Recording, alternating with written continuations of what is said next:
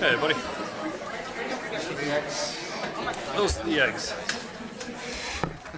Apparently made the right pick with the Taylor Swift song. Thank you. We got something going on tonight? All right. Dr. Rogers, we all set? We're good on Chris's side? All right. It's already since. Yeah. Did you almost make it to that? All right. Thank you all. Time being 7:06. I call to order the Franklin School Committee meeting. Meetings are recorded by Franklin TV and shown on Comcast Channel 9 and Verizon Channel 29, as well as recorded by Franklin Matters. First, thank you all so much for coming, and for those watching online and at home as well. Just wanted to kind of give a quick rundown. I'm sure some of you may have the agenda, paper on your phone, but just so you're aware, we'll kind of start. We got Pledge of Allegiance and a moment of silence. And then during this meeting, we're at that moment breaking to kind of go into executive session. We'll talk about that, but it's in regards to a contract negotiation, just so that way when you see us leave the room, no offense. That's just what we're doing here. Then we'll kind of come on back, just do our routine business, and then get into the master planning report and recommendations. During that, we'll have a report from the superintendent, his staff. School committee members will have an opportunity to kind of comment on that, as well as members of the public as well. What we're going to do, kind of similar just to, and I can't believe it was only just last week during the joint meeting at the override, but everybody will have just 1 minute. Just say name, address, and then just try to keep your statements, input, questions as well to a minute. We'll try to answer what we can. And we'll kind of go do that. At that point, just kind of gauging on what I'm seeing, we'll do a little recess. Just so that way for all of us, we need to kind of get up and move. If anybody is done at that point, they want to go home, easy opportunity as well. But I just wanted to kind of just front load the conversation just so everybody kind of knows what to expect. And then we'll go from there. All right. So, that being said though, better moments of today, we have our pledge student, Ryan Medeiros. If you want to come on up to the mic.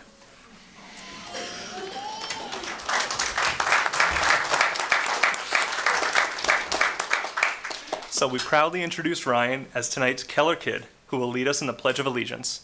Ryan is a second grader at Helen Keller Elementary School in Miss Eller's class. Ryan demonstrates Keller's core values in many ways. Ryan is respectful of his peers, teachers, and school. He considers others' ideas and is a great collaborator. Ryan shows cares for others by always greeting them with a smile. When asked which of his Keller core values is important to him, he shared that being caring is something that we should all remember. It doesn't just mean being nice to everyone, but it means making sure that others' feelings are not hurt and showing them you care by how you treat them every day. Ryan is intelligent. He's a motivated and curious learner. Ryan says he loves math because he likes the feeling of being challenged. He also loves to read and is currently enjoying Harry Potter and the Order of the Phoenix. Ryan says a goal... It's a good one. Everyone's in agreement there. Ryan says a goal he has found for himself as a learner is to figure out the latest math challenge from Mrs. Young. He is determined to solve that problem, and we all know that you will, Ryan. When not in school, Ryan enjoys playing with his two dogs, Banner and Murphy. Ryan can also be found hiking with friends or playing flag football, and he hopes to try out for a flag football team this fall. Ryan's teachers describe Ryan as a supportive classmate, a collaborator, and a curious and creative thinker.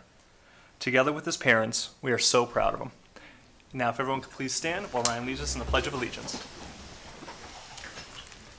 I pledge allegiance to the flag of the United States of America and to the republic for which it stands, one nation, under God, indivisible, with liberty and justice for all. Thank you very much, Ryan.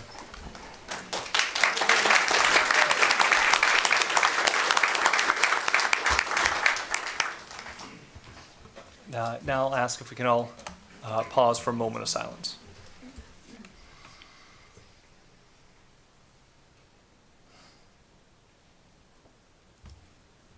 Thank you. All right. Now, per Mass General Law, Chapter 30A, Section 21A2, to conduct strategy sessions in preparation for negotiations with non-union personnel, or to conduct collective bargaining sessions or contract negotiations with non-union personnel, we will move into executive session and then be coming on back.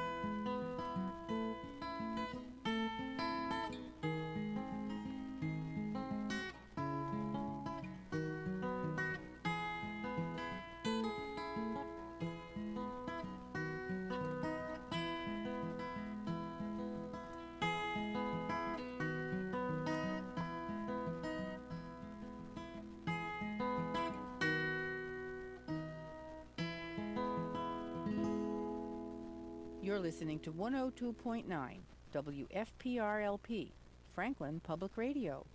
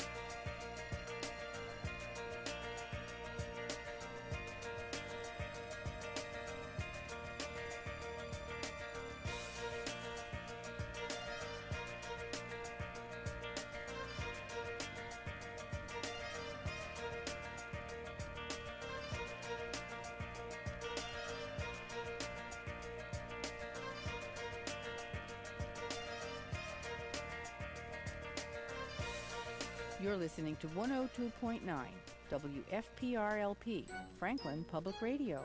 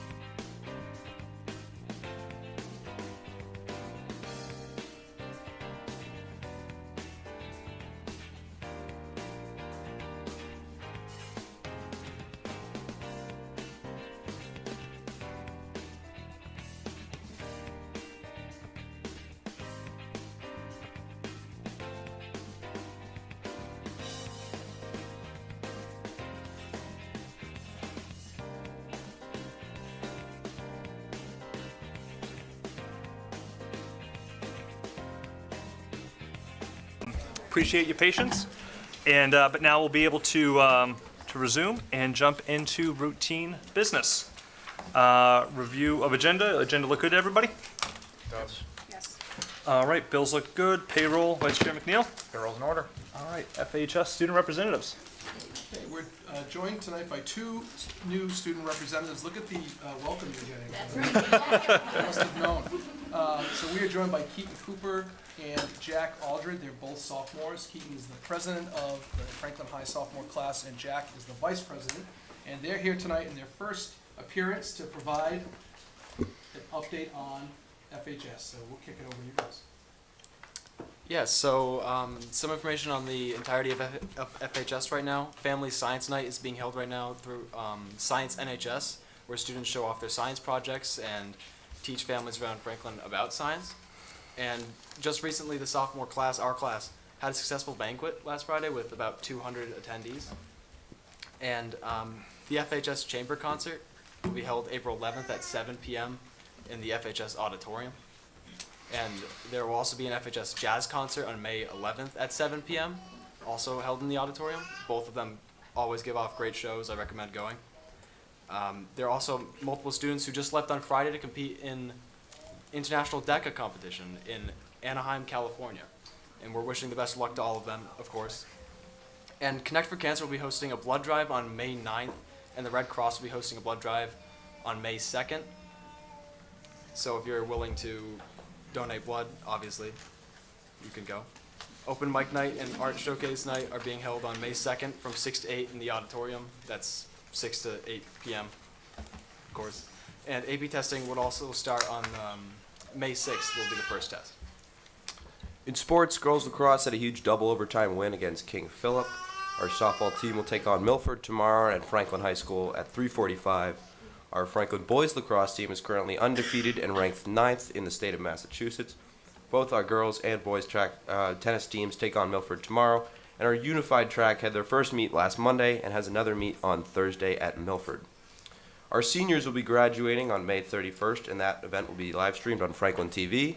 Our senior awards ceremony will be held on May 16th by invitation only, and senior week activities will start on May 27th. Finally, junior prom is this Friday, May 3rd, and is being held at the new venue of Lakeview Pavilion.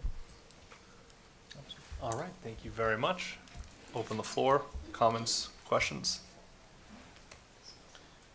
As always, science night, my favorite night of the year. I am very sad that I did not go because it was today. But next year, and hopefully we can do it on a Wednesday, not a Tuesday, or at least an off Tuesday. But yeah, crazy. But love that night. And hope you both don't have fear of public speaking, or at least we've gotten over it tonight. So definitely trial by fire, right? One thing I did want to call out, thank you for mentioning DECA. For those that are not familiar with DECA, we are highlighting that program in the newsletter, so that is coming out on Thursday. Thursday. So learn more about that great program, and good luck to those students that are out in Anaheim. Thank you. I loved Science Night, left my little guy there. I can't wait to find out how the Rockets went. That's always the most exciting thing. But thank you guys so much. Thank you. Thank you.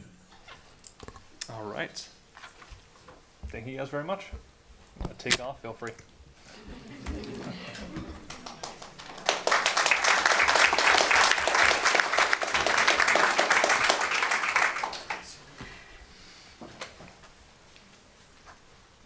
All right, Superintendent's report.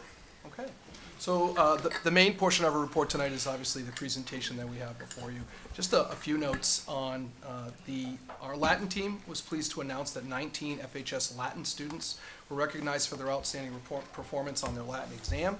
And the contest is administered annually by the American Classical League and the National Junior Classical League.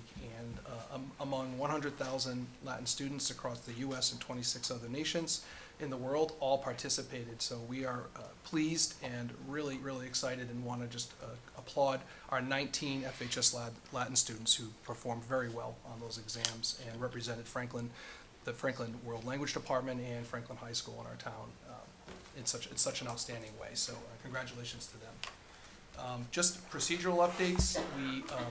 We are beginning to create a new website. We have had the same website for some time based on some feedback around communication, usability, searchability on the user end.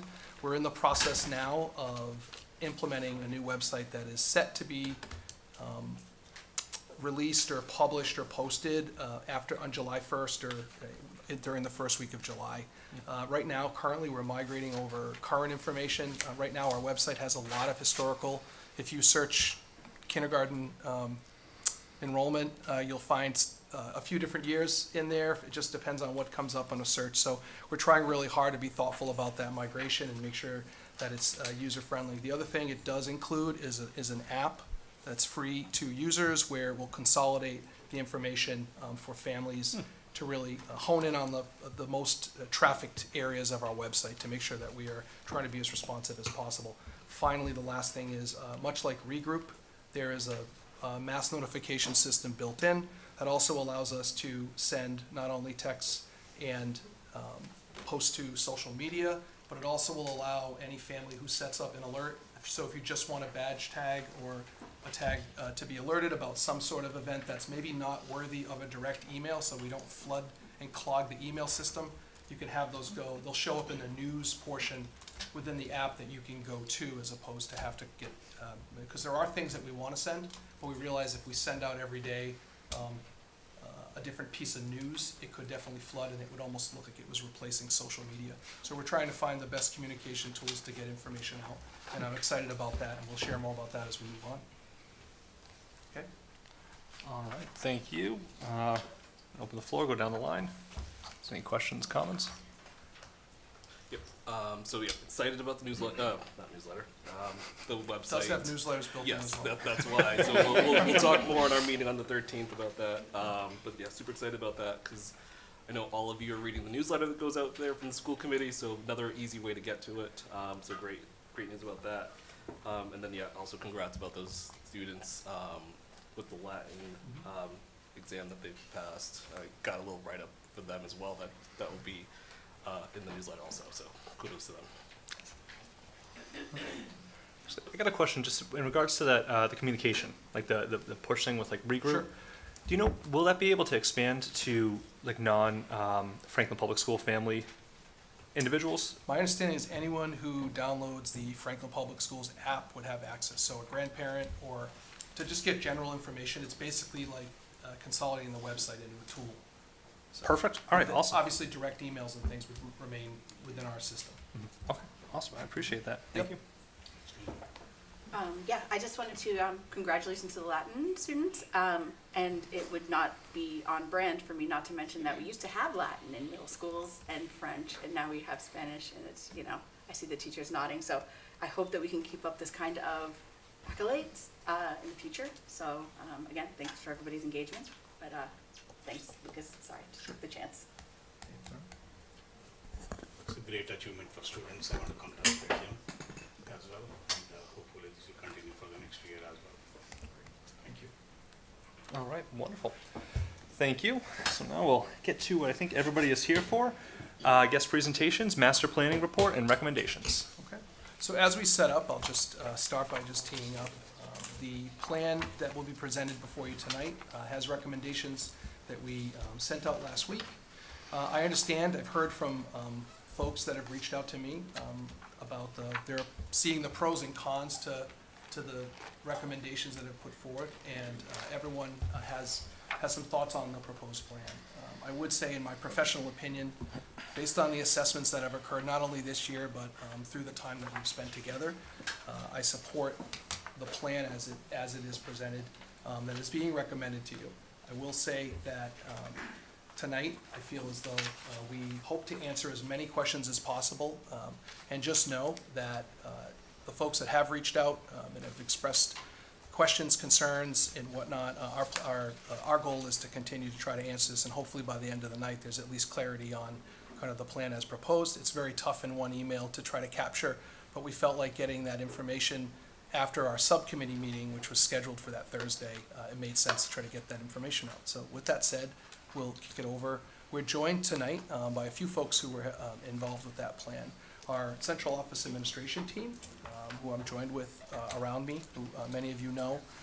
We're also joined by Dr. Fran Locker.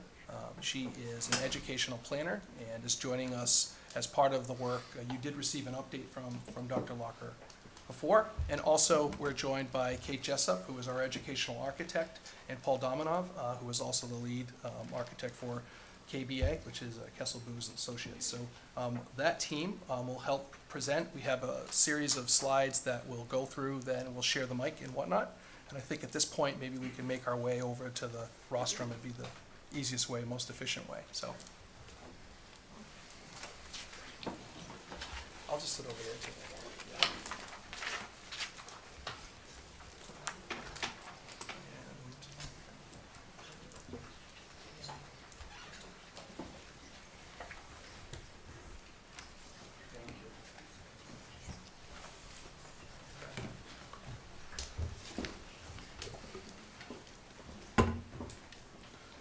Fran, what I might do is I'll just keep moving it forward.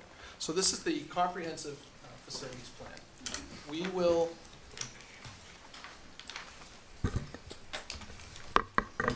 thank you, Steve.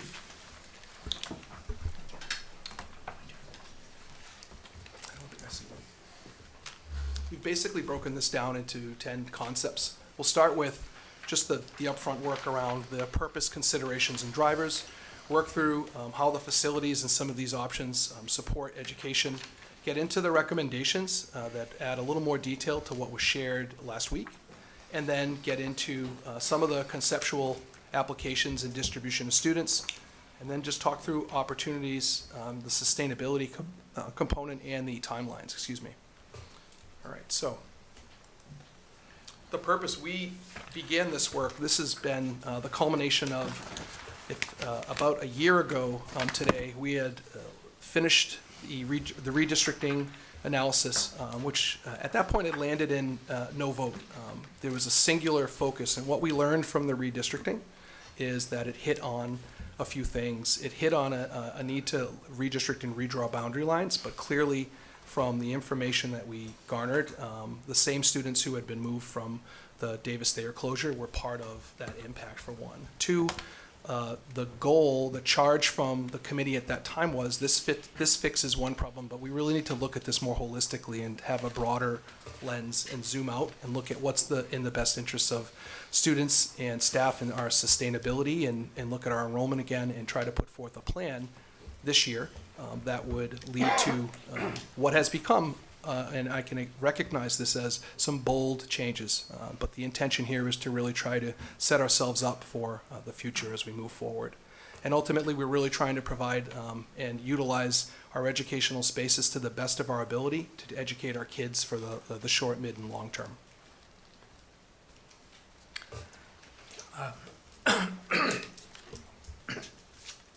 Yes, our work's been driven by educational concepts, which is the way it should be. Even though we're ultimately going to end up with facilities concepts, we start with education.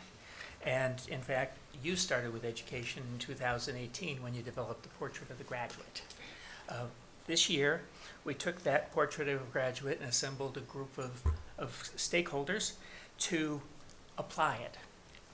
And those stakeholders, by the way, said that everybody in 02038 should be connected to the portrait of the graduate, and I thought that was a great expression. So that is available in a full report. We then took their work and convened another group of people and turned the portrait of the graduate concepts into an educational vision. Again, 02038 stakeholders. That group focused on best and next educational practices and also facilities concepts to support those practices. And that is then the segue for doing facility master planning. That report is also available, and I would note we had students in both of those groups. We took that information, the outcomes of both the POG and the educational vision, and shared them with a number of different groups of people earlier this month. We ran those meetings as workshops, key feature being discussion groups of 6 people, each developing their own concepts and then sharing out to the whole group. I was the facilitator and the recorder, and again, there's another report available for all of that.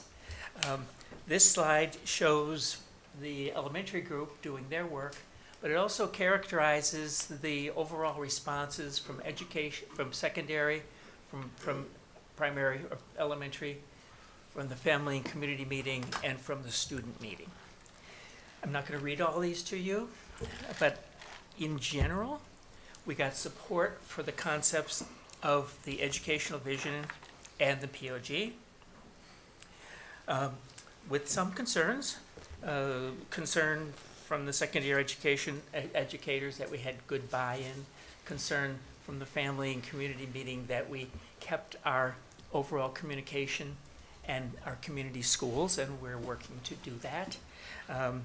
The primary educators supported the idea of a K2, 3, 5 linked schools, and the students supported the ideas of the POG. Just to lay out just some considerations as we dive into this work. One of the things one of the challenges is looking at when you conduct a master plan or a comprehensive school facilities plan, is really trying to look at your current organization. We have not gone through any type of major redistricting or changing since 2003. Is what we can find on record. It had to do with the last time a major complex was built. In that time, Davis Thayer was closed, and those students were relocated and reassigned to the Keller Elementary School. In that time frame, from 2004 to 2024, we've experienced a 36% decline in students in pre-K to 5, and a 22% decline in grades 6 through 8 over that time frame. So these are just factors and considerations when you start to look at how you were organized as a community in 2004 and how you're organized today, and the buildings that you're using in those ways is really trying to take a look at how does that impact how we deliver education between the four walls of whichever building we're in. The imbalance of enrollment over that time happens as well. If you do any type of redistricting effort every 5 years and change boundary lines, or 10 years, that's not a practice we've had. But ultimately, with some of these changes that have occurred, which include the closure of one of our elementary schools, you start to see where Keller has 565 students. And we worked out the model down through Parmenter 289, and there's a range in between. At Annie Sullivan, we currently are operating at 3 middle schools. One is at 324, Horace Mann's at 388, and Remington's at 351. So operating 3 middle schools at in the 300 range is lower than we've seen in the past, and we're on a decline of enrollment as it makes its way through the middle and the high school. We've talked about that. I know in the last 3 budget presentations, I've laid out the budget. Laid out the budget, but I've also laid out the enrollment projections and the trends associated. What happens in that case is when you have schools of different sizes, it starts to create the variability. And I think what I would point out with class size and fluctuations, what we've seen, if you have a school that has 2 sections of a grade versus a school that has 5, you can experience fluctuations, and they occur differently. 4 kids that move into a 5-section schoolhouse versus 4 kids that move into a 2-section schoolhouse can change the numbers. And we've identified those as well, and we'll talk more about that. We've also operated in a budget where we've had very tight staffing margins, where in order to afford what we have, we've had to really look at that very closely, which is why you'll notice in the budget presentation that we put forth, we tried to look at K2 and prioritizing those class sizes to be between 18 and 22 in order to have an effective, a recommended range. And ultimately, we are above that in some of our K-2 classes now, and we anticipate being above that if we weren't able to, if we didn't have an educational override. Also, extracurricular activities, a challenge. We talked about this being a budget and a logistical challenge. I want to just be clear with that. Budget was one thing. Last year, during some of those cuts, we weren't able to offer middle school at 3. You have to multiply whatever you're doing at one middle school across 3. So when you start to think about that economy of scale, you realize that that's an impact that you have across all 3. So these are pieces. The last piece is trying to make sure that we're deploying and providing equitable, consistent resources across all schools. When you look at shared staffing and curriculum, special education, all of those components, and trying to make sure that we're meeting. These are expectations. These become challenges for us, but I think they're expectations that we share around wanting balance. And when I think of the forums, one of the areas that came up a few times, not only this year, but last year during redistricting, was around trying to restore some sort of balance and creating some predictability as we move forward as a district. Wrong computer.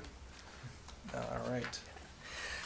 This slide might be called Educational Vision Leads to Facilities Supporting K-5 Education.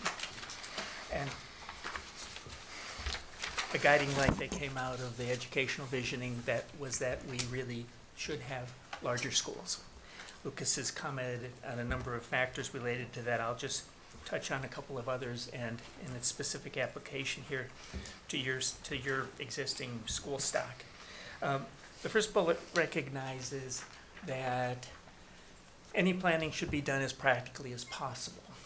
And so the search is to find the most adequate educational facilities currently and utilize them to the greatest extent possible, and avoid then either having them underutilized or avoid having to put excess amount of money in other buildings that need significant amount of remediation. So it might be called use what you have if in good condition. There is an underlying message here for K2 3-5s, and we'll get into that more specifically later. But grouping students in that manner allows educators to follow their passions. We know early elementary education is quite different than upper elementary education. The kind of professional development you have, the kind of discussions you have in the faculty room are very different from each other. And this concept that comes out of visioning will allow that to play out in a wholesale manner.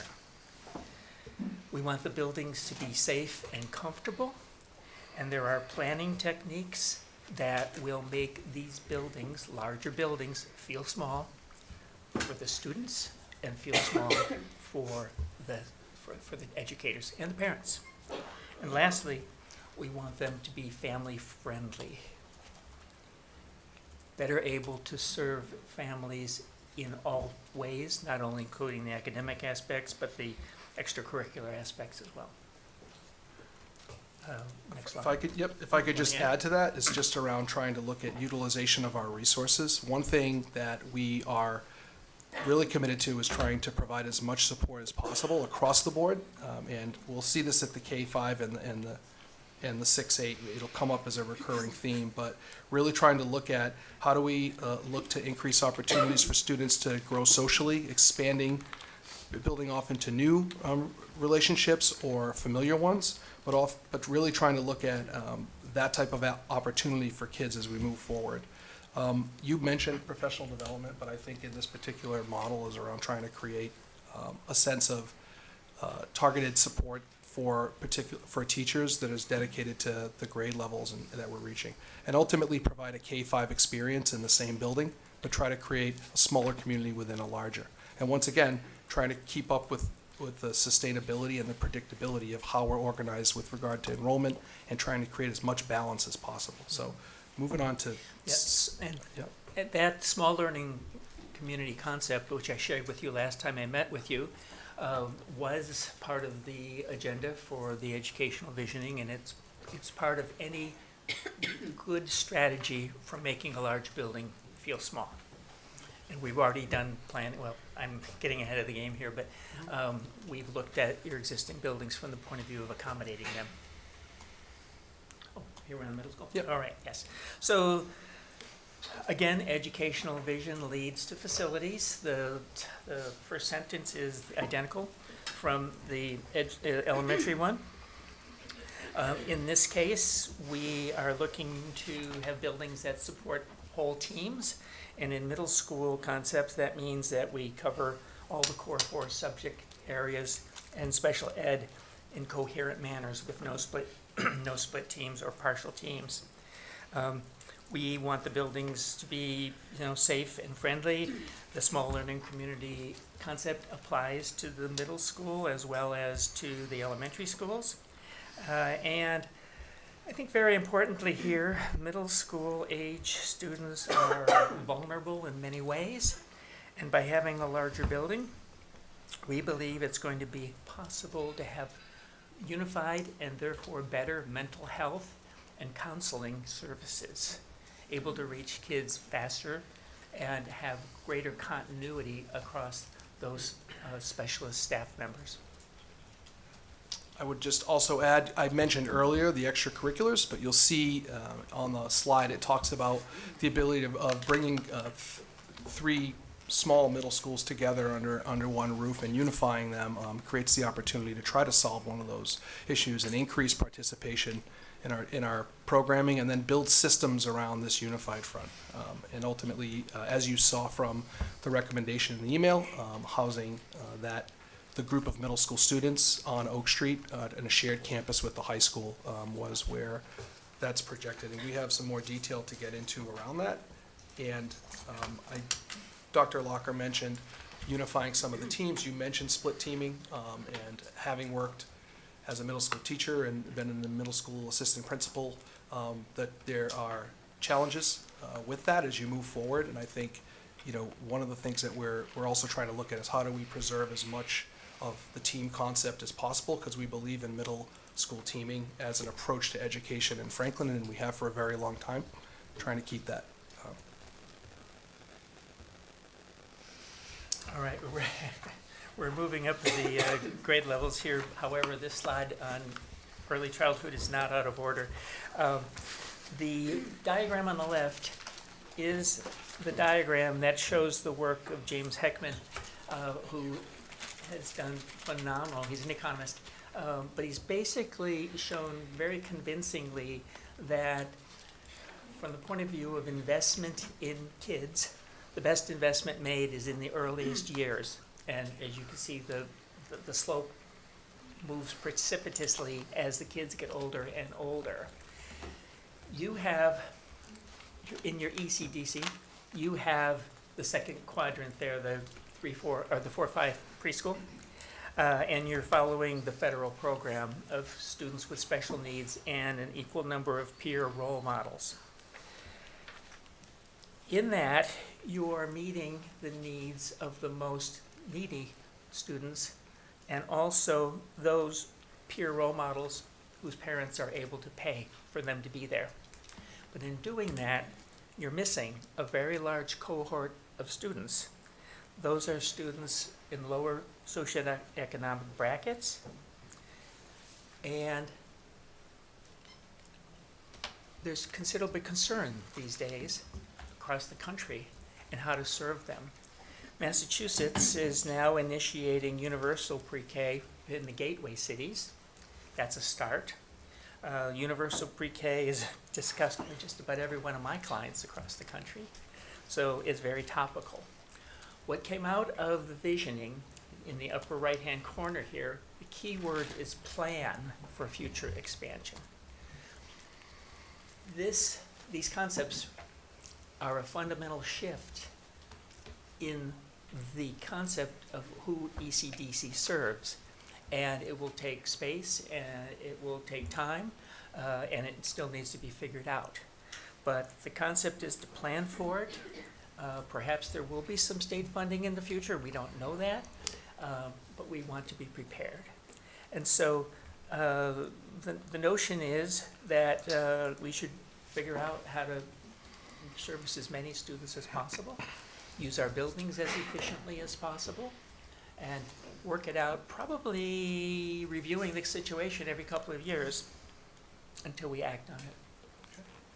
So this leads us to the preferred options, and this was basically just a recap of basically what was shared, but with a little more detail to try to explain. We talked about the challenges. We've talked about the imbalance of school enrollments, not only at the class level, but at the school level. And we've talked a little bit about we will talk more about our facilities, but ultimately, how do we set up our system in our district in a way that allows us to be able to sustain and build a system that I'm not interested in half-baked plans, and how do we set up a system that allows us to reset and get ourselves on the right trajectory and not just look at one singular issue, which we've already experienced last year. So this whole year has been really dedicated to a multi-year plan or assessment of strategizing how do we set ourselves up for success as we move forward. And I'm going to kick it over to Kate Jessup at this point to just talk through the preferred options in more detail, as Kate Jessup walked every single building in Franklin, including the high school, took every map home and studied them and really became familiar with our spaces in our town, because this is not something you can do from a helicopter and fly over. You need to really get into it and see and really put the effort into that. So I'm going to kick it over to you, Kate, to just share a little bit about the options and where they landed, how they look. Yeah, absolutely. Thank you. And I want to add, too, that while the visioning and the portrait of a graduate work was being done, I was on the ground meeting with each school principal, touring through every room in all of the buildings. And part of that is to just get a sense of what's happening in your schools, to get just a glimpse into who your families are, who your students are, but it was also to understand how you're using space. Educators are some of the most resourceful, intelligent people that use every square foot of the buildings, and they are working tirelessly to get it done every day in less than ideal conditions often. So what used to be or was designed as a storage closet could be used as a place where, yes, there's files stored, but that's also where they're doing reading services. And we saw these in all of your schools sort of consistently, is that, again, those resourceful teachers and administrators are making it work, but I shared some photos a couple of, maybe a month or so ago, about just showing some of this. Students working in the hallway, which is not uncommon. However, current practices are changing in the way that we're sort of embracing that breakout philosophy and creating space to support it rather than having students sort of laying down in the hallway, which you see in every school across the country.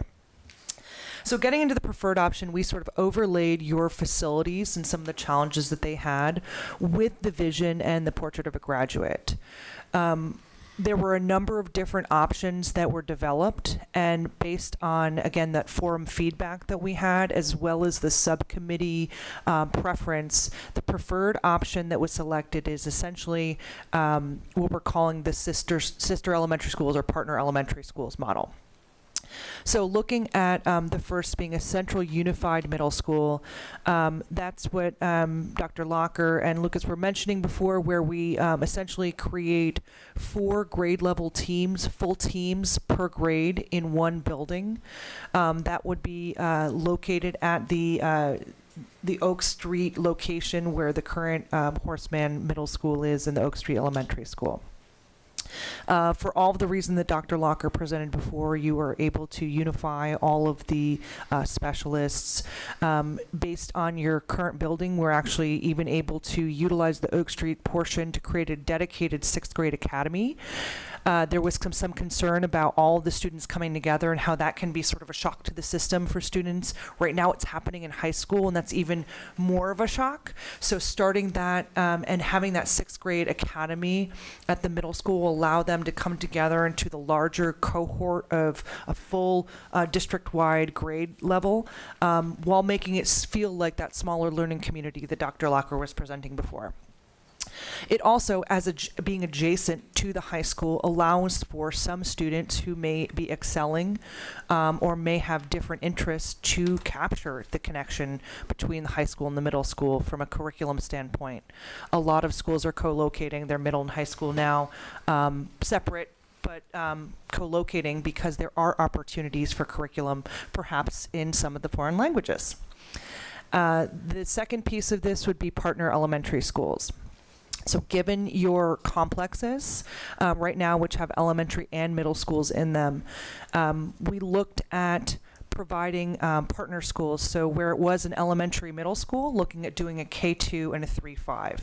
And we have studied the plans and they do fit. So, we're working on that. We'll show some examples of how we laid those out a little further down in the presentation. But really looking at your largest amount of students, when we look at the demographics over the next 10 years, you're looking at a maximum about 8 sections per grade. So that's what we use because we want to make sure that we're always providing you the flexibility where we'd rather you have one flex classroom year to year versus that year where you have your big bubble and, oh my gosh, where do you do with that 8th classroom? So creating those small learning communities, grouping the grade levels together. When you look at special education programs, one of the feedback that we got from a lot of the educators at all levels was, wouldn't it be great if students were able to stay in their home school and not have to go to a different school if they were in a specialized sub-separate program. So we did look at the ability to provide duplicates in both the North and South elementary model so that students would be with their peers in their neighborhood as well as their brothers and sisters would be in the same school, which I think was a really high praise from the educators that when we heard that. On the early childhood front, given the population and what we talked about with the 4 grade level teams at the middle school, the ECDC can actually remain in operation and potentially capture one additional room in that building, which we know is critically important to making sure. And then as you look to the longer term future, which we'll talk about in a second, the opportunity to reutilize the Pond Street building as an expansion to your ECDC or other programs would allow sort of two locations should either universal pre-K or just an expanded service occur. So how does this all happen? When does this all happen? And I want to stress that this is just a conceptual timeline. The timeline would ultimately be owned by this group of people in the decisions that you make. But looking at, sort of when could this happen, we wanted to put something together just to give you a sense. So we put in the closure of Davis Thayer in 2020 just to sort of show that first step that you really went to creating this sort of longer term plan. And it's important to note that there's short, mid, and long-term solutions. You can't jump right to the solution. That would cost an absurd amount of money, and it's not reasonable to get there. You want to sort of live in your changes as you experience them so you can learn as you make them along the way. So the short-term strategy would essentially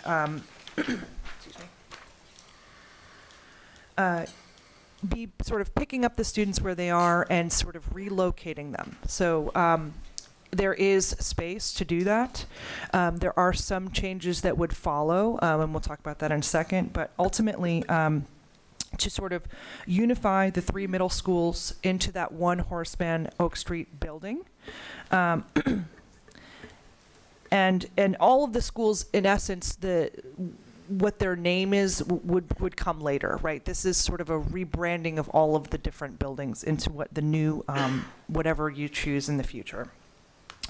And then at the elementary, again, we looked at this as a sort of north and south, is what we're calling it now for ease of understanding, where you'd have the two complexes of pre-K 2, 3, 5, one in the north portion of the city and one in the south portion. And if you just go back one quick. If you look at the diagram, you can see that the little arrows, and it may be too difficult to read on there, and we'll send you a copy of the presentation, but you can see that there's sort of a shared experience where students move closer to their home. So it is still sort of a larger neighborhood, but a neighborhood concept. Back to where we were. Thank you. So the short term, again, would be to look at, as we know it, the closure of the Kennedy and Parmenter as schools as they stand today, and all of the students would be reallocated to these new North and South elementary schools, which would require the redistricting. In the midterm strategy, which would essentially be around 2025 to 2028, there would be some modifications in the schools. We looked at the schedule from an architectural standpoint, and given what we, Sorry. There's slides for those, the short and midterm. Oh, yes, Yeah, sorry. maybe easier to talk Oh, about. I'm sorry. You Yeah. moved. I'm Okay. looking at it. Yeah, I'm not yeah, looking up yeah, here. so I got it. Sorry about that. Okay, go Thanks, to the next Al. one. One more. Did you do the short term? Yes. Okay. And for the midterm, right? This is where we would look to align some of the spaces with the ideal program sizes. So, for example, right now you don't have 8K-sized classrooms with toilets at those two large complexes. So for that first year, there may be in a normal size classroom, which is no worse than where they are now in some of the schools, because there are two buildings that have smaller size classrooms. So over that summer, you could plan to basically, from a concept standpoint, turn two classrooms into 1.5 classrooms. So you're getting those kindergarten size rooms, adding the toilets in. So small projects that could be done over the summer to not be in the way of the educational experience of students, to align with some of those space sizes. They would also allow for creating some breakout and collaboration areas. At the Keller School, there are some breakout areas which were highly utilized when I toured. Lots of kids were out there working individually, working in small groups. And the middle school side of that building, there is not that space, so we'd look to, rejigger some storage areas to create equity between the lower and upper elementary school. And then what you have is the development of this culture of small learning communities. So 8 educators per grade in each of the schools working together, collaborating, creating that shared teacher planning for them to be able to lesson plan together, and sort of learning within the building what needs to change. And that's why you have sort of that 3-year window for those midterm changes. And again, the steering committee could be developed to sort of rename and rebrand these buildings based on the community that occupies them at that time. And then onto the long-term recommendations. Based on what we sort of see from your building stock, our suggestion in this concept is to start submitting your SOI to the MSBA. So the MSBA, the Massachusetts School Building Authority, for those who may not be aware, is a sister program that takes a penny of our tax dollars and offers assistance to communities in large capital projects. They were a partner of yours for the Franklin High School, and we would suggest that you'd want to partner with them again, given that school is a large investment from your community. And essentially, it does take several years to typically get into that program. So, each year you can resubmit and hope to get in. And, let's say it takes 5 years. We don't know how long it might take. It could take 2, it could take 10. But once you get into that program, the suggestion will be to construct a new middle school that aligns better with current teaching and learning practice. The Horace Mann building certainly has life in it. There was significant renovation about 20 years ago. However, it does not align with current teaching and learning practices and middle school design, because it was in fact designed as a high school. So to create that, small learning community feel, the architecture could better support it. So that time that you're submitting your SOI, that's when you can really start to understand what that program might be. You can do continued deep dive visioning on the school-based level versus on the master planning level, and what that could be. And additionally, you could then at that point look into what the Pond Street building could be used as. Is it all an expansion of your early childhood program? Is it shared with some district administration, for example? What that building is, that's all up to you, but some deep study should be done with your community input on what that could be as a resource for everyone. This is a long process too, Kate. This is a decade. Yeah. I just wanna If you look point back at the slide with the timeline, you'll see that it goes out to about 2036, because that's what we're really talking. And I mentioned to several of folks in this group at one of the subcommittee meetings that this is not a 5 or 10 year plan. This is really more of a 20-year plan. And we're 2024. We're looking at 2036, 2040. But that's really to get you to where you want to be in a perfect world with a perfect vision. So obviously that takes time. And it's also respectful of the taxpayers to sort of spread out the changes and live in the buildings and learn from them as you move through this process. So the last piece I just wanted to share was a little bit of how we're now, and we have already test fit, but how we sort of took concepts from the Portrait of the Graduate and the visioning and, took these high level, and it's intentionally a bubble diagram and it's intentionally not on your floor plan because this is the goal. Right? These are some of the goals that we talked about with the leadership, the administrators, about how the schools might be organized to better support teaching and learning. So this is at the elementary schools. You can see on the left, the bubbles are the K2 side, and on the right is the 3-5 side. Shared resources in the middle with sort of outdoor play as a concept shared between the two. Obviously, you need outdoor play dedicated for your K. And then at the front, at the sort of bottom of the page, you do have in your complex buildings, because of how they were designed, 2 entrances. So that is great to support this change towards the PK2 3-5 model with the shared administration that would basically be utilized in a similar fashion under this model. And what we're talking about with those midterm changes is more of what's happening in the blue bubbles, making sure that we're allocating the special education spaces in the correct size and location. as well as making sure that you're able to provide things like those small groups, collaborative areas, teacher planning centers, which is not to say that they don't need a place that's their lunchroom too, but this is really more of a collaborative workspace for educators. And then, those shared special spaces in the middle for art, music, tech, and any other future programs you want. Looking again at the middle school, this is sort of graphic description of how we tried to lay it out, where again, at the front, you have sort of the shared spaces, gymnasium, wellness, that sort of thing, cafeteria, admin and student support spaces, which Fran talked a little bit about, expanding those and having a sort of a centralized area. But then you can see that we have sort of 3 groupings that are then broken down further into even smaller communities. So 3 small learning communities with 4 communities within that. So this is how we get to kids feeling like they're known, they're supported, and in each you can see that we're allocating sort of 3 classrooms plus science, as well as small group special education, so that they're all cohesive and part of that grade level. So the implementation of this is sort of a high level ideal, which over the next however long would be really worked through by your administration team, and we'd be happy to support understanding where these go to support this type of diagram in your existing buildings.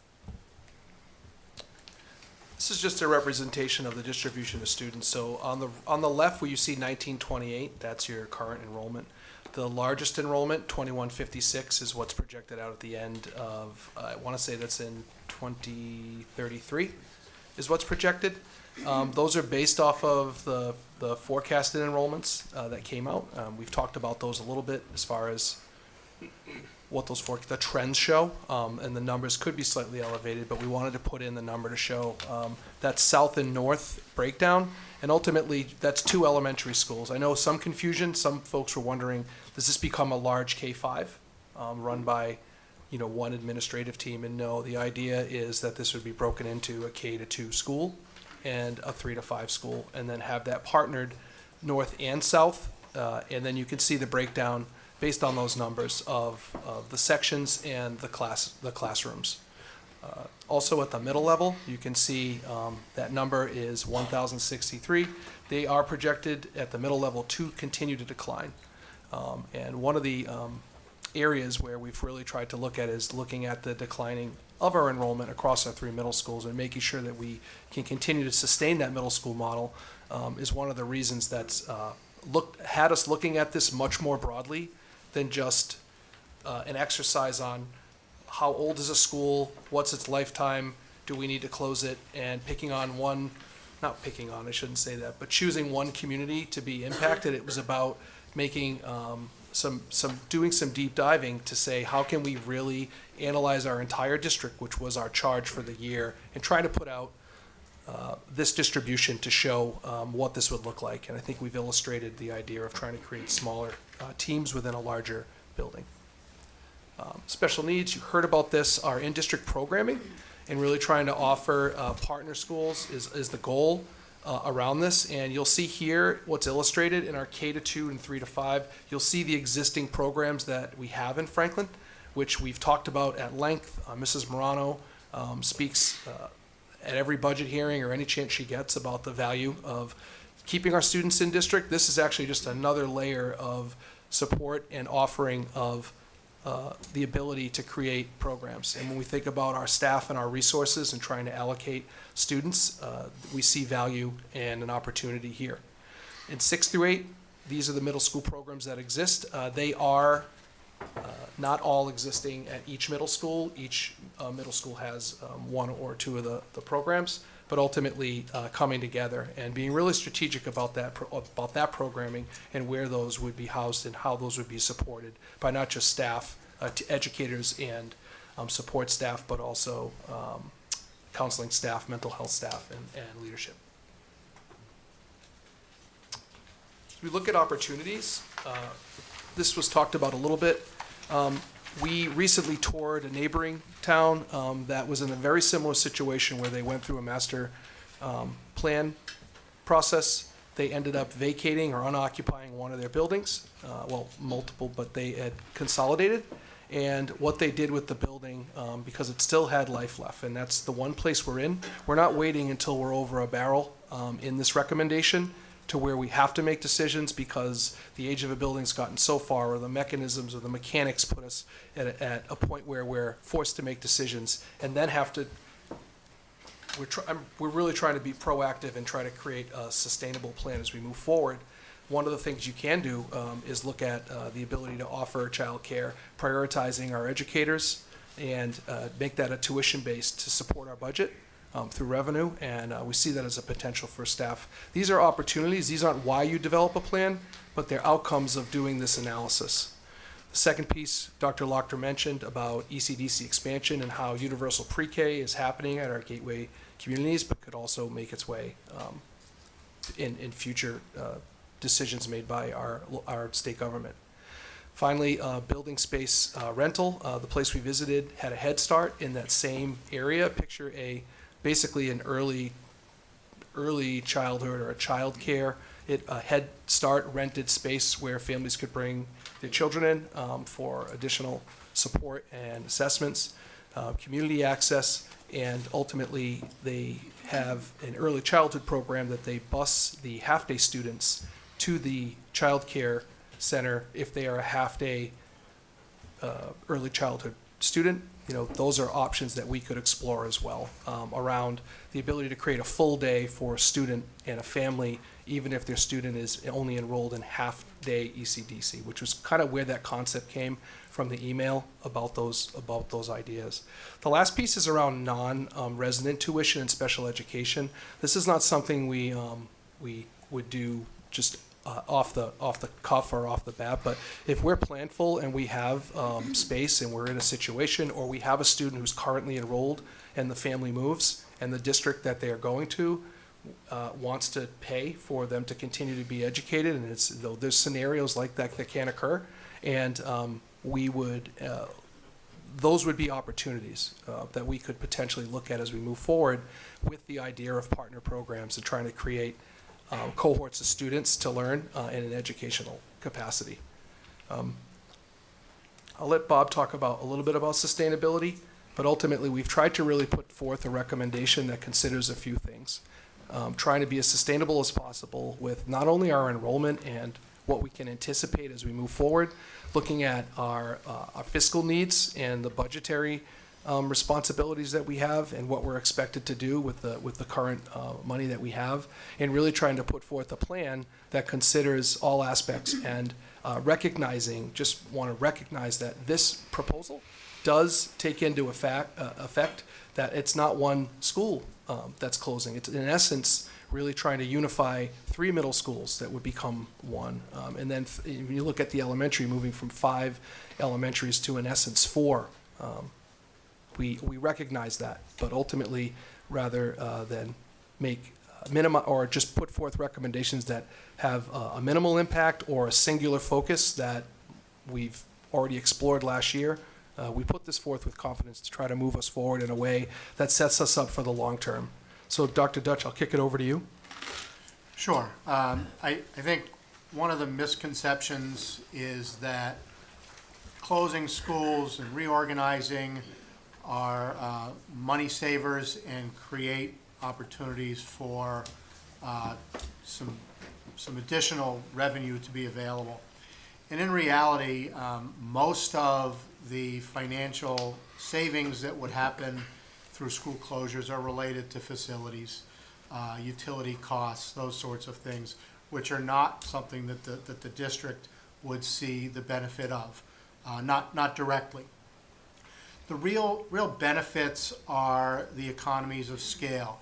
So purchasing supplies, being able to more effectively staff our buildings, just looking at specialists who travel from building to building to be able to be in one complex allows us to be more thoughtful and more efficient in the process.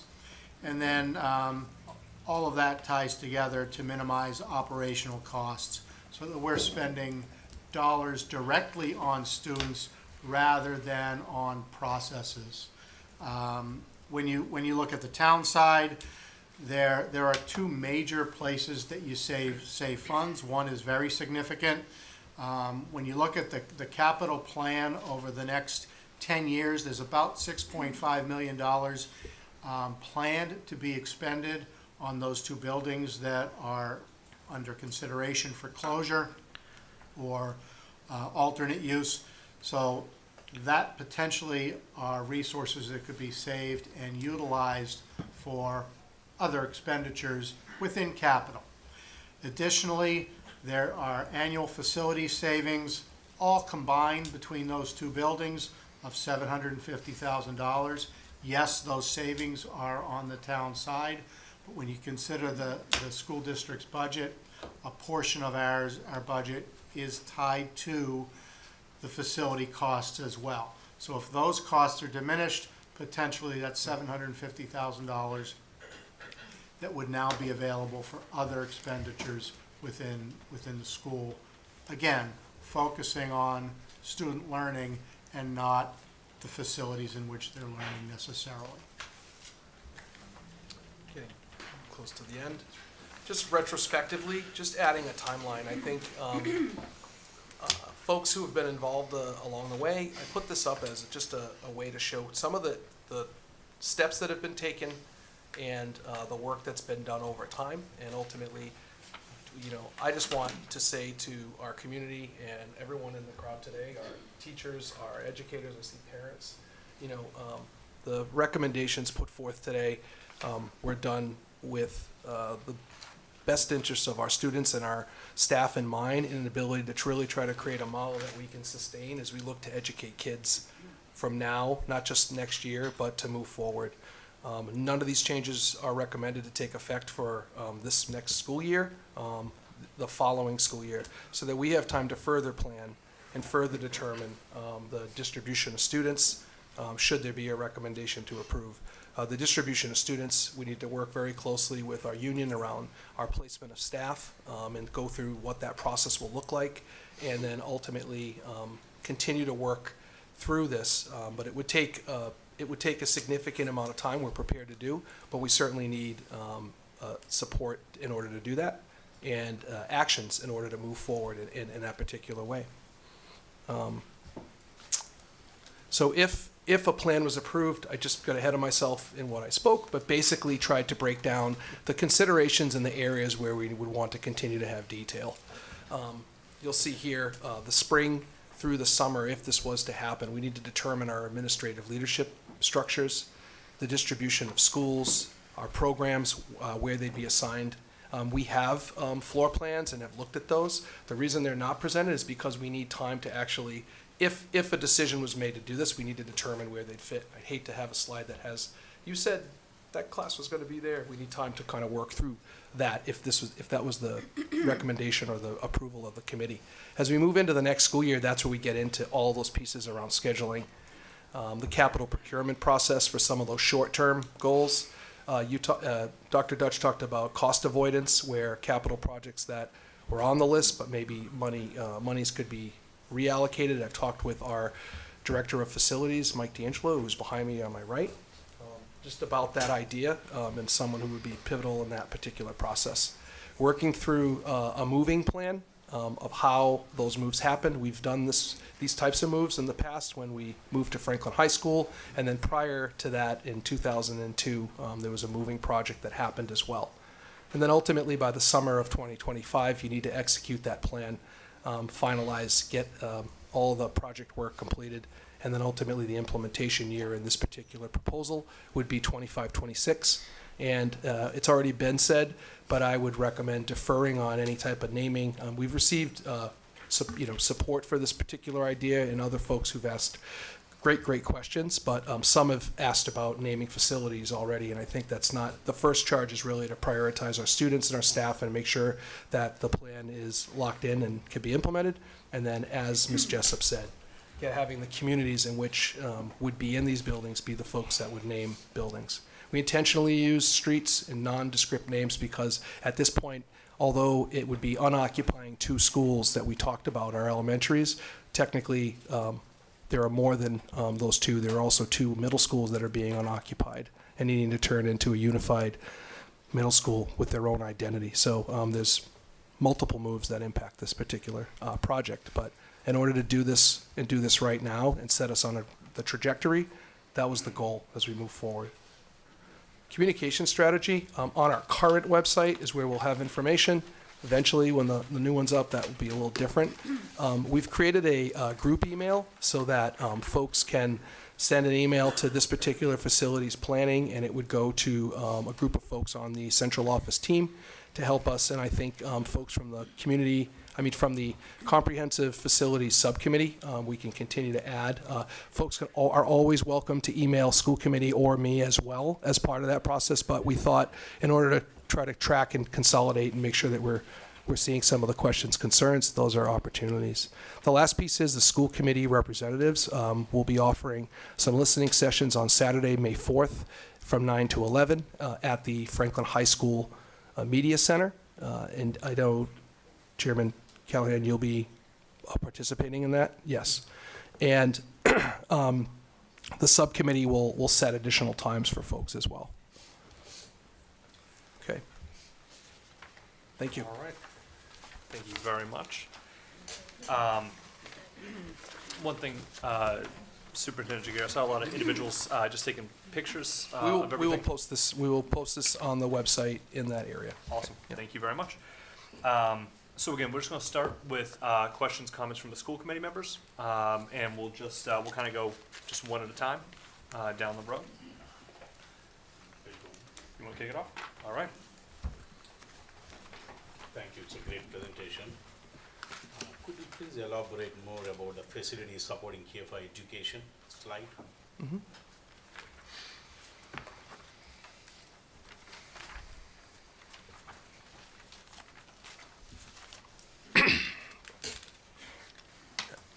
Yeah, if you go that. Better distribution of staff and resources providing equitable and flexible support for each school. How do you support, like, from the budget point of view, how do we support? We are all calculated in the budget. So how do we support, how would we be supporting? Yes. So in a building, I'll use the example of, and I think I mentioned it earlier, but I'll mention again, if you have a building or a support team where you have two teachers teaching the same grade in one area, in one school, and then you have multiple in another area, multiple teachers teaching the same grade. Looking to try to look at the distribution of staff and the resources, trying to make sure that the enrollment of those stays as balanced as possible. The second piece is if you dedicate to 2 partner schools for K-2, for example, you can start to focus your resources that are specific to K-2 students and staff, your professional development, and trying to make sure that we're just targeting those particular grades and what their needs are, and try to deploy our special education services, our interventionists, in a way that's systematic and tries to maximize. We also have traveling folks right now. We have folks that are traveling for a variety of supports, teachers who teach our music in elementary, art, are traveling right now on a flex schedule, a 3-day schedule and a 3-day at each building. So these are the types of things where when you start to look at, can you start to better distribute staff, those are opportunities that we see to try to bring folks together. It would also be mirrored at the 3 to 5. So you're creating partner elementaries, K-2s, right, that can be partner schools, but you also have a neighbor school that's a 3 to 5, right? So you have a neighbor who's teaching in a part of that elementary experience, K through 5, but you also have north and south across town, another school dedicated to the same students, basically on the north part geographically located so that they're not traveling across town to one location. And we thought from the parent forums led to some really good feedback around one of the first options had a K-2 complex at one school, like in the south, and then a 3 to 5.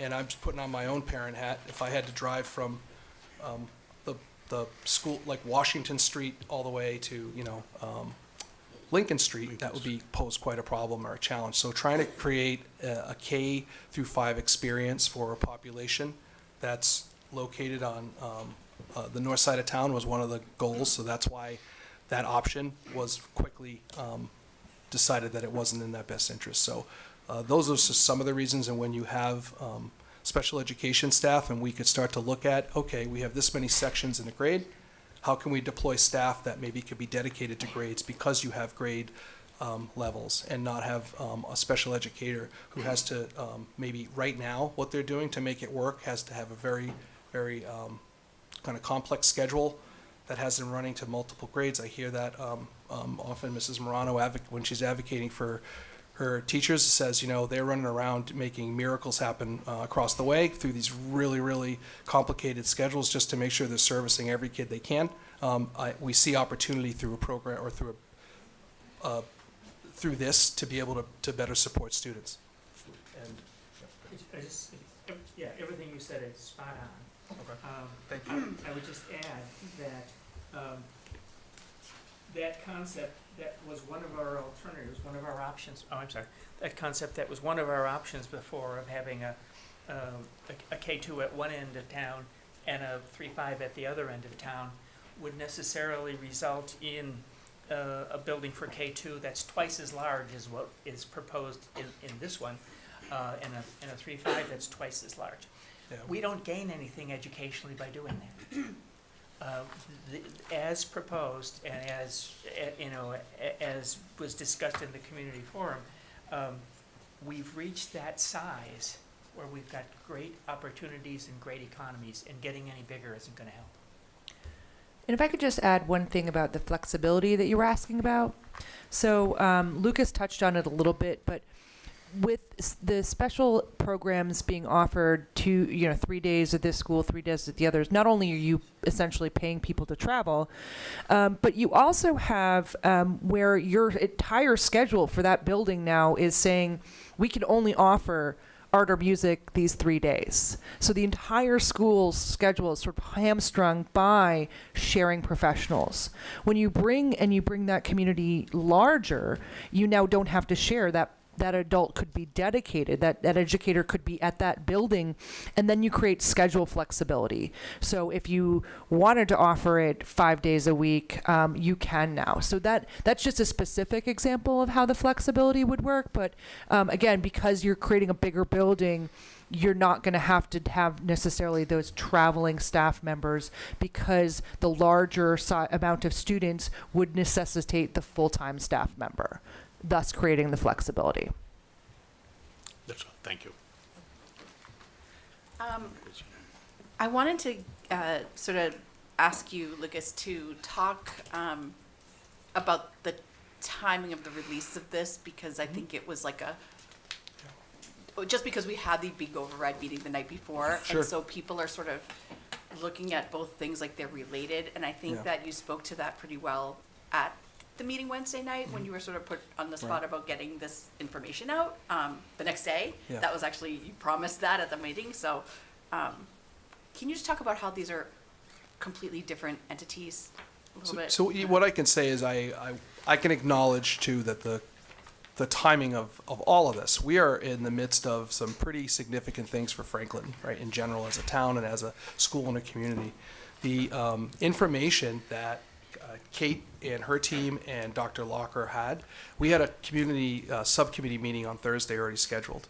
And to preemptively get ahead of that subcommittee on Wednesday night, that information during April break was verified, confirmed, planned, recommendations put forth. We came back from April break, including me, with my family, and rolled right into a Wednesday meeting. So that occurred. And then ultimately, having some of the preliminary information, it was the most appropriate. We had a scheduled meeting already for that Thursday. In the midst of all of it, we're having these override conversations and trying to have generate support for that particular. So I will just tell you too, I sat at this rostrum a year ago practically and proposed, and I think I already mentioned this, but had proposed options that we could do for redistricting. And the reason we didn't was logical. It was the charge at that point was to, okay, we're not interested in making this particular move because it doesn't seem to have a long-term plan. And I'm thinking back to those forums and the families that were participating last year around the like wanting to see a bit more of a strategy and a broader look at how do we address these issues so we don't have to keep doing halfway plans or, trying to solve one problem and then 3 years later we're doing it again, creating all this angst again. So here we are a year later having done that work. Dr. McKibben presented to our subcommittee. Dr. Locker presented to the subcommittee and to the school committee. Ms. Jessup presented to the subcommittee as well in an effort. So what I'm saying is that the timing of this has not aligned in that way. What I'll tell you is we've been on this process, and this is a multi-year attempt of trying to solve for create some solutions for our district. So I understand the question, but I would just want to point that out. And I believe in this plan. There's a logic to it. I think there's a sustainability to it. And what I said at the budget meeting, I think a citizen came up and asked a question, is we have a fiscal budget issue that we are looking for a solution to in the form of an override, which I support happening. The override needs to occur regardless of this. So in a healthy budget, we should be looking at this the way we are around the enrollment, the size of our schools, right size fitting, which is happening across the country, and trying to make sure that we're providing the best educational experience for our students, utilizing the best resources we have within the town to see that happen. And that's where this plan has been developed for us, for the community. It's resulted in some bold recommendations and changes, but it's also trying to avoid the trickle effect of trying to just chip away at this and minimize impact in a way that's not productive for the community or respectful of what we're trying to accomplish. So that was what I had said. And also conversely, with an override, creating more sustainability and being in the right size fit, having lost a third of our elementary population over time, makes sense from a resource perspective. And I don't think, I wouldn't understate when you're an undersized school and trying to provide as much as possible for the students you have enrolled. These are real decisions that we have to make after the budget conversations and we solidify that budget. We spend a lot of time looking at how are we going to now use the resources we have with the money we are allowed to spend to try to create the best experience. And there are times you sit in that room and go, oh, if only we didn't have to duplicate this at 2 schools and we had 1 school, or so this is not about, and I want to say this out loud too, the staff follow the students, okay? By and large, and there are always economies of scale and there's always opportunities to look for, not duplicating, of course, but the idea is by and large, the staff follow students. We are a human business. We need every educator. It's why I stood up Wednesday night and talked about needing those positions to get the class size numbers down. I believe in that. And I believe in this plan as a way to set us up for the future in a way that helps us sustain it. So I hope that answers your question. It does. And, That's just gonna be one. yeah, go ahead. Okay, perfect. Oh, yeah, okay. Oh, one question. And then we'll circle back around, don't worry. First off, thank you all. Thank the subcommittee who was involved in this. Thank you everyone who was involved in the planning and putting these recommendations together. It's been a monumentous task. And we certainly appreciate just the care and the focus and the visioning that went into going into it. And as you said, really the purpose was to utilize the facilities that we currently have for the best possible educational uses and purposes. And that was the focus, not cost savings, but truly to see how we can provide the best educational experience to Franklin students with what we have. And to that point, Lucas, you started off by mentioning how the different schools of different sizes have variability in the educational experience that we're providing.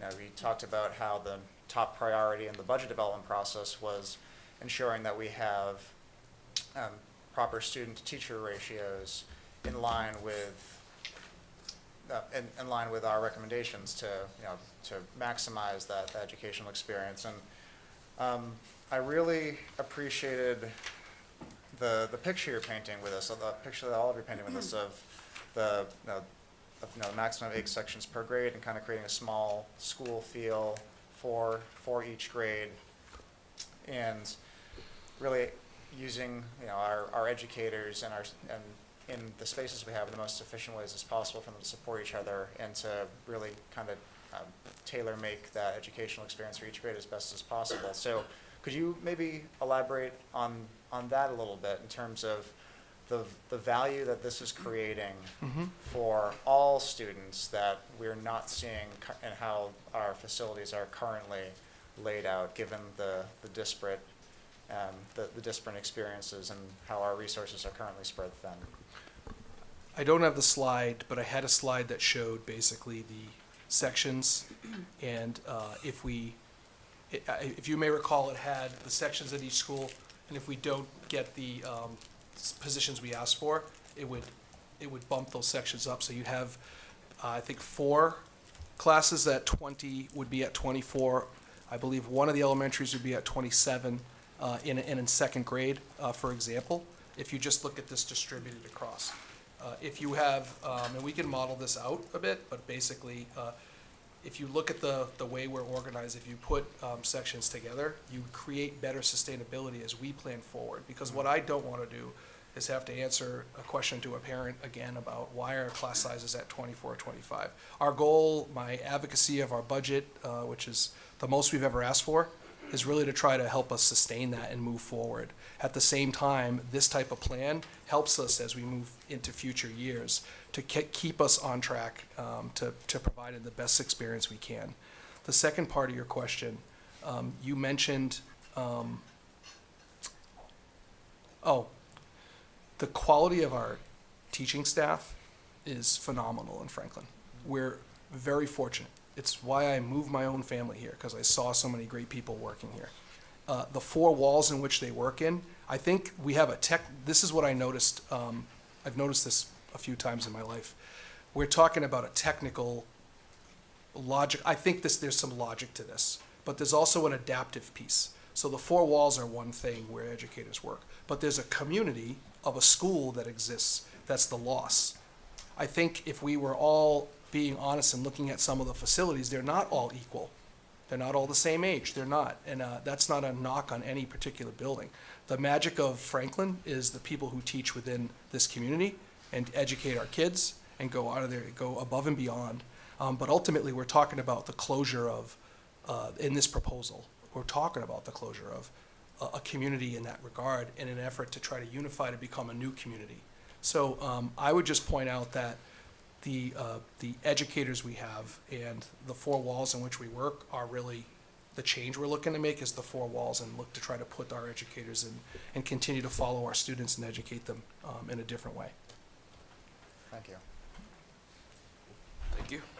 So definitely appreciate this. I think the way it was laid out paints a nice picture of how we got here, especially that retrospective timeline slide. Can you just go back to that real quick? Okay. I just want to talk about this because one thing I've read and I've heard from folks that this kind of came out of nowhere, and I just want to reiterate the timeline that this has been going on. So we're talking about like 5 years now at this point that we've been talking about redistricting or facilities in some way, shape, or form. And I just want to make sure, and you articulated this as well, but just to reiterate, every time that we've done it so far, we've tried to solve the problem, but only solved one part. I mean, when we talked about Davis there, we were looking at the facilities to see if it was adequate to support, and it was either renovate or close and redistrict, right, or move the students. And we chose to remove those students, and come to find out, I believe it's like, what, $30 million right now to renovate the building to support it and make it viable for somebody else to use. So I think it was a wise choice from a cost perspective, but we were focusing on just the building in the one school, right? Our next one, we talked about our redistricting exercise. It was now to use the building as is to distribute it, but it wasn't a long-term plan, which, yep, it was just more solving that problem. Once again, just that one piece of the puzzle. And now I feel like what we're doing here, what you're proposing, looked at all the things that we've learned previously with building.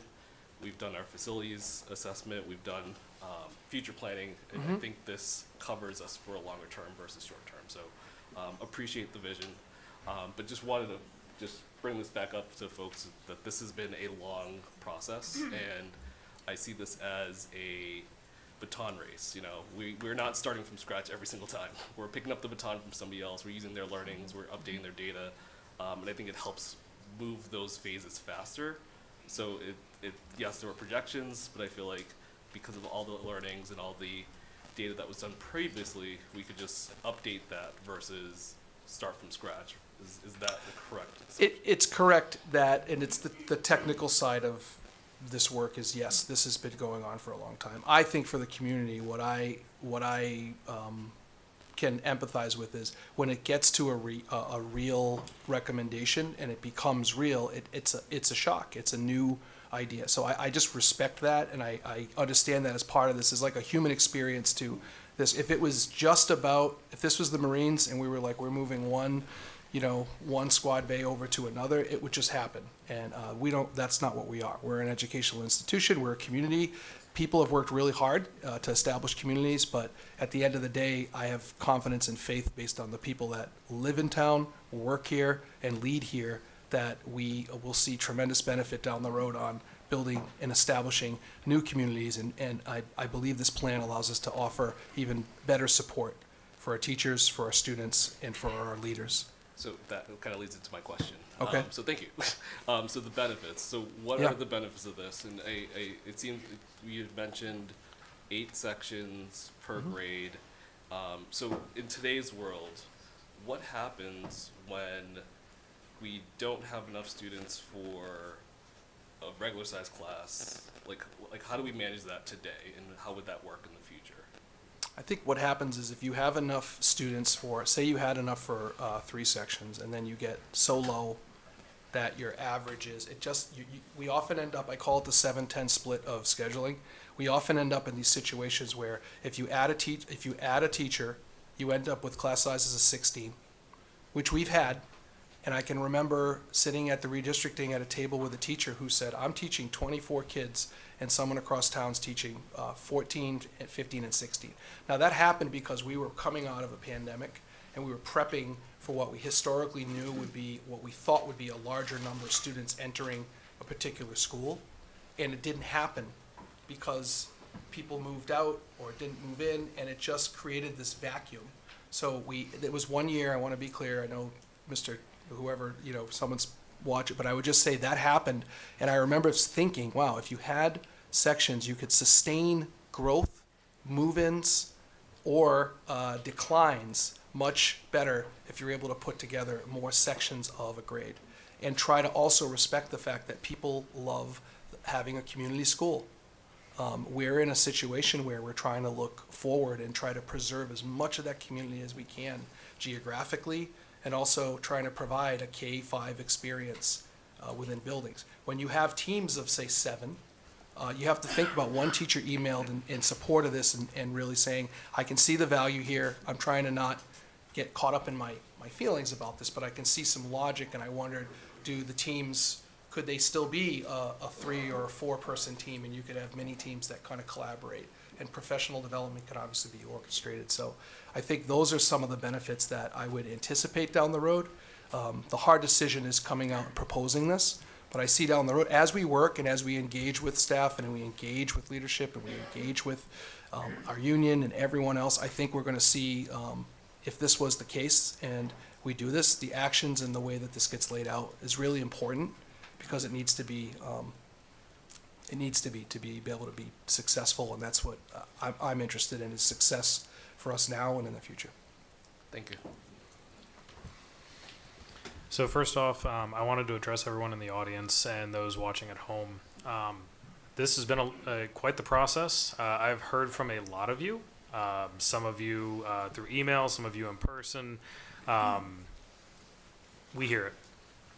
For those of you who don't know, I am a Kennedy parent. I got 2 kids in a school, got another one that'll end up in the school. I am personally vested in this. All right, this is not something where you're shouting at a bunch of people who are not impacted directly by the decisions we're trying to make up here. Doesn't make it easier, but I do want to make sure that y'all understand that your emails are not going into a void. Some of you sent me quite a bit of research. I've actually enjoyed going through some of that, and we'll be responding once I've actually been able to synthesize some of my thoughts on that. But I do want to encourage y'all to continue to engage, continue to ask questions, continue to send us messages. and make sure that your voices, your opinions, and your questions are all heard. Okay. In that same, kind of thought process, the administration here has been doing a huge amount of work over the past couple of months. I greatly appreciate that. The efforts don't go unnoticed. I know there are always things that we wish we could have done better. There's those moments, and I think it's a matter of kind of going forward and learning from them as we continue to progress through this process. So my question is actually kind of a simple one, and it's a little bit loaded. I'll also preface it by saying any parent could ask this same question of their school.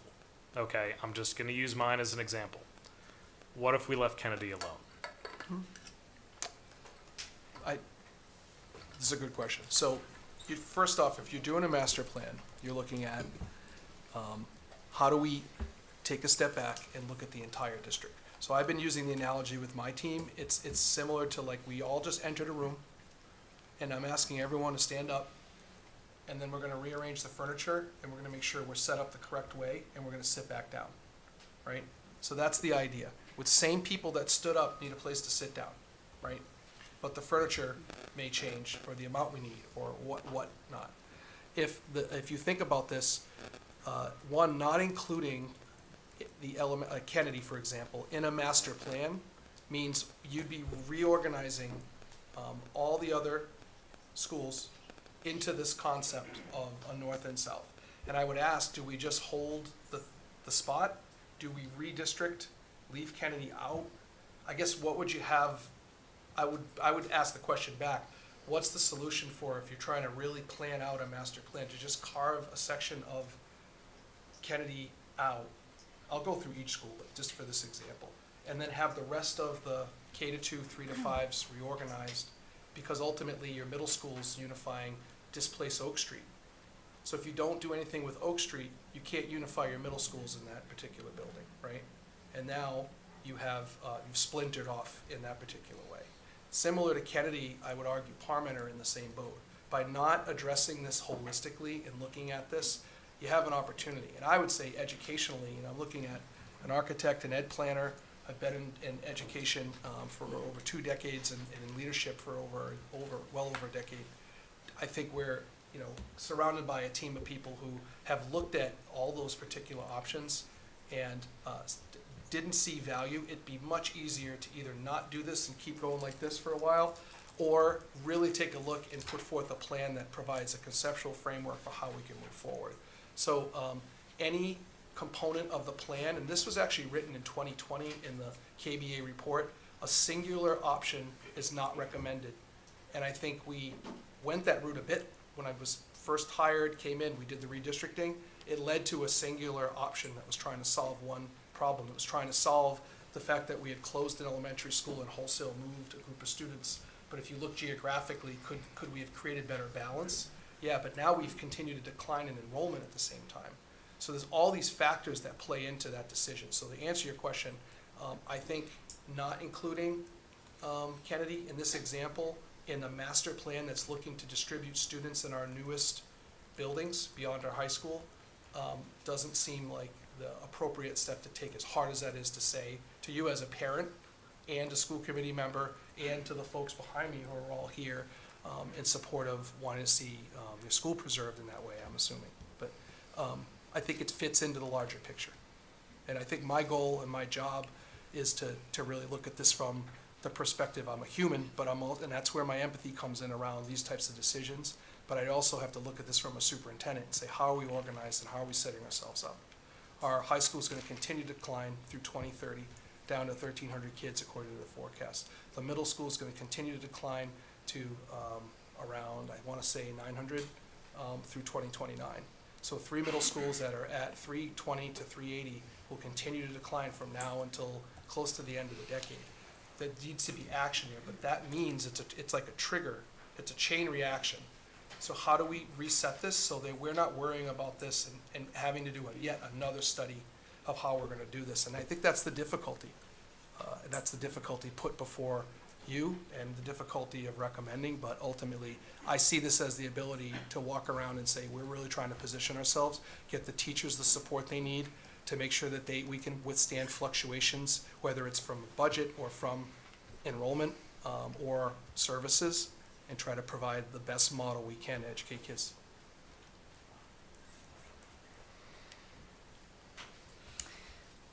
Really have one question. That's it. All of you? All right. All right. Are we going around again? Yep, we'll go back I'm to trying to Kippy. target my one. Okay. All right. I think that I'll start with last week at the facility subcommittee meeting. I mentioned the big middle school environment, and now we've heard some more about the smaller communities that the district's looking to create. But can you touch on how supports will work in these larger environments, both at the elementary level and at the middle school level? That's kind of encompassing everything from the transitional supports as students move into this environment, to the mental health supports and counseling supports that students will find once they're in those new spaces. Sure. So, and I'll let others chime in as well, but unifying your programming, we did put some information about sixth grade. That was one of the concerns, was sixth grade. We talked about that. Unifying your teams, and I experienced this. I went from being a teacher at Annie Sullivan and then the assistant principal, and having one school adjustment and one school psychologist who worked to support kids in that building. I then went to the high school. I was at Franklin High for a period of time where I saw multiple school adjustment counselors, multiple school psychologists at that time. We were 1,850 kids, but ultimately seeing a team of people dedicated to those types of works, I found, if you want to go fast, go alone. If you want to go far, go together. Having teams of mental health support and counselors, because they need to follow the kids, is a tremendous benefit. I think it's one of those things that I can try to find some research for you, but I just have experienced myself when you have a whole suite of people who are dedicated to the service and have assignments and can work and can help each other out and have a bit of a collaborative environment where they're learning together and they're in the same facility has value. I would argue that for our administrative teams and our assistant principals, and we start to look at that particular model. I went from being the only assistant principal in one school that at that time, I think at Annie Sullivan, we had like over 550, 560, 600. And I went to the high school, and I had a team of admin who was assigned by students, but there are often times where you're collaborating and trying to move or help in a variety of ways, and just a distribution of work. So with that said, those are the ways in which I see value in trying to bring folks together. And then at the educator level, I don't want to say this is how it should be, but you basically, in this model, there's space for, you could have 8 teachers teaching the same grade. I'm not the principal of that school in this particular model, but they could look and work with their school and their teachers to determine what's the best way to create that community. Is it the hallway? Because you have to remember too, right now, if you teach, I taught 6th grade, the hallway that I was on had the 4 core academic teachers I was on. I've been on split teams, full teams, but ultimately, that is your community. Those kids travel in middle school to the core academics, and then they make their way to lunch, and they make their way to art, and they make their way to music, and some of those other areas where they travel. But ultimately, we in the middle school model have tried to keep kids in the proximity of the teachers which they have. It's particularly 6th grade, and as they move but to 8th grade, it's a little different. But those are just some of the ways. Anything to add on that? Yeah, I'll pick up on a few things. I think that the guiding principle would be keep those specialists, a variety that you mentioned, as close to the kids as possible. And in some cases, that means continuity through the years. For example, with guidance counselors, or as was mentioned loud and clear in the Portrait of the Graduate workshops, the advisor-advisee programs that you have at the middle school, and you also have them at the high school. So a really successful approach is to have that advisor loop upwards through the grade levels with the kids. So there's continuity. And, if you're meeting several times a week with a student for 3 years, you know that student really, really well. And particularly if you've got a curriculum that supports honest dialogue, engagement,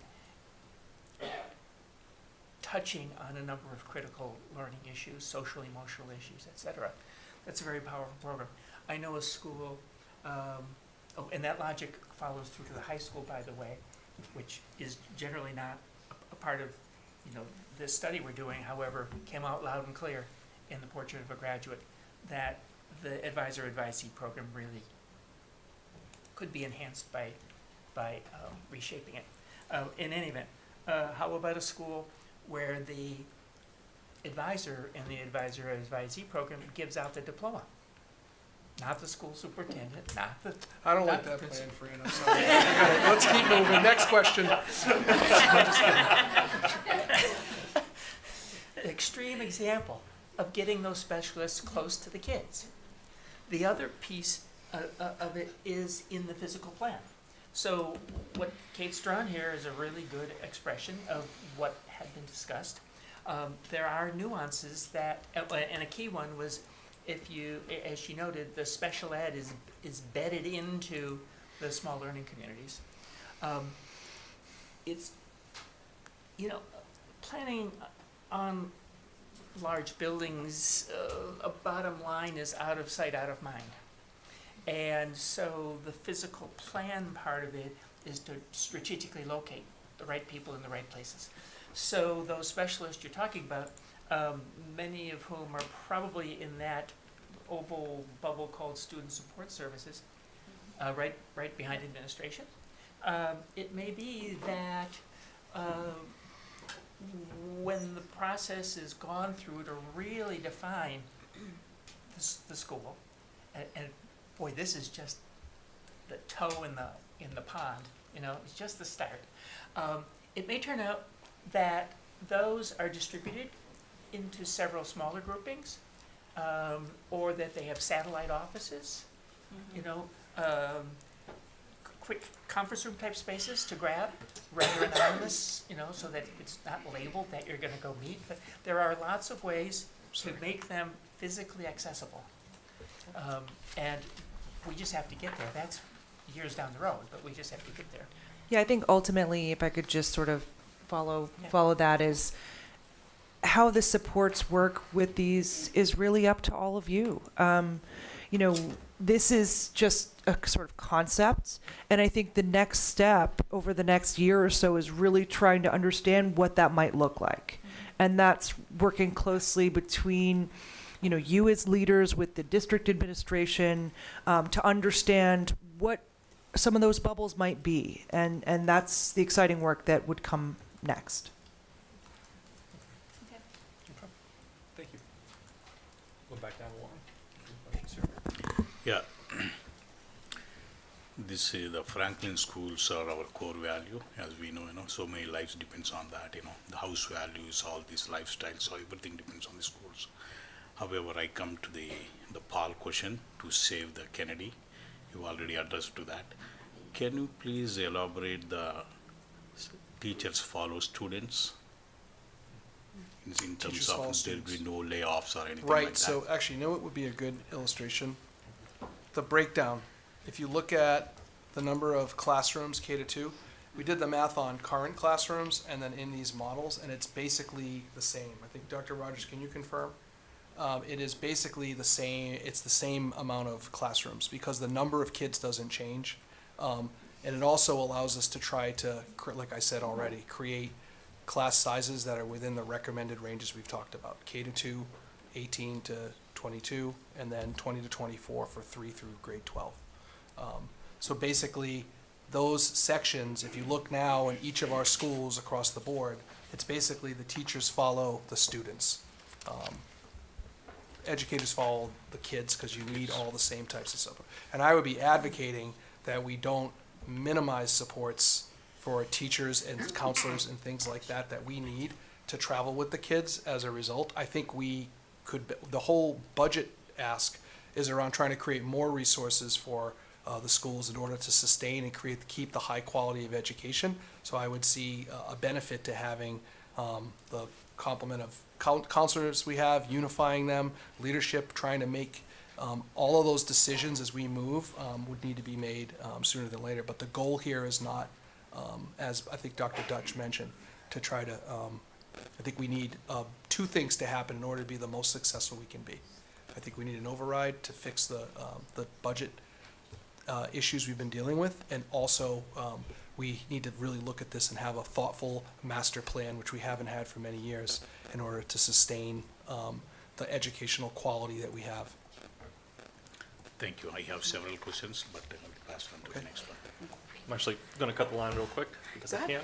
can. So just to kind of piggyback on that, so you talk about like the classroom teachers kind of following, but really just to kind of expand, we're looking at in terms of like behavioral issues, in terms of like security, basically all the staff and the supports all up and down the channels that we have currently. We're looking just to kind of continue that moving forward.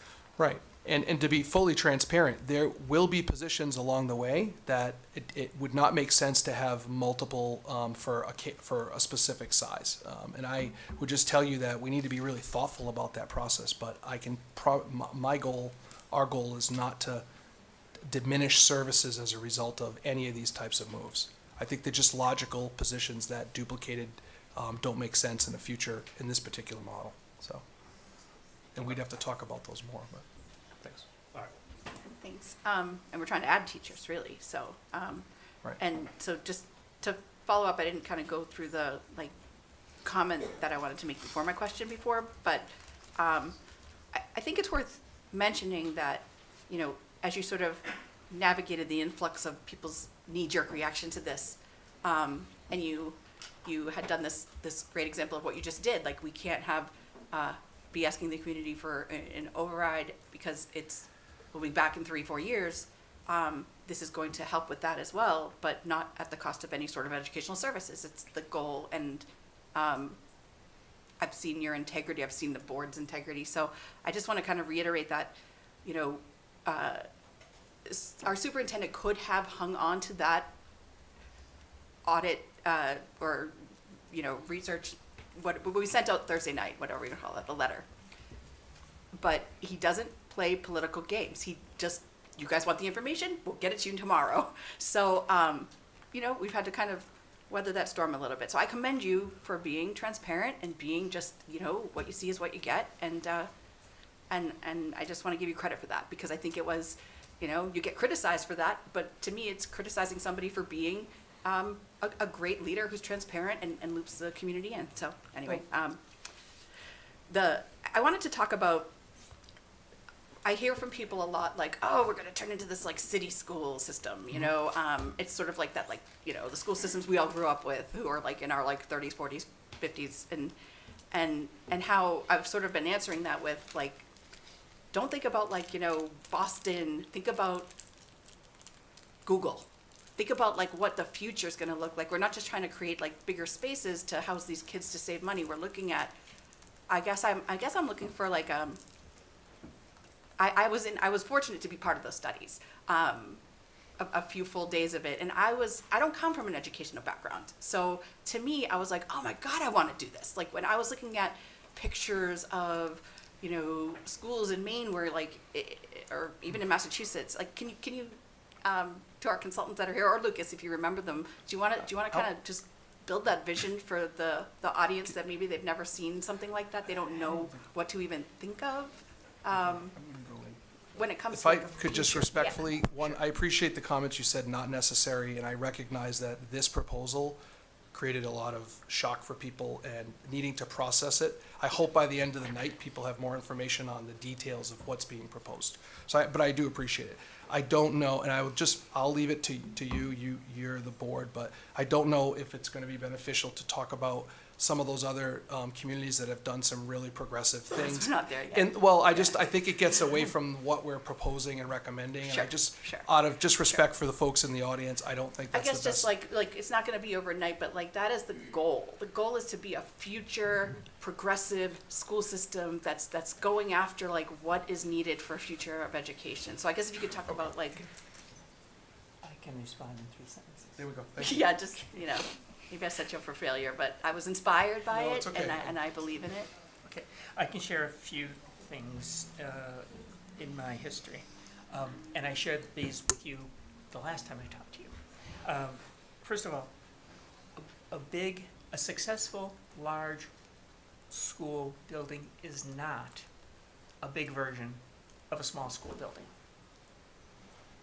And goodness knows we all love our small schools because of associations and lots of things. However, you can't just take that planning model and grow it and grow it and grow it, and it won't work.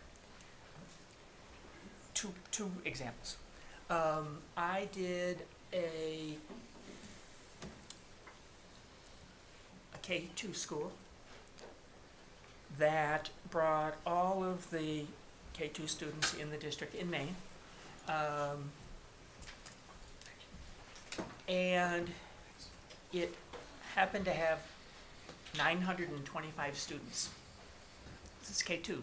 This is kids with short legs. And we made it not like a big version of the little school by having 3 bus drop-offs, 3 wings, so each essentially operating as 3 schools of about 300 kids apiece, all tied to a spine with services, cafeteria, gymnasium, etc., but short walking distances for the kids. I'll bet many of those kids never really knew they were in a building that big, and that's the way it should be.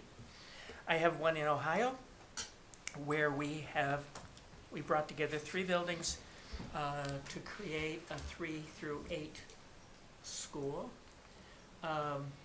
that has 2,200 students in 19 small learning communities, each of which is about 125 kids roughly.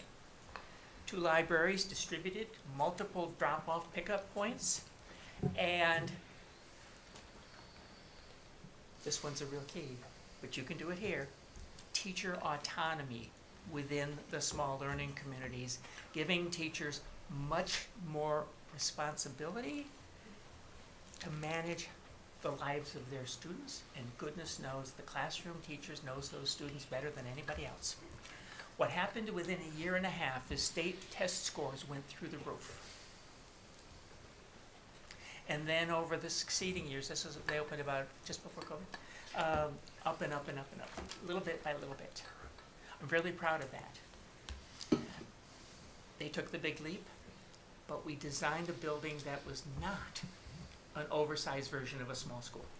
We designed it that was strategic for being a large school that felt small. Does that answer your question? It does. I just kind of wanted to, I think it's like, I heard from people like, we're trying to get to, Brockton or something. I don't want to pick on other towns, but that's not the vision of the future. And of course, I know just as well as anyone that we have budget constraints. But as we start to buy in as a community and we see the results, then maybe we can get the type of investment back into our education because we like what we're getting. So I just hope that, as we continue these discussions, just that people keep an open mind about that, because there's really exciting things outside of just kind of those long hallways where the kids have to go out and lay. I mean, I remember as a kid that was going on, we were always in the hallway doing projects and work and laying on the floor, and so Thank you. appreciate you taking the time to do that.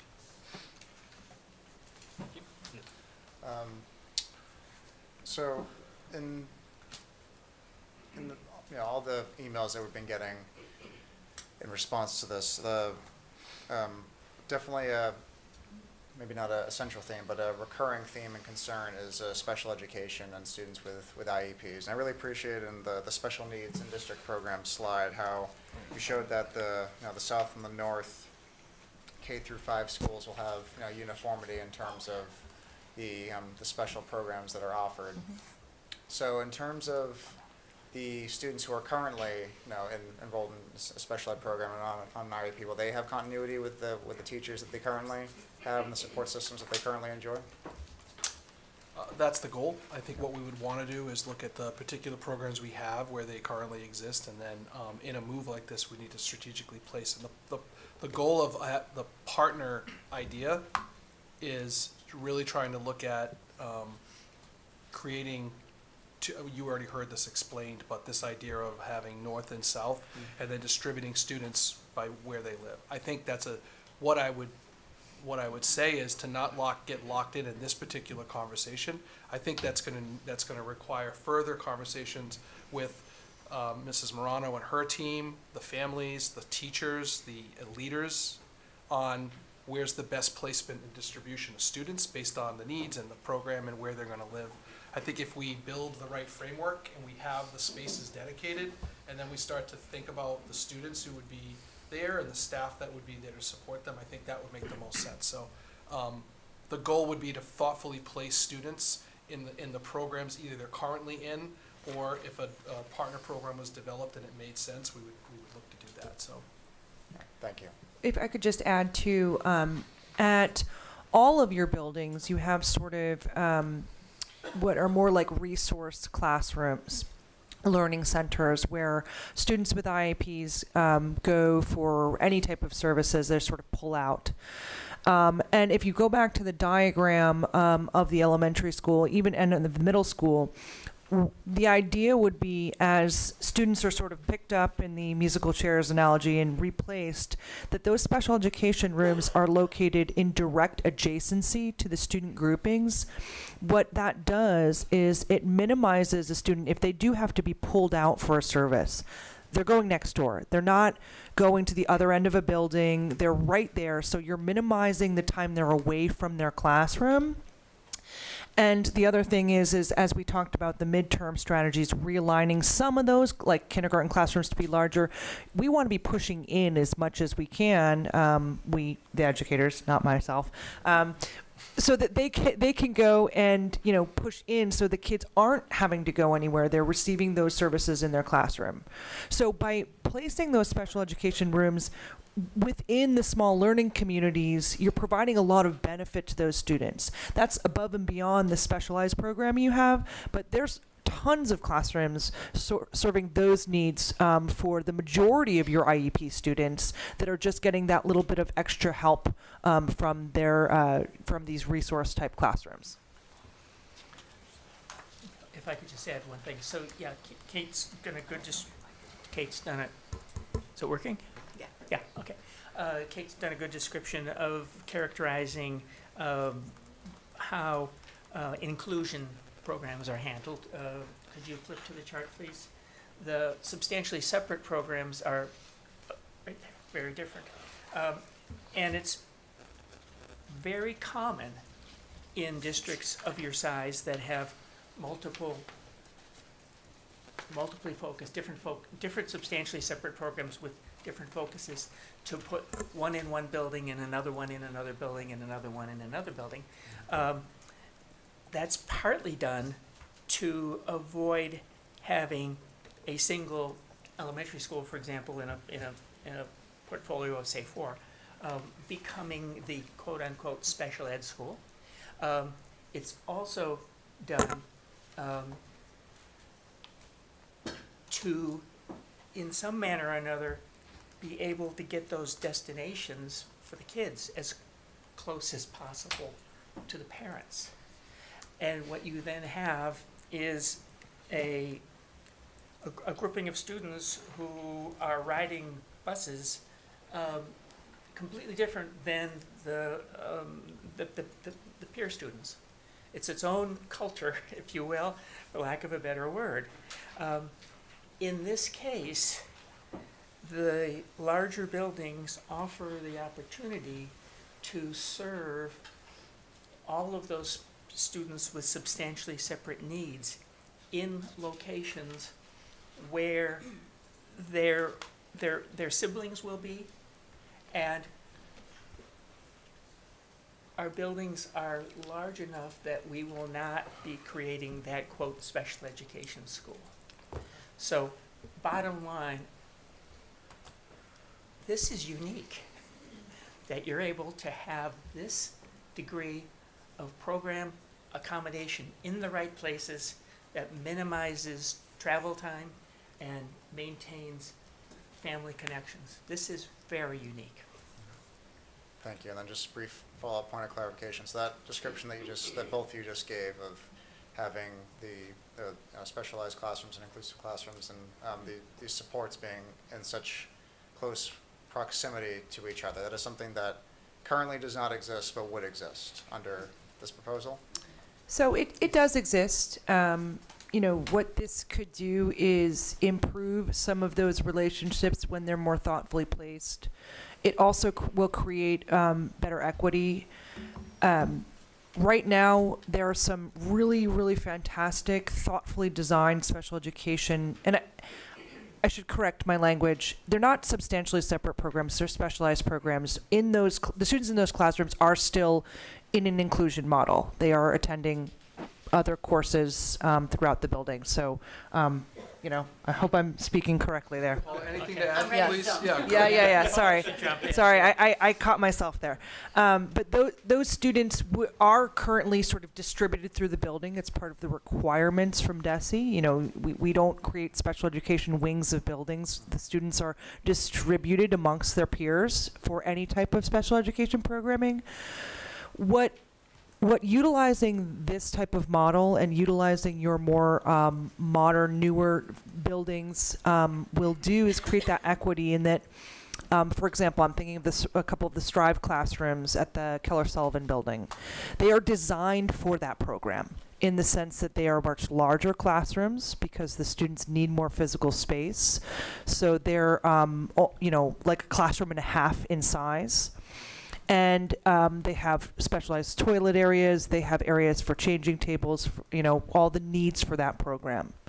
If you look at a different model where you may have that, the special education classroom for a specialized program may just be another classroom, right? And by having this sort of model where we're able to be a little more thoughtful about the design of those spaces and where they're located and create specific designs for them, it will allow you to better serve those students. So you're not saying, this school year that's going to be a second grade classroom and the next school year it's going to be for this specialized program, right? We want to be able to say this is a program for a cohort of students who have behavioral needs, and the design of this room serves to support those students. We want to say that this classroom is designed to support these whatever the need be. And in combining, and again, you're sort of pooling your resources, you're able to specifically design, which I think, and what I've seen is when you thoughtfully design classrooms rather than just assigning them, you're able to better serve those students and see better outcomes. Thank you. Thank you. So just want to clarify the intent of this. So right now we're talking about the destination, the end goal, and there are a lot of questions out there. So I guess how are you going to be speaking to the process if we do move forward? Mm-hmm. How do we keep the community informed and what changes are to come?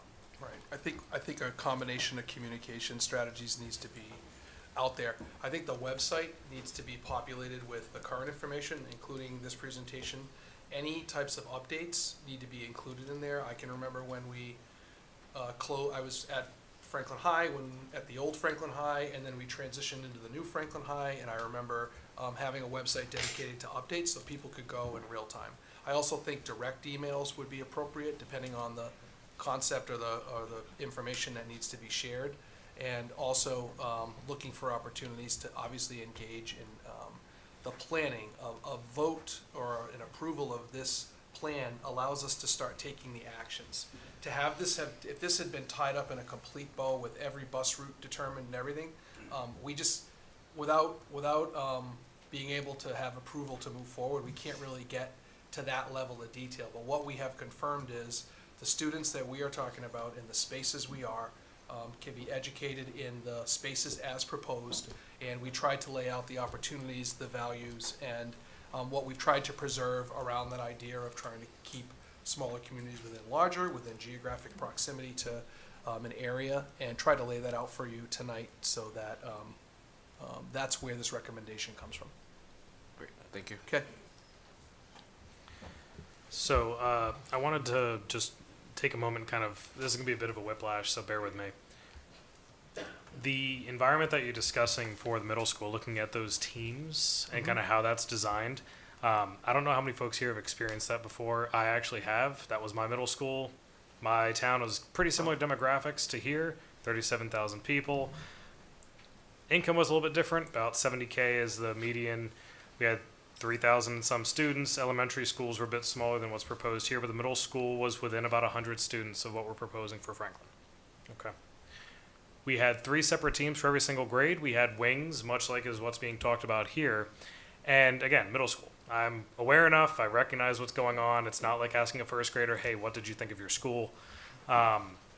And the experience that I had in that was actually pretty interesting, to the point where I still have that community sense for the teams that I was a part of.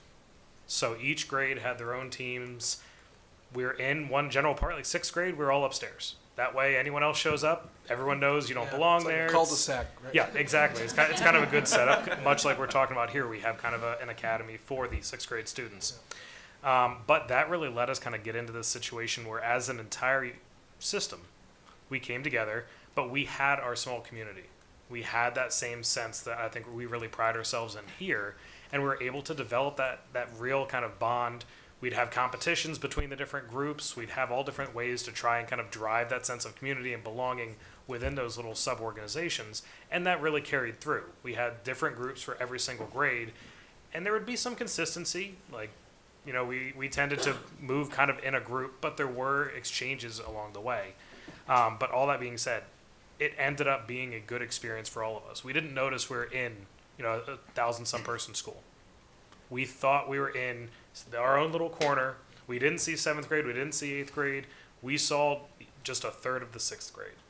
And that really, again, resonates with me. So if anyone has more questions about it, feel free to come up. I just want to let you know that we do survive that. We put out some pretty impressive students from my high school system, if I do say so myself.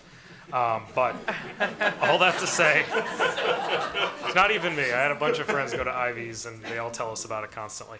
But one thing that I do remember that was always very interesting was the sheer number of buses that we had out front. So again, as I've said, same size town, basically same size school. We had 12 separate buses because our town was decent size.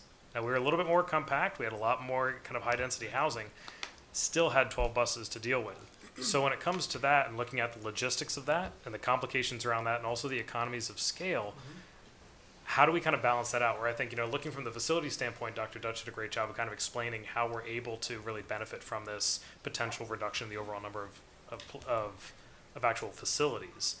But when it comes to busing, again, for the middle school as an example, all of Franklin to one location, how do we deal with the logistics of that, and what is that kind of economy like? So, Dr.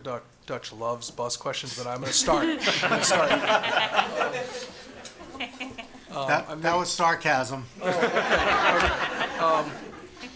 Basically, we're experienced. I didn't put this in the presentation, but anyone who has bus riders knows there's a different experience depending on what route you have, because we have oversized buses that are really at capacity, and then we have some that are not at capacity. It's all predicated on the route that you have. We've had to make moves. Our transportation department has worked really hard with Holmes Bus. Miss Malati, I'll actually give credit to, who has worked. She's like the bus whisperer when it comes to trying to help us find solutions, and it has not been easy. So anyone in the crowd who might, particularly middle school, they're definitely, that's another area of imbalance that we have a chance to fix. I think economy of scale, the number of buses deployed to, for this example, three middle schools, right, in those areas to go out into the community, come back and drop off, you know, just by sheer nature of the economy of scale would tell me that the number of buses needed to do those routes, I would imagine that there would be a more efficient way to have that transportation work. We have to really be mindful, and I think it was in one of the implementation slides, is around the timing of when we have pick up and drop off, to try to make sure that we have a very solid plan for how that would occur, particularly at our middle level, with high school and with middle, and try to look at the times and plan that. We're fortunate now when we have a middle school and an elementary school connected with those timing pieces, but those are all pieces of the plan that need to be further developed. But I have confidence, and I'll let Bob talk a little bit further. We're not unique in having a campus that has a middle and a high school located on it. and we're not unique in having schools that are organized the way we're proposing in some capacity. So I'll kick it to Bob and then anyone else who wants to chime in. So I think there's a lot to be determined as it relates to transportation. We have 28 buses with about 1,600 riders, as you had heard earlier this evening. Going to one location or going to 3 locations doesn't change the mechanics too much, other than the traffic patterns and the volume of buses in one location that we'll have. But that's not drastically different than the complex schools as well, because you're getting most of those buses coming in as well. There's opportunity also, as we look at this, to create some flexibility with start times. Certainly not recommending that we change those, but I think there's opportunity to look at what are the differences between start times between schools at the 3 levels. Is there a way to minimize traffic issues, volume, and just overcrowding on the buses because of greater flexibility and not trying to hit 3 parts of the city with a middle school run? It can all come to one place, still picking up all over the city, but all coming to one place. So the real challenge is trying to minimize the amount of time that students are on buses, because that's something we're cognizant of and don't want that to be any more than it is currently. And then kind of as a quick addendum on that, how would that impact the potential for after-school program buses? I think it simplifies the process from a cost perspective. Two of the challenges were, one, there was a cost limitation because we had to send 1 bus to each middle school to accommodate for programming at each middle school. The second piece of that, and I've lost my train of thought now, is that, ask me the question again, please. The impact on after-school program busing? Yeah, so the cost is minimized because you're not going to 3 different places. You can do it with 1 or 2 buses potentially. Yes, they're going to be on the bus a little bit longer for after-school programs. So you have that as an option. So I think it's beneficial to be able to offer after-school programming in this model as opposed to what we currently have. We talked about the programming itself expanding too, participation across 3 schools, offering the same types of opportunities after school. You just get a more expansive experience, more kids participating. We bring them together.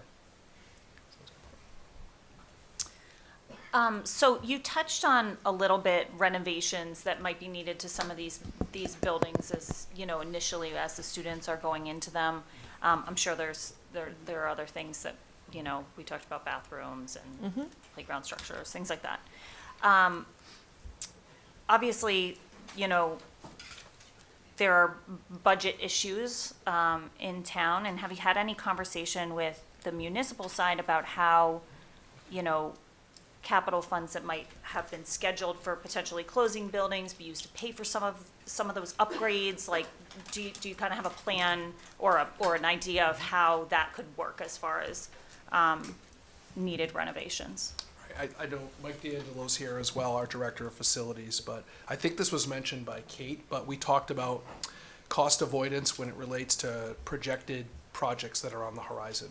A new roof at X amount of money, I don't want to overspeak, but say a new roof at $10 million, if that's not going to be a project that we have to put towards that, and there's a capital projection, and Mike can certainly speak to this, but we ultimately would look to continue through it said on the slide, revise the capital plan, and I think working with facilities and working with Mike to look at what are those capital improvement recommendations, what's recommended, and what would we prioritize to be the first thing to be done, and in the summer, and then look to further out around more long-term plans and see where they fit. Just like today, we have a capital plan where we've put forth different recommendations around security and cameras and upgrades to that nature that we do, and they have to fit within what can be done each year depending on the size of the pot to fund any of these projects, and we go before them every year. So we would need to revisit that depending on how we're organized and which buildings we're living in. Okay.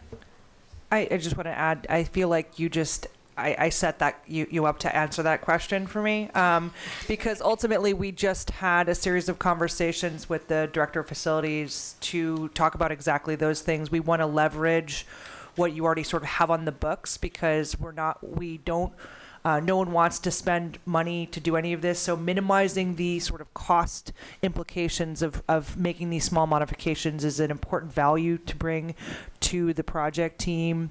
So that's ultimately where we're like, how can we utilize your buildings to the best way that we can, while still looking towards those diagrams as ideals, as we go into that. Yep.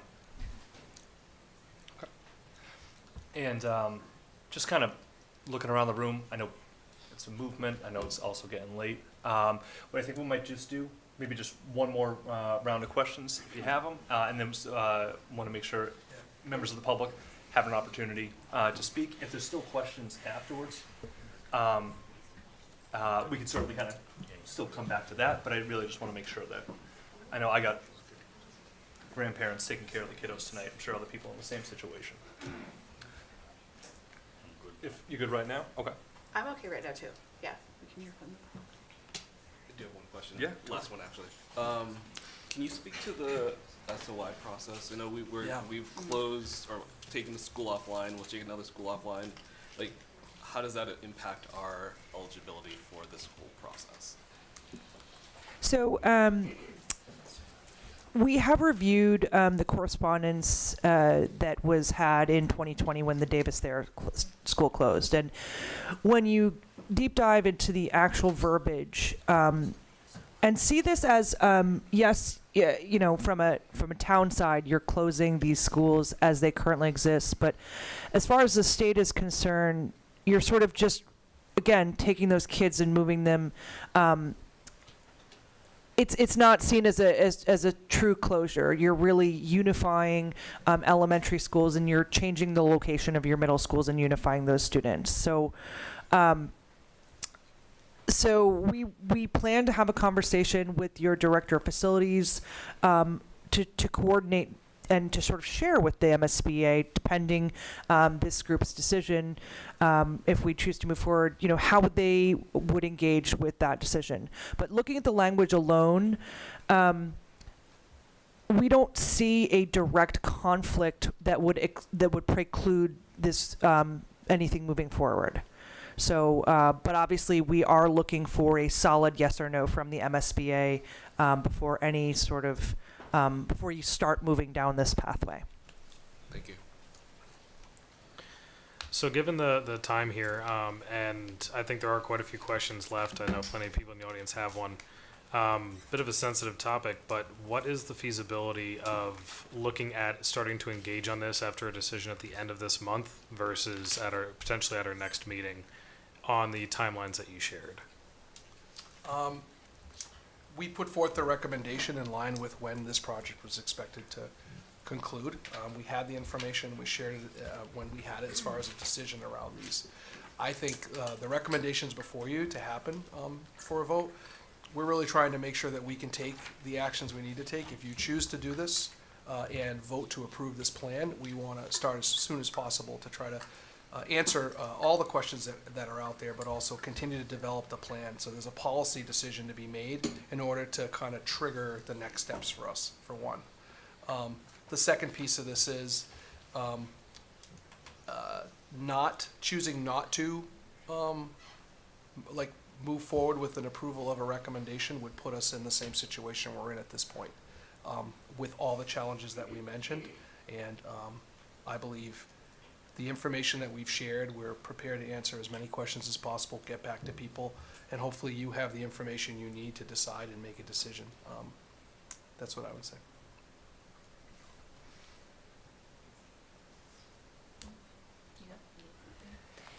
And you might not have a full answer for this question, but I know that there's, the map given to us is a line across the town, right? For north and south, and I know that there's obviously a lot of numbers, logistics, mapping that's gonna go into figuring out exactly where that line falls. Right. But do you have an idea of when you would have a sense of exactly what that line looks like? I know there's a lot of families, reaching out wondering, what side of the line they're gonna fall on. Sure. And whether their family might be impacted again, that was previously moved. Sure, so we would, one of the first things that we would do if this project was approved was really look at the distribution of students at that level to determine where are students going as it relates to the plan. I think because if staff follows students, that's the first thing that we need to determine. The goal was to really look at the lines that we currently have, where schools are. We use that as an example, looking at all the sections. But ultimately, as part of the process, it would be, this would be the redistricting, if you will, of students based on the plan to make sure they land there. I think that's one of the first things, which is why we're trying to create as much time as possible to continue this process now, while we have time during this school year to continue to engage with staff, with leadership, and make the decisions that we need to make.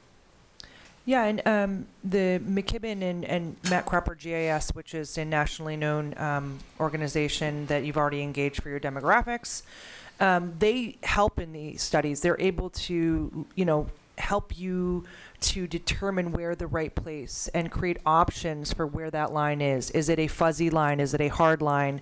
How do you minimize families that may have already been disrupted? What is a policy around that? So you were already engaged with folks that are, ready and willing to help with these tough decisions. And I think it speaks to your question earlier about, can we put this decision off, is the longer that the district has to make these decisions, the sooner you'll have decisions for families on issues like this. And I think that will go a long way in helping them understand what the future is, because when you don't know, things are scary. And I think getting decisions out as soon as possible is always a good way to, create that clarity and transparency with your community. We also did a tremendous amount of work last year on redistricting and trying to look at those lines, and we have that data as well. It's on the website for many folks as well. So it's a matter of, and I know I'm looking at this from a different lens, but having kind of lived through the work and the analysis and the deep work last year, and then change the scope to make it broader and come back to the table with something that's a sustainable recommendation. I recognize that too, that I'm coming from it from my own perspective on this, but wanting to just get to a place where I see tremendous value. I opened the meeting by saying I believe in this plan for our district, and I'll just close by saying that as well. Yeah, more of a maybe comment than a question. I just wanted to thank you all, again, Superintendent Jagier and the subcommittee for taking the time to do this study. Now, this is really, the purpose of this was to have a holistic view and to really to develop research and plan recommendation for the entire district, not just one part of it or certain parts that have been done in the past, but really develop recommendations for this purpose. And I think there might have been or might still be an erroneous perception that we had these recommendations in the past from previous recommendations or studies that had been done.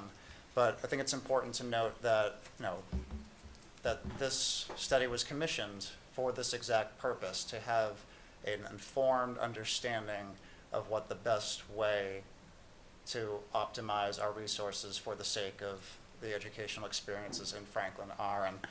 And it's good that we took the time to get this information, because it's the term I'm looking for. It gave us maybe some out-of-the-box thinking that we can really optimize our educational services that we're doing here. And it's giving us, this school committee here today, the ability to make a well-informed decision that we'll be able to act upon. So I appreciate that it was done for this purpose, that we took our time, and now that we are equipped with this tool, that we can act on it, that we didn't have this information before, and that we can really know that the decision we're making is the right one, so thank you. Thank you very much. And so, yeah, right now, what I'd like is just an opportunity for everybody here, and really also going to try to shoot for everybody online as well who wants to kind of go and speak. Steve is at attention, ready to man the mic. Appreciate it. And so what we'll try to mirror for those who were at last week's meeting is we'll just kind of have everybody kind of come on up. If you just want to line yourselves up, maybe just like one or two at each mic, we'll just kind of go back and forth. We're just going to, if you can, you start, name, address, and we'll try to keep it just to 1 minute. Won't be able to transfer minutes from one person to the next, just, you know, if you got a question. We'll try to answer it to the best of our ability. And what I would recommend too is if a question has already been stated and answered, we'll try to have a different question. I know there's a lot of questions, so I'm sure we can kind of keep that going. All right, and then we'll go from there. But Bob, take it off. Thank you very much for the time here. My name is Bob Keown. I live on 20 Crystal Pond Lane in the Kennedy District. I have 2 children. My 5th grader is Madeline, and my 1st grader is Paul. My kids are on 2 different ends of the spectrum. Maddie's off the charts in MCAS scores, and then Paul is on an IEP plan. We think he has ADHD, but he's on an IEP. I love Kennedy for not only the MCAS scores prep, but I love it for the IEP nurturing that's done at the school. He feels comfortable there and does really well. The one thing I wanted to mention is, according to U.S. News and World Report, the Kennedy School has the highest MCAS scores in town out of the elementaries, and it's ranked number 36 out of 1,563 schools. It's an A-rated school, and I just find that closing Kennedy is very irresponsible. I don't know why we would want to not be a top-ranked school in the state. Kennedy has a simple, executable, repeatable process for MCAS, and I think we're destroying that. I mean, my daughter says that it's the teachers that have this process is why she did so well. The Kennedy teachers are likely to leave and be recruited by other communities that have a high MCAS scores. I don't think they're just going to go over to this new setup. Consolidated elementary schools are not proven. The only one I could find was one in North Adams and one in Richmond, Massachusetts. So it's not something that's really proven in elementary schools. It feels like an experiment. I really feel that Kennedy curriculum should be made equal across the board for all the elementary schools in their community schools. How can we do that? Maybe use the override to do that and get everyone up to speed on the MCAS. I will try to, if we might be able to wrap it. I just want to make sure everybody has an opportunity. Yeah, I apologize. no, that's fine. But that's what I said. I just don't want to prove this. Thanks, Bob.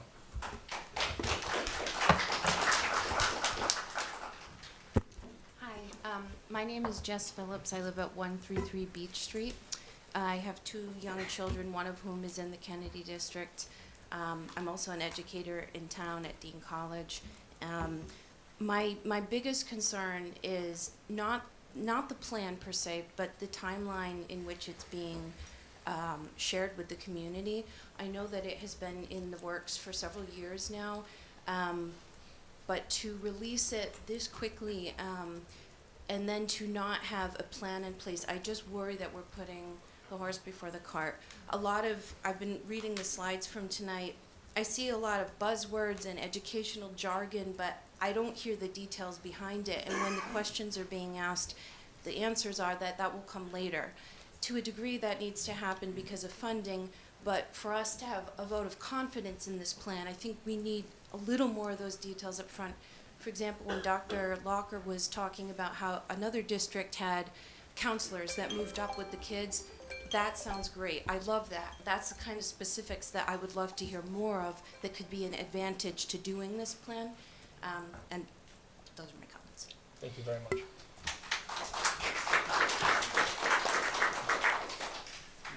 Hi, my name is Reese Hansen. I live at 2 Janey Avenue in the Kennedy District, and I have a 1st grader there. And I mostly want to also speak to the timeline proposed here. This was announced Thursday night, and on Friday, students at Kennedy heard from peers that their school was closing, heard from emotional peers that school was closing because their parents hadn't even received the news yet. So while I also have respect for Mr. Giguere, I think the admonishment of our criticism of this approach is inappropriate. I also want to point out that the presentation we've just seen has 0 citations in it, is not evidence-backed, and parents in the community spent the weekend digging through JSTOR, looking at Google Scholar to look at why would this be proposed. And in my opinion, that hasn't been justified tonight. Every single bullet point up here needs to be answered how. How are these things going to be done? Because it starts out by telling us that you want to preserve community schools and then details that this plan is to remove community schools. Where is the alternate plan that provides 4 modernized elementary schools spread throughout Franklin so that all students can have a high quality education in their neighborhoods, making local connections and walking to their friends' houses instead of needing to get rides across town because their classmates are across town? Got a lot more thoughts, but that's probably my time. Thank you, everybody who's here to comment, and thank you all. Thank you.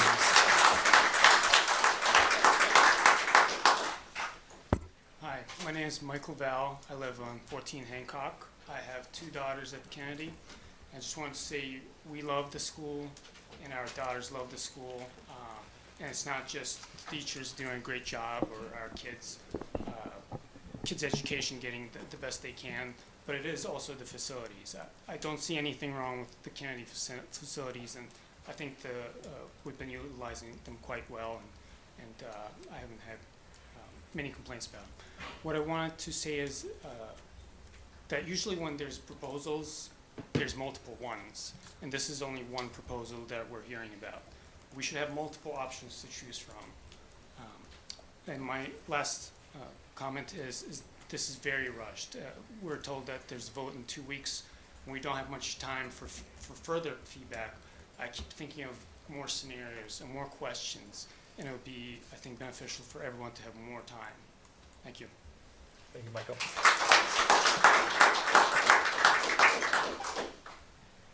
Hi, my name is Jess Ternulo. I live at 4 Longfellow Drive, which is off Chestnut Street in the former Davis Thayer district.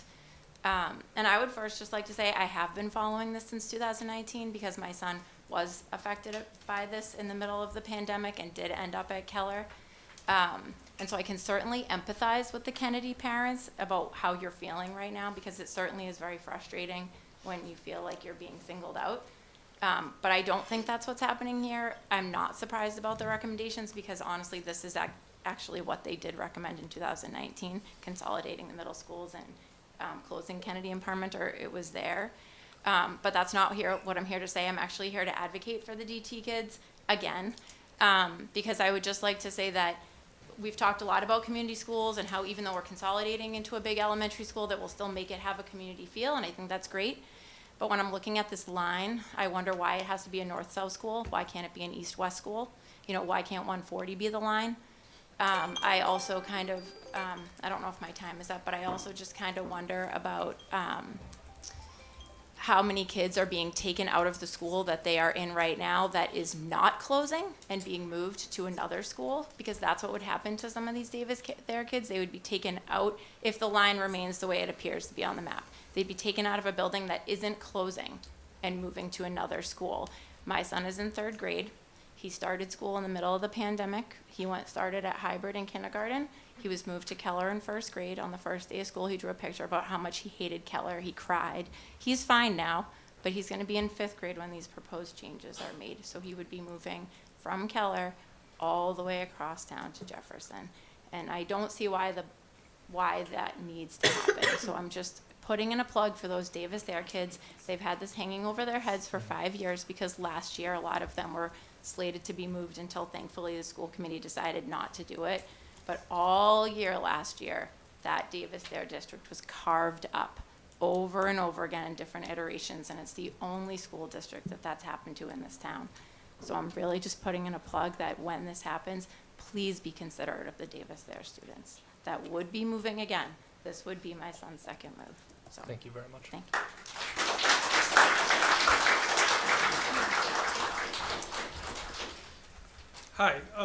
Hi, my name is Vikas Sharma. I live at 13 Hancock Road. I have 2 kids, 2 daughters, both go to Kennedy. I wrote this question of mine before this presentation, right? We got the email Thursday night. We spent Friday, Saturday, Sunday, and I don't even know what day today is because we've been on Zoom, bringing the community together and figuring things out, right? So, first and foremost, if a program like this works, please share district information, town information where this has worked, and show us a trajectory of how the scores are, right? Pre-allocation, this is how things were, and post-allocation, this is how it is. We need some kind of fact-based, decisions around that so that we can make up our mind. Anyways, this is the other point I wanted to talk about, that consolidation of elementary schools and middle school into big school complexes is purely a cost and administrative measure. And this decision is rooted in monetary benefits and administrative benefits and not in the excellence pursuit of education, right? Why would you otherwise close a top 50 school, the only top 50 school in the district, right, for this reallocation? This is almost like, it reminds me that we all know what happens when the MVP is no longer in the game. Kennedy, no longer a Franklin school, is like Tom Brady, no longer a Patriots quarterback. And we all know what happened to Patriots after that. So please keep that in mind.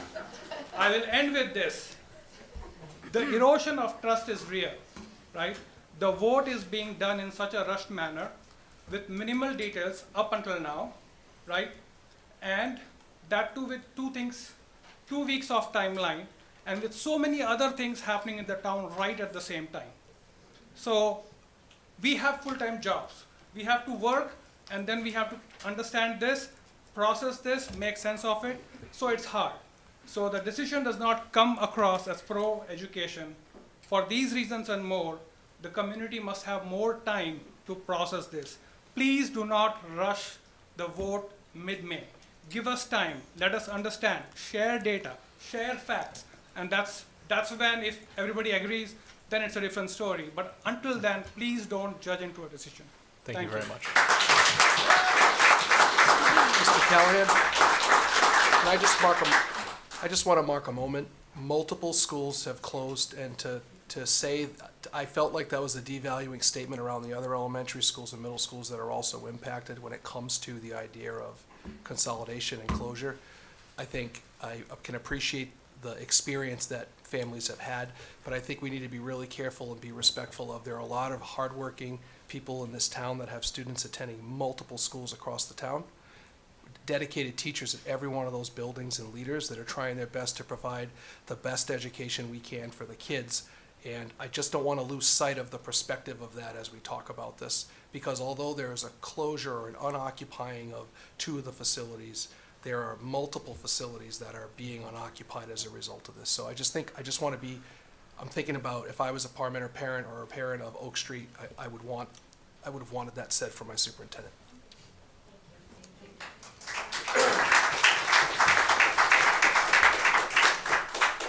Brian? Brian Gustafson, I'm an educator here in Franklin. I'm sorry to say I do not have any visual aids in this one. But I am, as an educator, I'm kind of stuck in the middle right now. I'm moving towards and further away, and I'm going back and forth. I gotta say, as an educator of music, I have been traveling for 24 years, so when you say I might be at one school, I really like that idea. But I came tonight to tell a story, and the story I was going to tell, and I think it was just told, is called The 33rd Graders of Davis Thayer. And the 33rd graders of Davis Thayer, my story starts now. They are in 3rd grade, they are at Keller, I teach them. But let's go back to 2019, when those 3rd graders were 4 or 5 years old. And they were in preschool, or they were getting early intervention, and then on March 13th, it stopped. Their preschool stopped, their early intervention stopped because of COVID. So then those 30 Davis Thayer, oh, my minute can't be up already. Those 30 third graders of Davis Thayer then got so excited to get to go to kindergarten at Davis Thayer, some with masks, virtual, kind of there, kind of not. Not a great kindergarten year. Believe me, I had to teach music without being able to sing or play instruments. And then in February of that year, the school committee voted to close down Davis Thayer. So those 30 kindergartners had to then move to Keller, which I told all of those kids, don't worry, I'll be there. You'll know somebody's face as you walk into that school. And then they went through first grade and second grade, and now they're in third grade, and next year they're gonna be fourth graders, and I'm so sorry, parents of fourth graders, that I give your kids recorders. I'm really sorry. But it's a really good instrument to learn how to play, please trust me. And then those fourth graders will then have to go into fifth grade, and as the line shows there, those Davis Thayer kids will be in a different school in fifth grade. So without ever having changed houses, without ever having to move, in 6 years, they will be in 3 different schools. It's difficult for me to go between my math side of my brain, which this makes sense, and the heart side of my brain, which hurts for those 30 third graders of Davis Thayer. So please keep them in your thoughts. Thank you. Thank you so much, Ryan.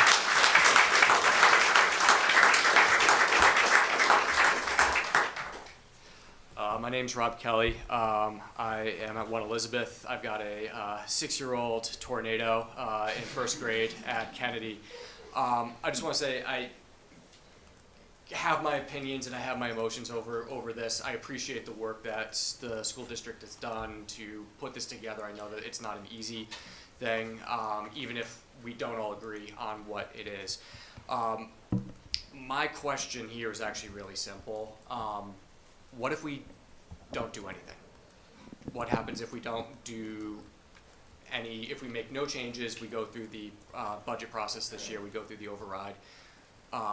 What happens 5 years down the line if we do nothing with this plan? Good question. So we'll continue to, I can go to the challenges slide. What would happen? We'll continue to have an unbalance of our elementary schools across the board. We'll continue to plug holes and try to make the most we can with the staffing decisions we have around those tight margins for staffing. We'll have to pay attention to enrollment. Our middle schools will continue to decline over the next 4 or 5 years.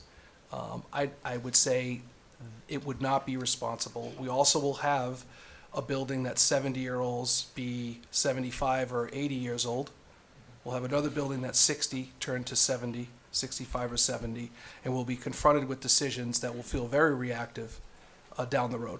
So the reason this has come forth, and believe me, it would be easier not to have displaced the least amount of people, but there's no scenario that we have analyzed that didn't make the most sense for everyone involved to have a plan that accounts for all students and not leaving anyone out of the plan as we move forward. And I'm also just going to add to that. One of the things that the subcommittee looked at was capital improvements, and we took a look at like 10 years. And especially when it came to Parmenter, there was a number of, it was about like $6 million worth of investments, but a couple of them, about $2-3 million that would have to be made within the next couple of years. And so I think too, what if we do nothing? Those investments, a couple $1 million, would have to go into a building that maybe doesn't necessarily need to continue going. And it's like, I remember my old truck, where it just kept, it was one thing after another, and about like $2,000-3,000 later, the clutch went. And I kind of had to realize, like, all right, I went too far. And maybe I should have kind of stopped and thought about this. So I think, when you kind of talk about like, what if we do nothing? I apologize, I lost you in the crowd. What if we do nothing? We're going to sink a couple $1 million into some buildings that maybe, as we see right here, we don't need. And as we continue moving forward, we still don't need, but we've just tossed a couple $1 million into it just because. So I do think that just an extra layer of complexity to add. Hi, I'm Lauren Kelleher, 5 Sandy Lane. I didn't really think I was going to speak tonight, but I grew up here in Franklin. I went to Franklin Public Schools. I have 3 kids. One's at the high school, one's at Remington, one's at Parmenter. I've listened to your meetings for years, back when Dr. Bergen was here, many superintendents ago. You guys want us to support your override, yet you want us to also close all of our schools as we know it. We live in a community with neighborhood schools. Like I said, my youngest is at Parmenter. We bought our house because it was in the Parmenter district. I didn't go to Parmenter. I actually went to Davis Thayer. Parmenter is a special place, as is Kennedy, as is all the other elementary schools. But to just ask the townspeople, all here, to go for your override and then disrupt every single child K to 8 is wrong. How are we supposed to give you our trust and give you our support when you then want to disrupt every single kid in this town?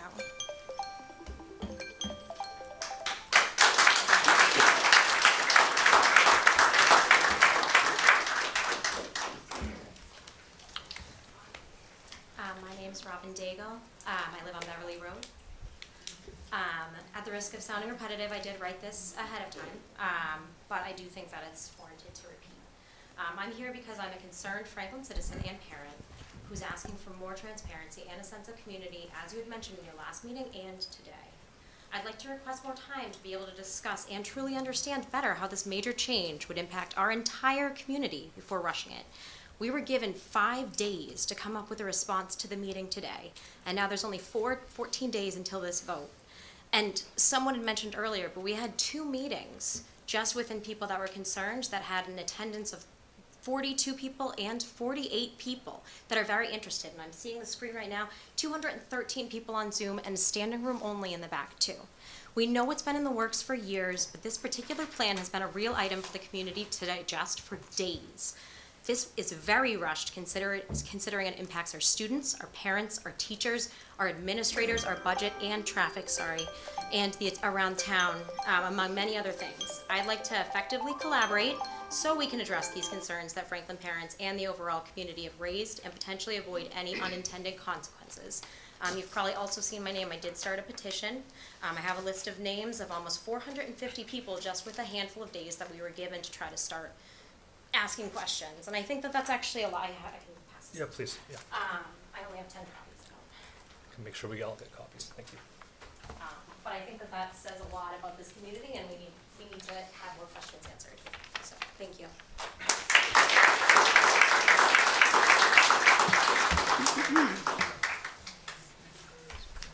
Thank you very much, Robin. Megan Benson, Winthrop Drive. So I'm actually quite shocked and appalled at the lack of information and answers that were given tonight.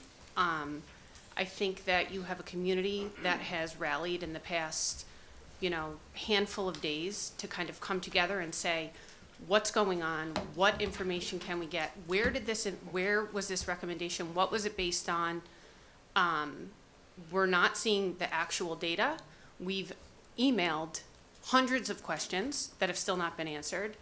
And quite frankly, I'm very concerned that they won't be answered based on the information that was presented tonight. And I really would hope that every single school committee member will work diligently to get the answers for all of these K-8 students and families and beyond.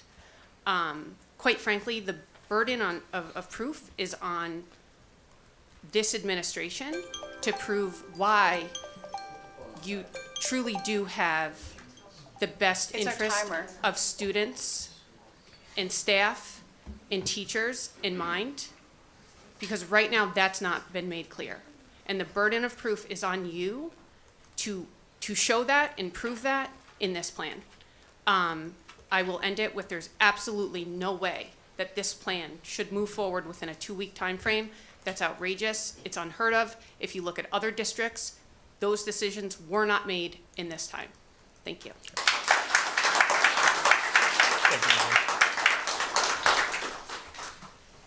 Hi, I'm Caroline Griffith, 11 Sunken Meadow Road. I've heard a lot from the community, I've heard a lot from the school board and from the administration, but it sounds like there are some voices from our town that are missing in this conversation. We heard a little bit that some focus groups happened with some teachers, there were some conversations, but that doesn't seem to be reflective of what I have heard from teachers. And I feel like this is moving very, very quickly. In full disclosure, my kids go to Kennedy. We love Kennedy. And as much as I would hate to see Kennedy or any of our other neighborhood schools close, the teachers are the lifeblood. They are the ones that the teachers, the support staff, they're the ones who make the school so special. But we need to be hearing from them. I'm not sure what input they have had in this. It sounds like a lot of questions have been asked, and we hear a lot of, that's for you all to decide, that can happen as this plan is being made. It sounds like Dr. Griffith had asked for just a 2-week extension on this vote, which seemed to be shot down pretty quickly in kind of this, oh, well, we're gonna vote on it first and make the plan later, which is very alarming to me. I think we need to bring our teachers in. I think we need to bring the school staff, the people who are working with our students and our children every single day, and figure out all of those details, all of the logistics, before a decision is made and we start moving forward. I don't see how this can possibly happen in a year. Definitely not a vote in 2 weeks. Thank you.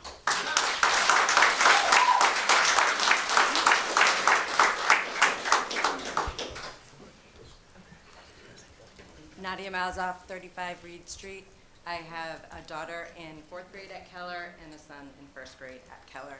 My daughter came over from DT in the merger a few years ago. I am better at reading than I am at public speaking.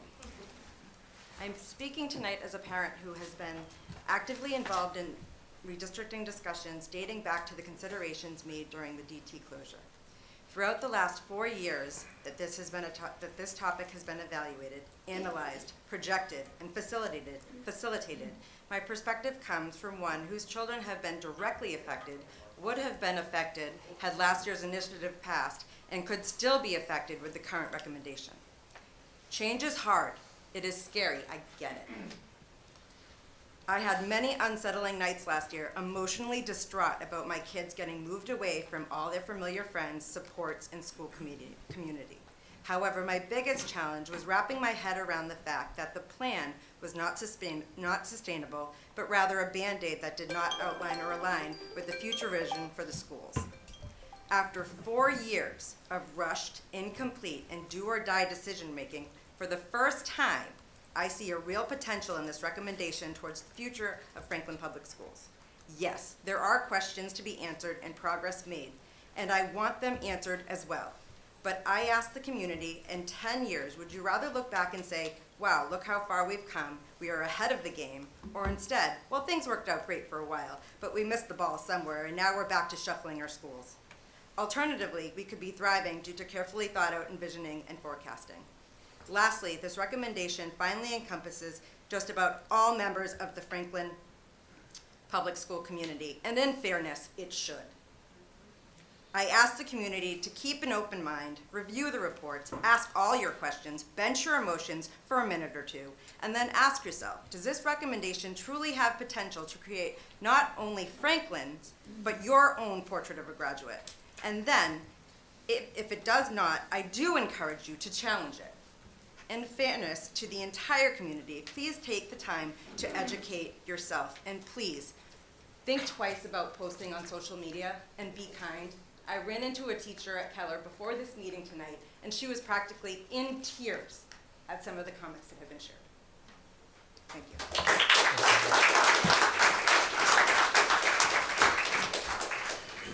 Good evening. I'm Matt George, Northgate Road in Franklin, and I have 2 kids at Kennedy. And first off, I want to reiterate that this timeline is just completely irresponsible and inappropriate with the amount of information and change for the town. And my biggest concern is the idea of large schools. I know this is the trend happening across districts, of course, for economies of scale and for equity of resources. That part makes sense, but that comes down to money, right? It sounds like we're putting money ahead of our kids. I'll tell you what are some other trends happening, and I'm glad Ms. Gallagher brought up the idea of mental health, suicide, depression, loneliness, And the worst, school violence and school shootings. And these large schools just seem like targets to me. Have we been in touch with the police department to see how they can even protect schools of this size, other than already promising the Parmenter site for a new $40 million police station? That's why this decision is rushed, because those have been put in motion, and you need that override money for not only this plan to fund it, but also to fund the money that ends up going back to the town in subsequent years to fund this initiative.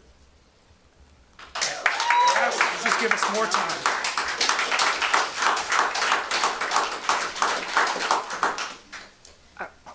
Hi, Mary McMurray, 5 Regent Circle. I teach at Kennedy and Parmenter School. I have kids at Kennedy and Horace Mann, and I also went to Kennedy School as a kid, along with my 2 brothers and sister. And so I obviously have a lot to lose with this new plan, but at the same time, I can't remember a spring where I didn't have a pit in my stomach for weeks about my music program being cut or about coworkers not returning come fall. So I guess I'm a little undecided as well. One question I wanted to bring up is right now, Keller School is at 565 students. This is considered overcapacity. And I know that it prevents them from doing a lot of community events due to transportation, busing, arrival times. There's just so many logistics that get in the way of things like Night of the Arts, open house, things like that. With this projected numbers, I'm seeing 1,000 students at a North school, 500 at each school. So this concerns me as somebody who's involved in the community, who does concerts, who does field trips, who does Night of the Arts, who does these community events that I think provide SEL community and things that are research-based and provide developmentally appropriate education for students. I guess my question is, it's hard to vote and support something where we're not hearing about arrival times, busing. So I would just like a better picture of some of those things before we make such a big vote. Thank you.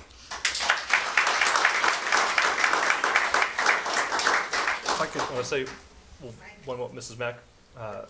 Love the outfit. Back was that intentional? Well, I wanted to wear half blue for Parmenter, but Did you want to? Yeah, I just wanted to point out 2 things. One, I just want to reinforce and reemphasize for the community, this plan has been in concept for multiple years. And we are at a point where, I mentioned this earlier in the meeting, the timing, we are in the midst of making some decisions for the override. The same person here presenting this plan in an effort to try to think about, I love the idea of building or having community schools where everybody can walk. It's not reasonable and it's not realistic. We have great facilities that we can utilize to educate our kids in these spaces. So I point that out as this plan has come from really trying to figure out how can we provide the resources and support, because at the end of the day, we're expected to put forth, help the teachers field a team at each of these schools that requires us to use the funding and the resources we have to make that happen. And we're trying to create sustainability from our enrollment, sustainability in the resources that we use and dedicating in the schools. And I would just say, I agree with Mrs. McMurray that we would want to see the students that we have at each of these buildings. Right now, I'm in planning for a 565 K through 5 experience, putting that to K to 2 and making that part of the plan of how you strategically look at everything from field trips to arts and whatnot, I think is a solvable problem and a solution that we can plan for. Thanks. Hi, excuse me. I'm Jillian Dwyer. I live at 1 Joelville Court, and I have a daughter that goes to Kennedy. She is a kindergartner this year. And my question, I haven't heard it addressed tonight yet, and I did email it to the school committee. My question's about the Solutions Program. So right now my daughter's part of the Solutions Program at Kennedy. She goes there 2 days a week.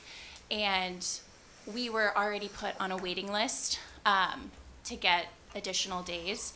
And we're at 332 kids at Kennedy. And I'm just curious how the Solutions Program will work at a larger elementary school. Will we have more resources for solutions, more teachers, more opportunities for families who rely on solutions to be able to get into the program?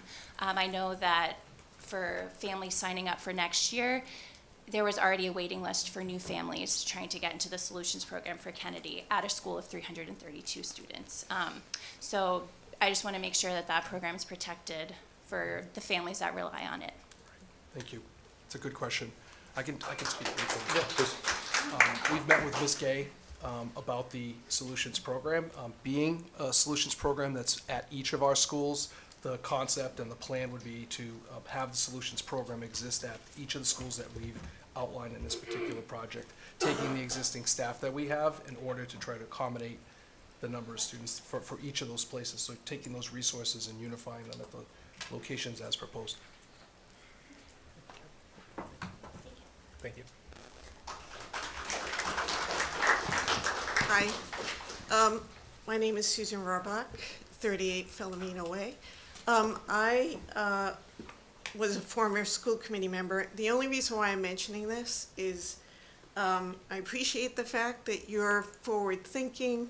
I know how difficult this decision is for you.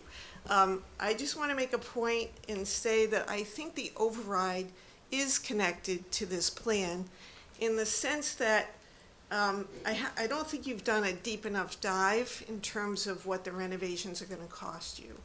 I can't believe that the 10-year capital plan of $6.5 million is going to cover retrofitting 3 elementary, middle school complexes. So that will likely result in a debt exclusion vote. So the history of this town is to vote not in favor of overrides, but to vote for debt exclusions. That would work out with this plan. But if you are successful, if we are successful in passing the override, then I think it would be difficult for you to convince residents of Franklin to vote for a debt exclusion to retrofit all of these schools. And I would hate to see the fact that this plan would only be partially implemented or not be able to be implemented at all because you can't pass the debt exclusion. So I would really be thoughtful if I were you, in my humble opinion, as to the timing, the implementation, and whether you implement it or not. Thank you very much.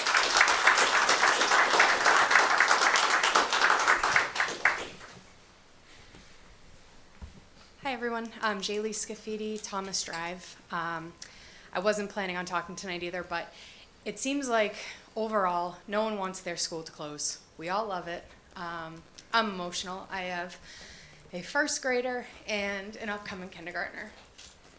I think all everybody wants here is more time and more information. From what everyone's been saying, no one is really saying this isn't a great idea. They're saying before we can make an educated decision, we need to know all the questions we've been asking. What about the after-school programs? How is this going to impact transportation? What is the line? What schools are kids going to? What are the numbers that are going to be there? I feel like we'd be doing the entire community a disservice if we didn't know that information before we move forward. Thank you. Thank you.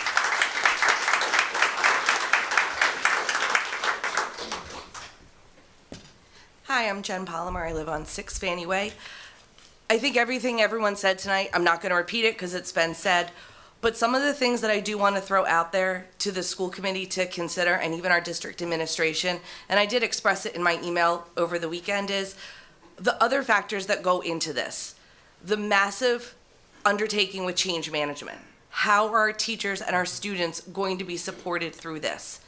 The culture and traditions that all of these schools, even the ones that are remaining open, are all going to have to go away in some way. And how is that going to be managed? You know, the 3rd grade class might have this awesome project, or the 5th graders might have this amazing tradition that they do. All of that is going to have to go away, and the teachers and the administration and the families are all going to have to manage those disappointments of those children. I think children are resilient. I think they will overcome everything, but I think that there's a lot of underlying factors that need to be taken into consideration. I'm the chair of the Kennedy PCC. How is all that going to be managed? How are we going to merge all of this into one? Again, not saying it's not possible, but it's just all of these things that many people may see as low on a priority list, which they may be, but they do need to be taken into consideration, and we just need more time to think it all through. Thank you.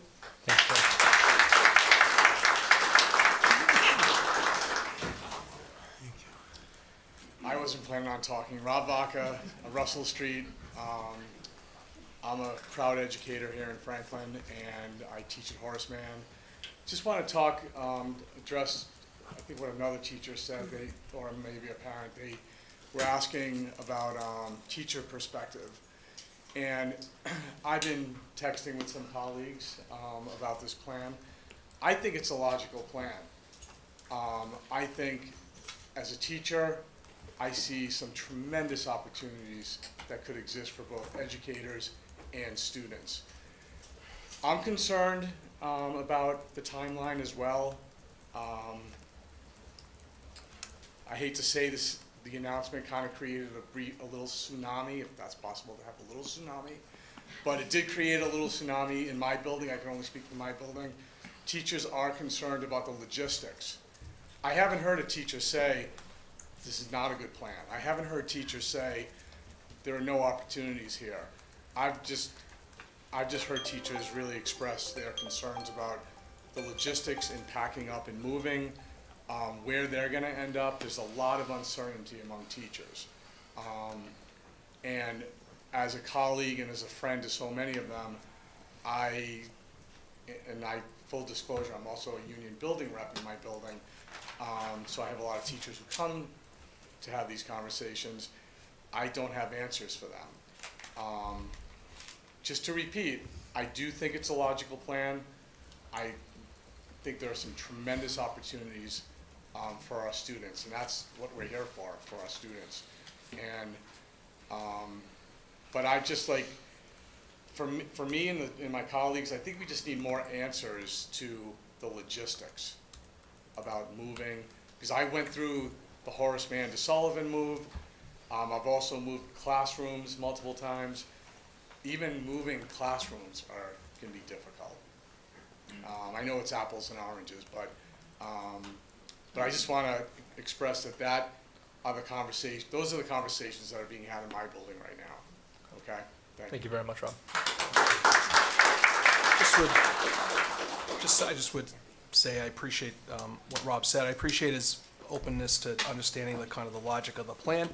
I will say, having moved an entire Franklin High at 1,850 kids in a summer, I think I just want to set expectations that if the expectation was that we had a fully baked moving plan, to me, that would mean that we have, we are looking to get support and action in order to move forward and develop it.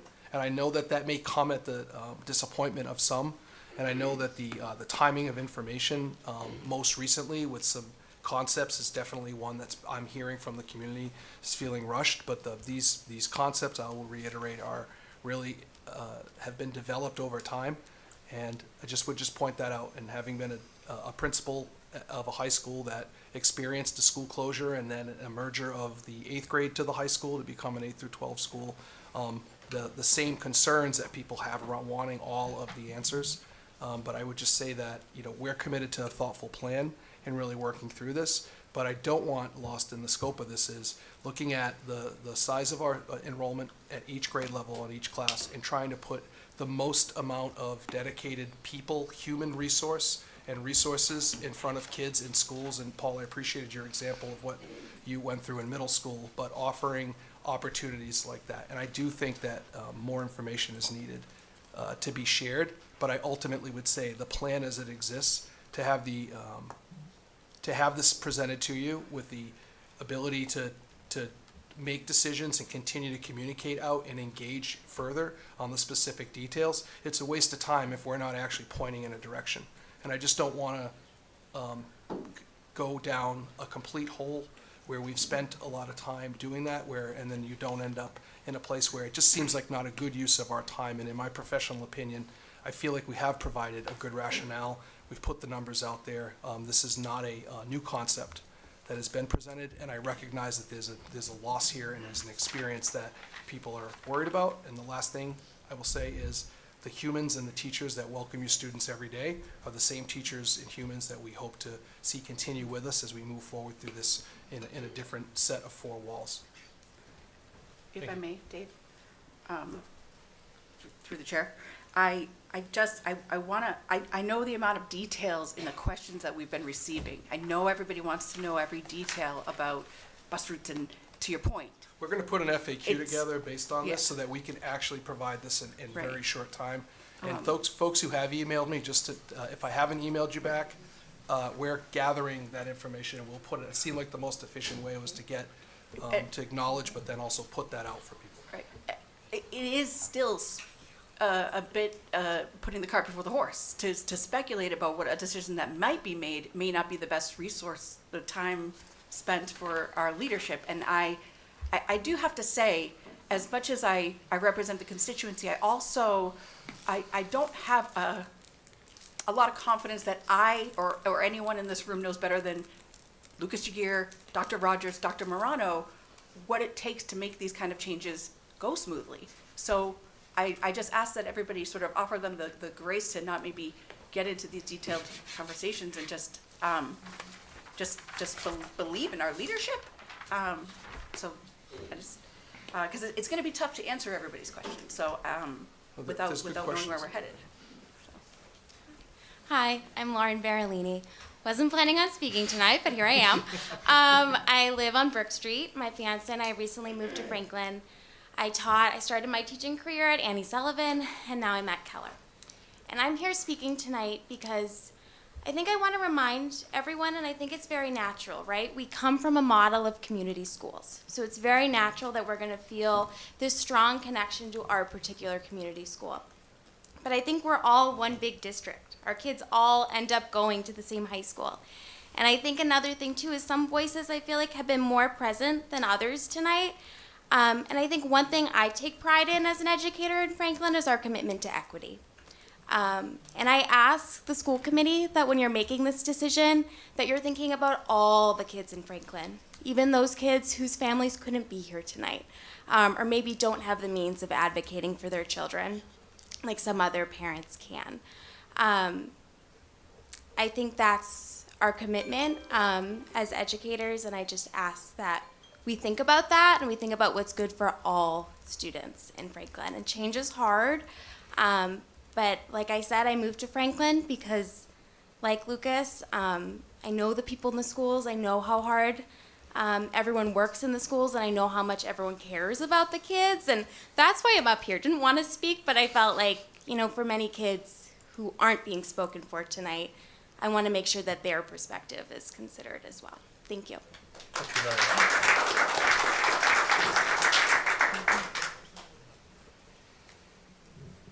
Hi, Jeff Nutting, 2 Magnolia Drive. My kids are long gone. I'm a former school committee member in another life.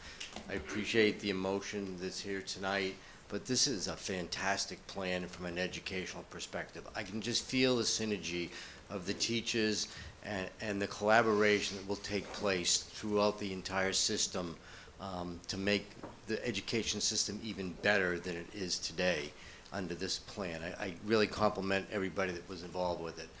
Whether it's 2 weeks or 2 months, this plan needs to go forward. I'm a taxpayer. I've always supported public education. I want an override to pass. But if you don't move forward, I don't see the town council saying, oh, we're going to spend $5–10 million on old buildings. So you're going to be forced to do this anyway. So you might as well get on it, vote in favor of it, and then spend the next year answering all these people's questions. You know, as a parent, I want to know where my kid's going to be and what's going to happen. But you can't, as a superintendent, you can't answer those questions today. There's a lot of unknown. But I hope you'll move forward for the sake of the community, for the sake of the future education. This plan makes so much sense from my perspective. And while it's not about finances, everything's about finances in the end, folks, okay? And if you want an override to pass and you want the council to support making all these changes, the school committee, you're the first step in the process. Thank you. Thank you.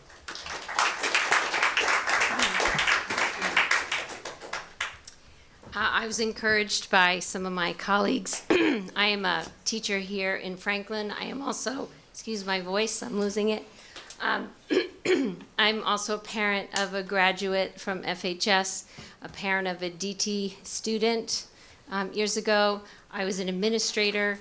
I've been here at Parmenter for, this is my 9th year, taught all grades K through 4, and I'm looking at retirement in 5 years. But I want to say that as I don't want to speak for anyone, including teachers or anyone else. I'll just speak for myself. But I can say that teachers have confidence in Lucas G. Gare. I don't know a teacher that doesn't. Teachers have confidence in our current administration. I don't have the answers to these questions. I don't pretend to imagine what they could all be. Thankfully, that's not my job anymore. It used to be, and I'm back in the classroom just for that reason. But we all have to trust one another, and teachers trust Lucas and his administration. We do. We have, we do, and it's what makes our town so incredible. So yes, this is overwhelming. Yes, this sounds like so many more questions than answers, but I believe that this team will find those questions and answer them for it, or find the answers to the questions in ways that will help us come together, as my colleague so beautifully said, as a community around this. There are ways through together. And as a Parmenter teacher, I did want to get up here for the sake of Parmenter, and for the sake of our kids, and for the sake of the whole community. So, thank you.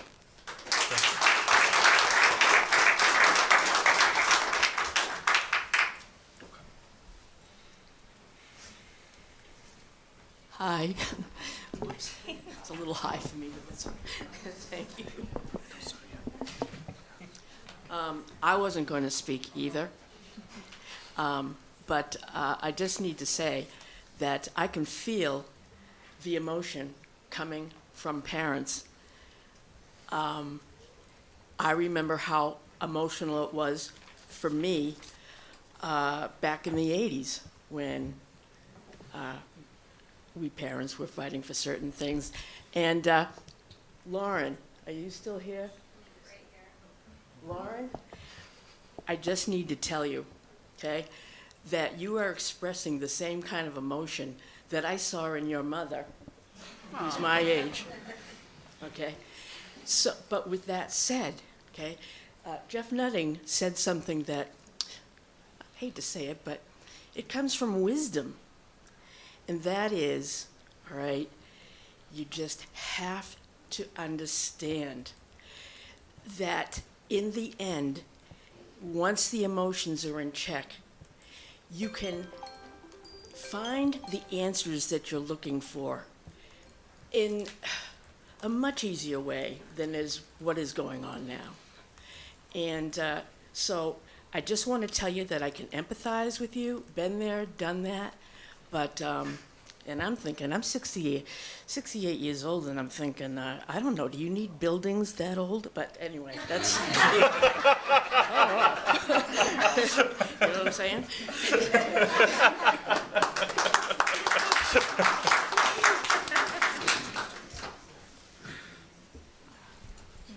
Good evening. My name is Laura Beltis, 91 Hancock Road. I have a second grader at Kennedy, and I have a pre-K who will be going into Kennedy next year. So first off, thank you so much for presenting the information to us today.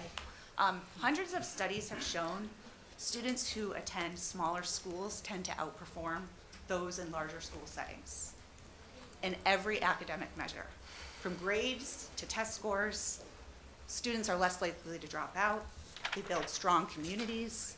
So my question is as we go to these 2 north and south, K to 2, 3 to 5, we go to 1 middle school, right, with almost 1,000 children. How do we ensure that we will maintain the economic greatness that we have right now in our current schools, and that we do not have children that are going to fall down or drop out or have issues. I just want to make sure that what we're doing in terms of scale is right for my children. I'd also ask that this is a lot to digest with the override in 2 weeks. I understand the importance of it, but just think about that as you're making this decision. Thank you. Thank you.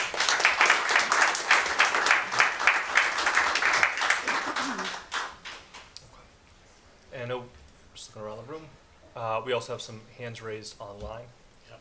If we can manage that too. Okay, we'll go with, I think, Marissa. Okay, Marissa? Hi there, thank you. Yep. So my son, I was in Franklin, I moved out of Franklin, I'm moving back to Franklin in June. So my son attended kindergarten with Mrs. Chalkman at Kennedy. We've relocated to South Shore, he did first grade here, and I'm moving back to Kennedy in summer. So my son is 6 years old. He has now been to 5 different schools. I know that this is not a school committee problem to have. It's a personal, I've gone through a divorce, personal issues. I'm now engaged happily and moving back to Franklin, where I belong. And it's just challenging to hear from, like right now I'm on the South Shore and I'm trying to manage, Mason in first grade here.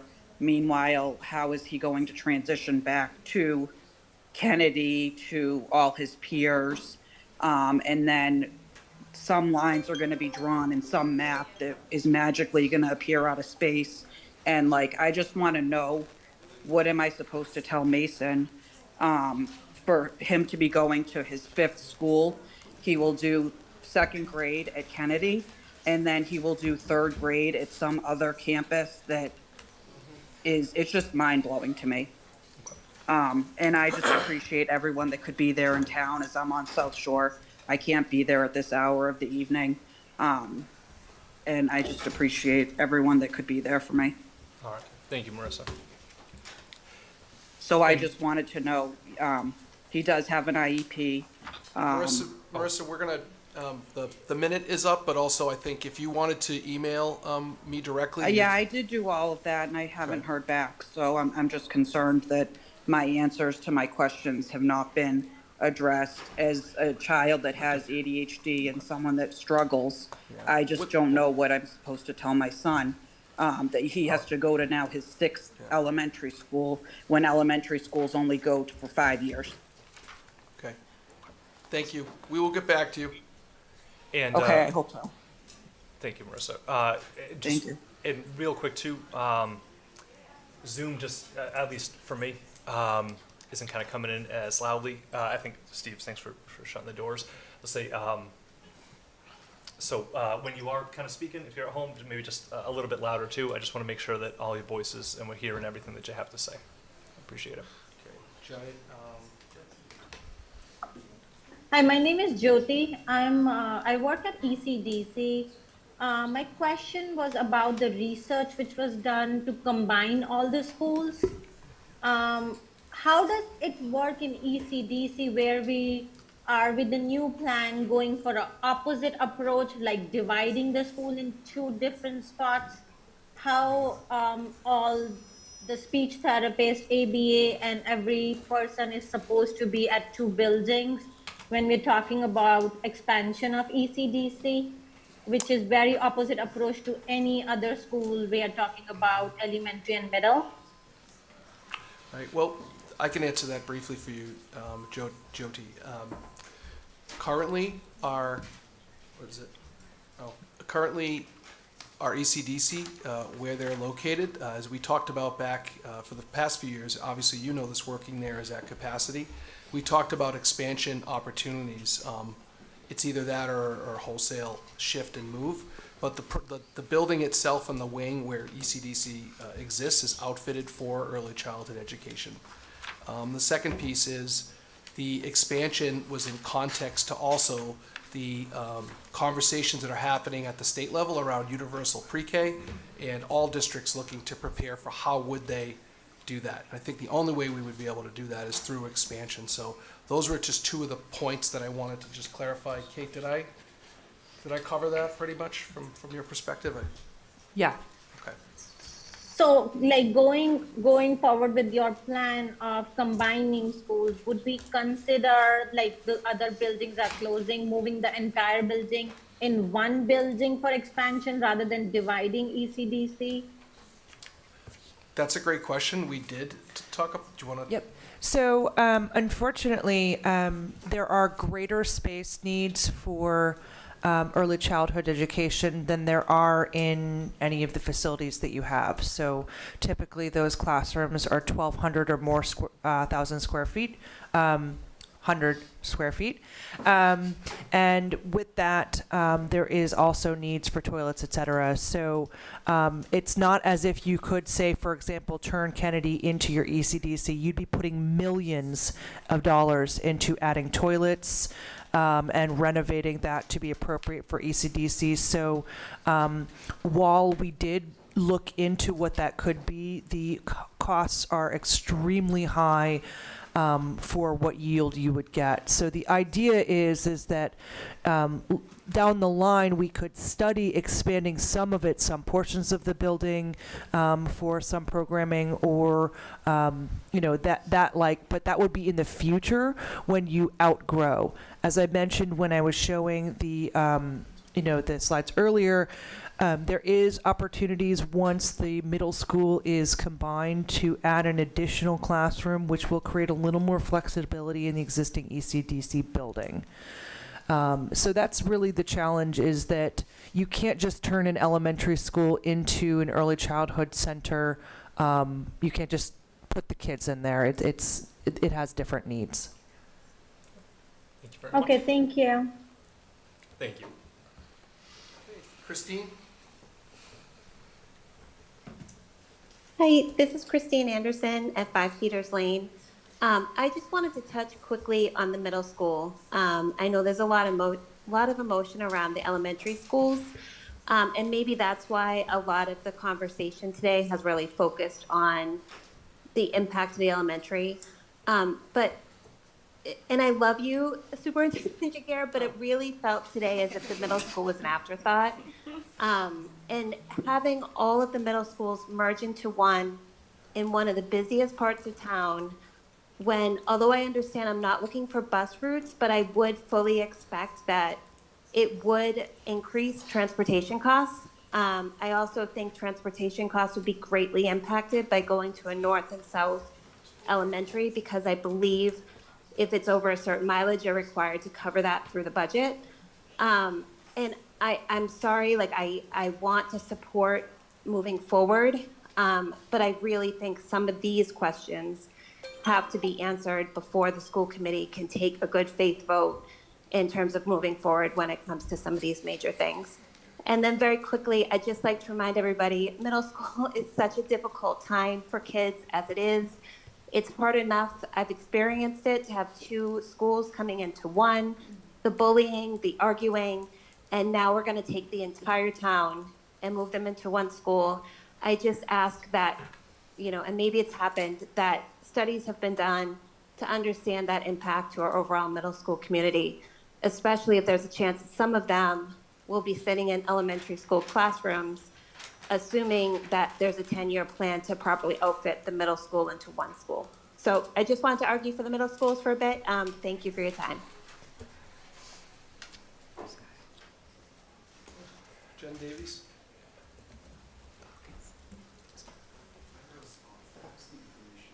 Hi there, my name is Jen Davies. I live at 5 Janney Ave. I don't have a child in the Franklin Public Schools at this time. I was actually there in person earlier, and one of my future Franklin Public School students in the stroller was getting a little antsy, so we took it home and hopped on Zoom. So I'm coming here tonight, not, for the sake to not be so repetitive, to appeal for more time in taking this decision into consideration. Like I said, we are not my kids are not students yet, but they will be the year that this goes into effect. I will have a kindergartner at that time. And I just want to reiterate that if we're really to trust that our best interests are at heart and that the children and families of our town are being seen as truly as people instead of dollar signs, then we need that guarantee that every bit of community feedback and every single feasible, viable possibility has been considered before this plan is put to a vote. And beyond that, I also want to bring up that for the better part of the past 4 years, we have relied time and time again on the resilience of our kids while we, the adults in the room, have continually made decisions, right or wrong, that have upended their sense of normalcy and plunged their worlds into chaos.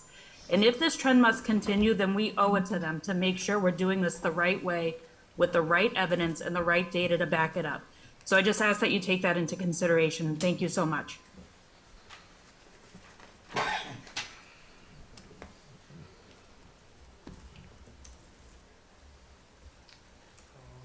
Heather Adams.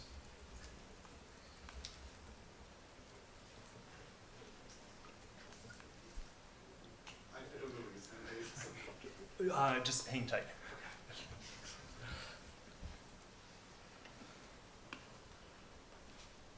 Heather?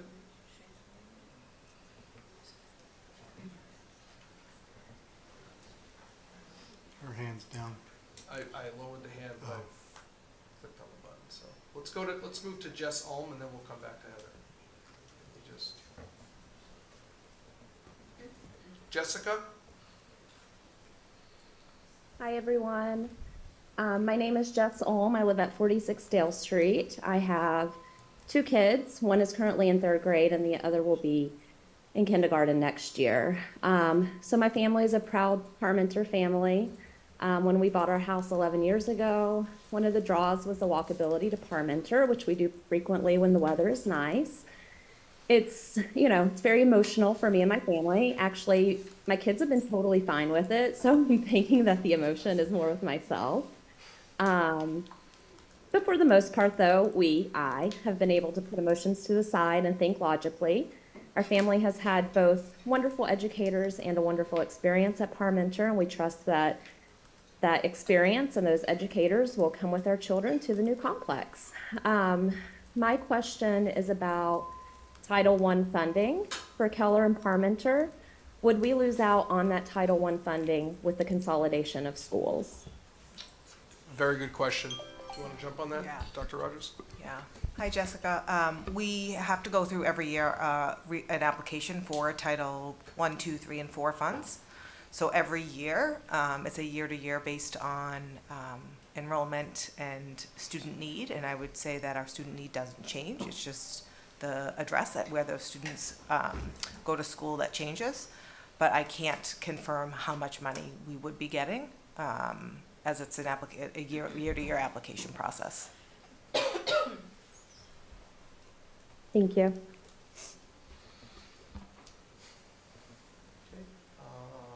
Dashi?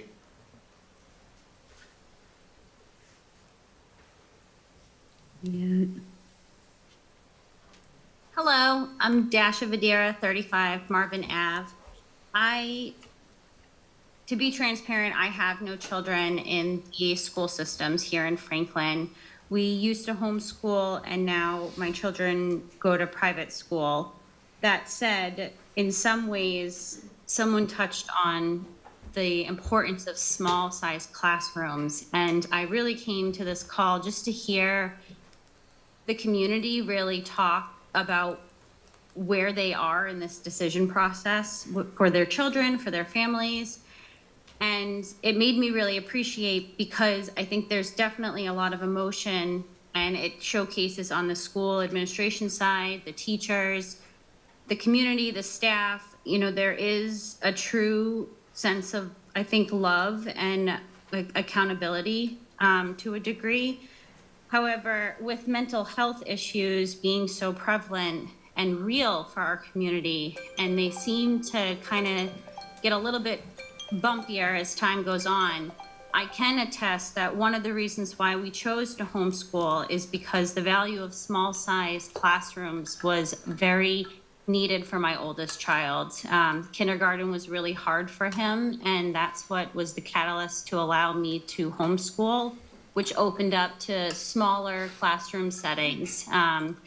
That would just allow for more flexibility for what my child, from a mental health aspect, needed. And getting to work with micro schools in the state of Massachusetts, I gained value for looking at education through a different lens. And what I'm hearing is the community advocating that they feel as if they have a community-centered, focused school system, especially at a younger age, to pave them into that middle school, that if we jeopardize taking that away, what kind of impact is that truly going to have on the community at a greater scale, maybe 5 or so years from now, socially, emotionally, for our children and our families, increasing the school size. So yeah, I guess it's more of a statement than a question, but thank you. Thank you.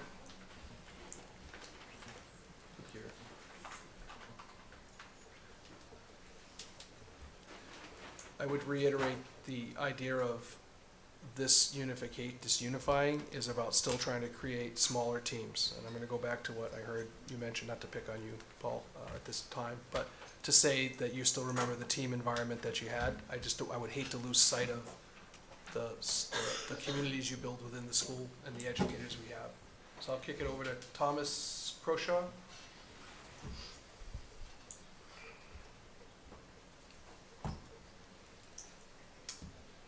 Thomas? I'm going to come back to... Good evening. Oh, Nope. okay.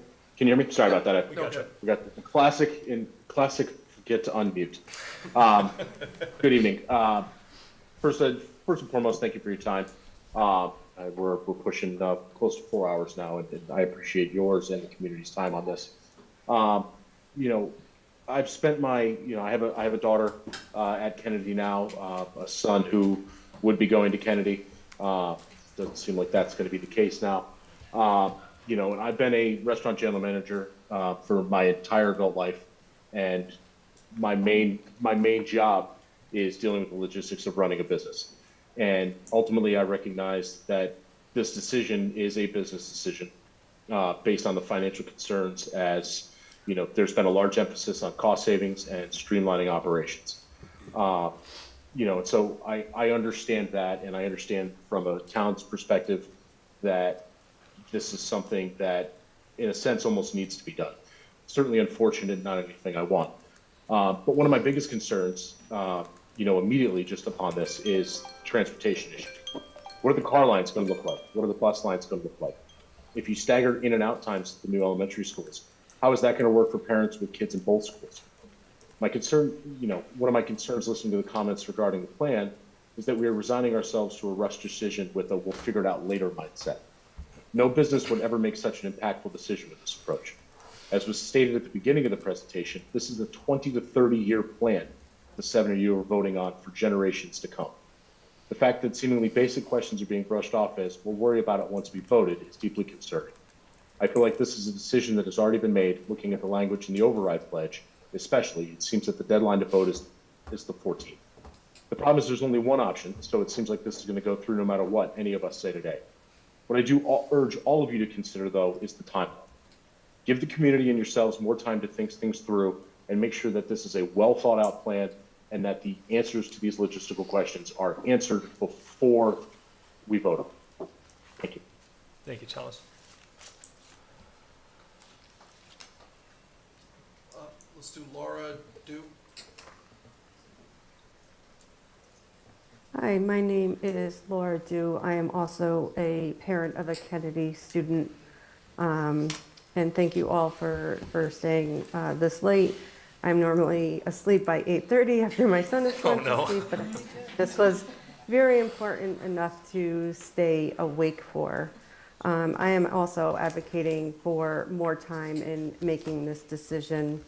And my concern is more for the social and emotional aspect of this plan. We all know the effect that the pandemic had on kids and on us as well. And it was mentioned tonight about increased mental health support. I guess my concern is, we all know that the squeaky wheel gets oil. My concern is more for those kids who teeter right on that line where they can easily fall through the cracks. And my concern is with increased students in the building, is there going to be increased staff with school adjustment counselors, and reaching out and tapping those kids who you think maybe are okay, but bounce back and forth. So that is my main concern, and just taking into account the social emotional piece, as another parent mentioned. The kids will be resilient, but I think we really need more time to focus on what's best for all of them. Thank you. Thank you, Laura. Okay, we're gonna go back to Heather. Did I figure this out? You're good. You think you were saying like, I taught during COVID. I should be better than this. I just really wanted to pop on. I've been listening, and obviously so much emotion on both sides. I did want to just share that I am a very proud Oak Street teacher. It seems to be lost in the discussion that Oak Street is also one of our beloved communities that is dissolving. Our building isn't shutting, but we also have a community that is, off to other places, north and south. I think one thing that I would hope is considered is, due to Oak's central location between north and south, how is that going to be? You said that, staff will follow students. Is our community looking like it's going to be one that's split down the middle up to north and south? That's a concern, definitely for teachers in our building. I think it's certainly, I've known about redistricting and changing our buildings up for some time. These things have come, out over the years, and it's a gut punch when your community is going to be no longer. But I would just say to people in Franklin that please trust in us, in your kids' teachers. We want to create those communities too, and it might take a little bit of time to get off the ground, but I'm confident that no matter what decisions made, we're going to make some really awesome new communities in our town, and we're excited to do that. Thank you. Thank you, Heather. Thank you.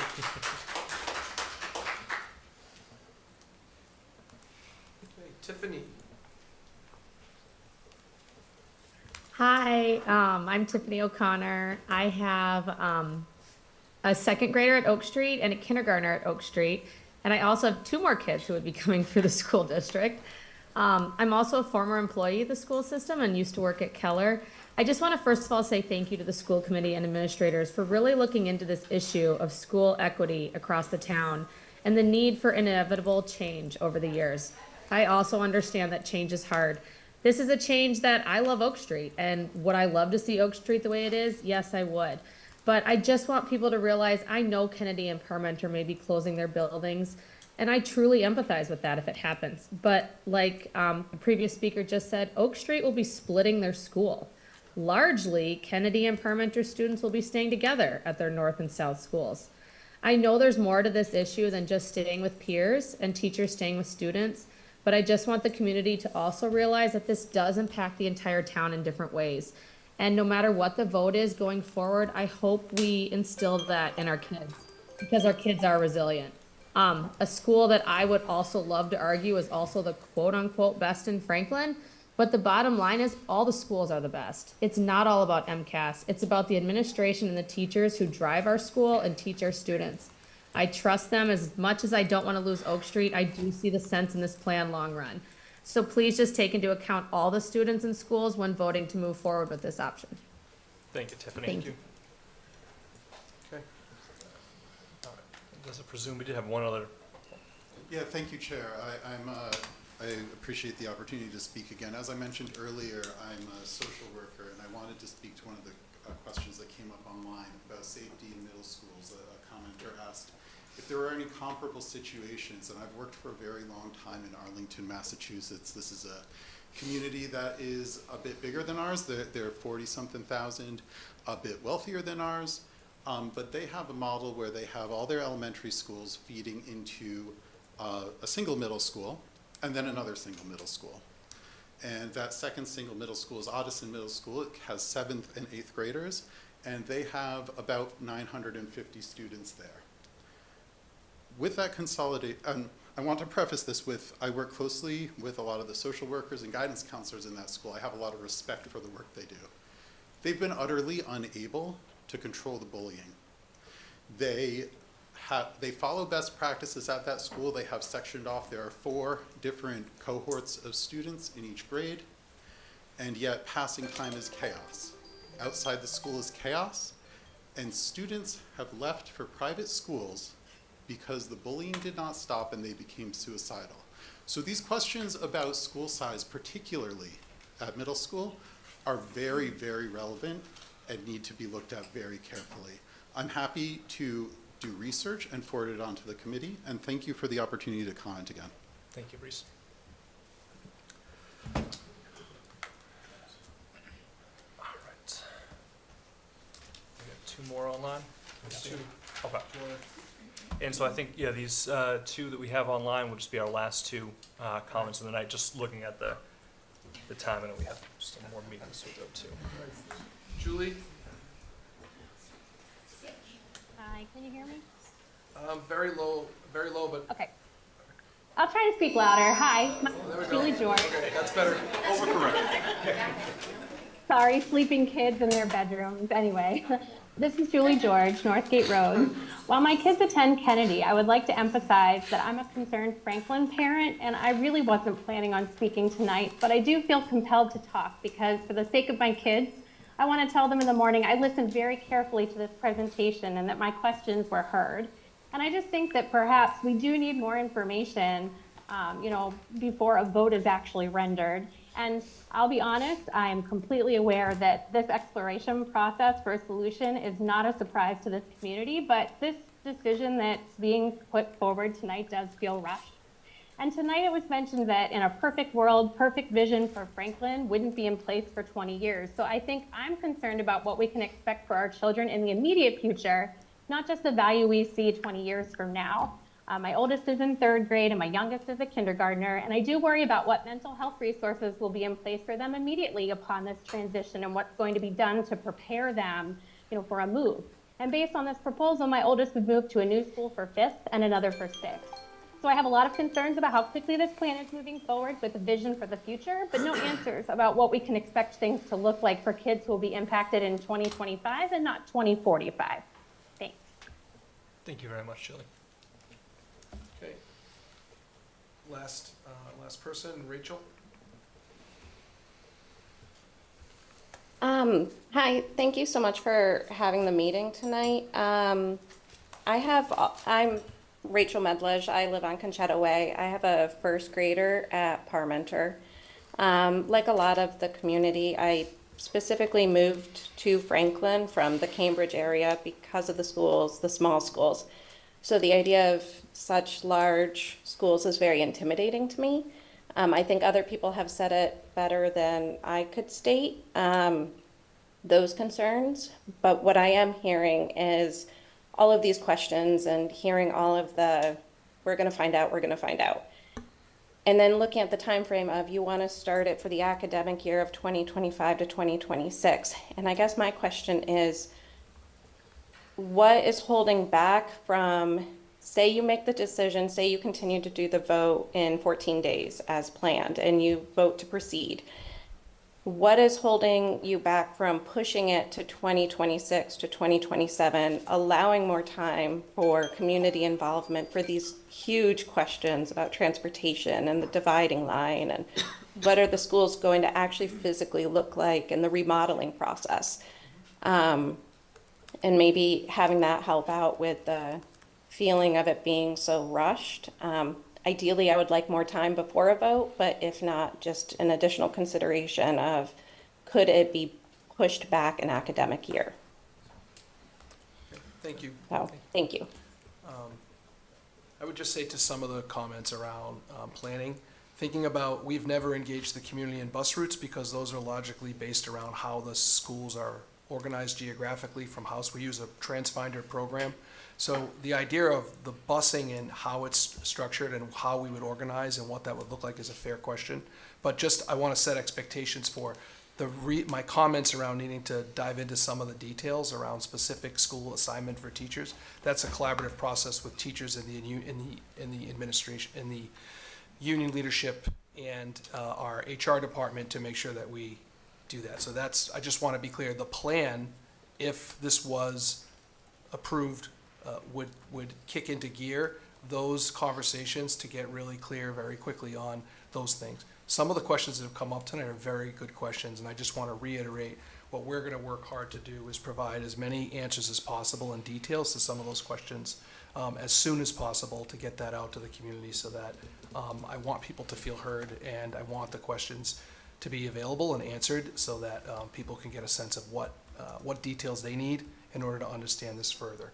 I'll stop there and let you go.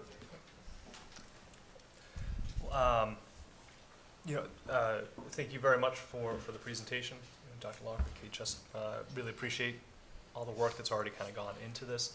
And for the community, everybody here, everybody at home, colleague and I were talking, we were just looking at like Zoom. These are numbers we haven't seen since we first kind of came on a number of years ago back during COVID. And so I'm glad about making those decisions, though these ones aren't that much easier. But I just really appreciate all the engagement and all the questions that were asked. Robin, if you're still here too, I thank you so much just for compiling so many of the community questions. We've already started the kind of work to build that.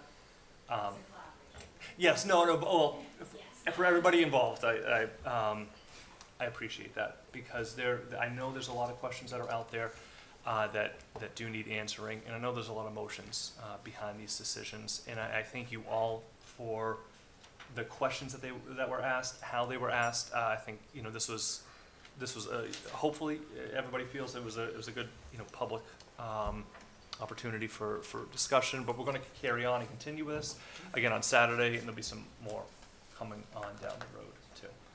All right, but with that, we'll end this presentation. Kate, Dr. Locke, you can go home.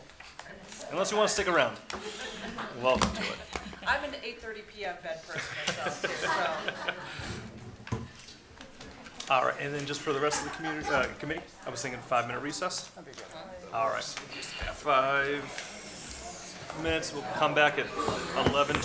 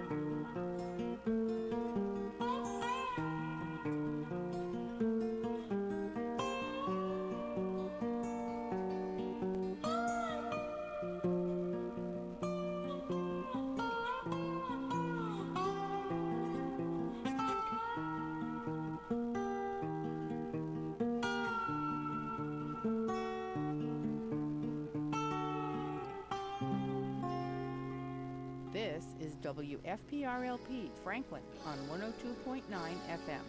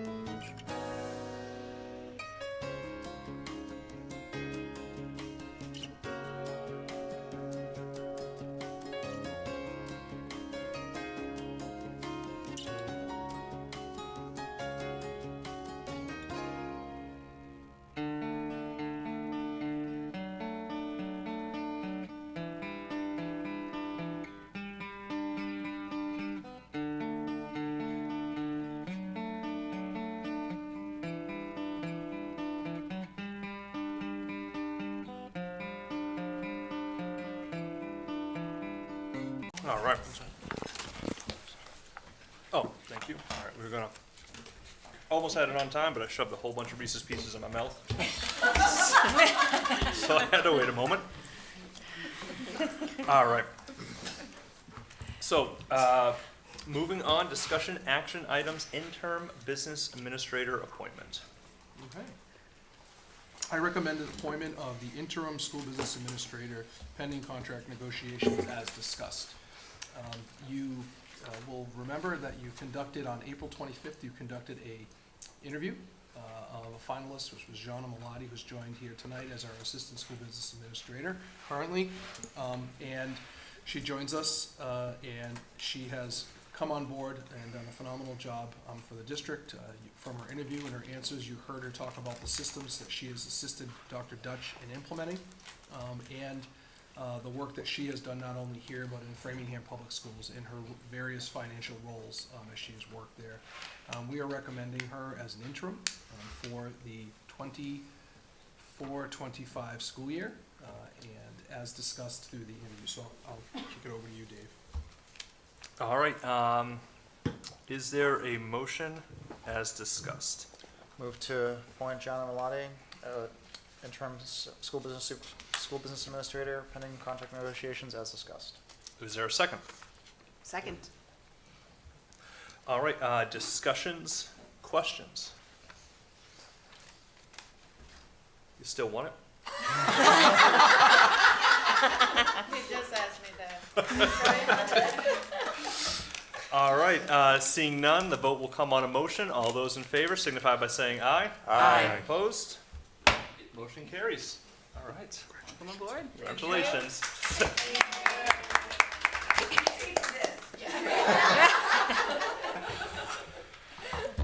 All right. Okay. The next I have for discussion is the override memorandum of understanding. You may recall the town administrator drafted a pledge. It's basically an override pledge that he had included in the packet for the town council meeting, and I put it before you so that you could review it as well, and then open it up or kick it over to you, Dave, on any questions that you may have or the committee may have. Okay. All right. Yeah. I got a lot. Thanks for including the drafted pledge by the town administrator. I know I certainly can't agree, to anything. There's value in having something like this, certainly. It was kind of brought up last Wednesday. You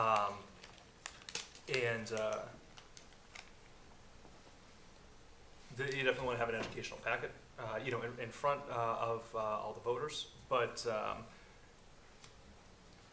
there's a lot of assumptions with this moving forward with decisions that haven't yet been made, and that I think it needs to go back to the town administrator for further review with this, and just to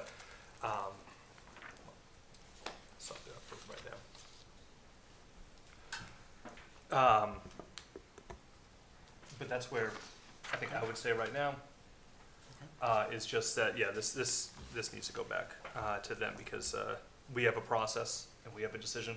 And I know too, just for our own edification for those online too, there's been years in which I've been present that individuals have kind of said what they think needs to be done by the school committee, but at the end of the day, it's the school committee and your the superintendent, your leadership in your office that dictates what's best for the schools.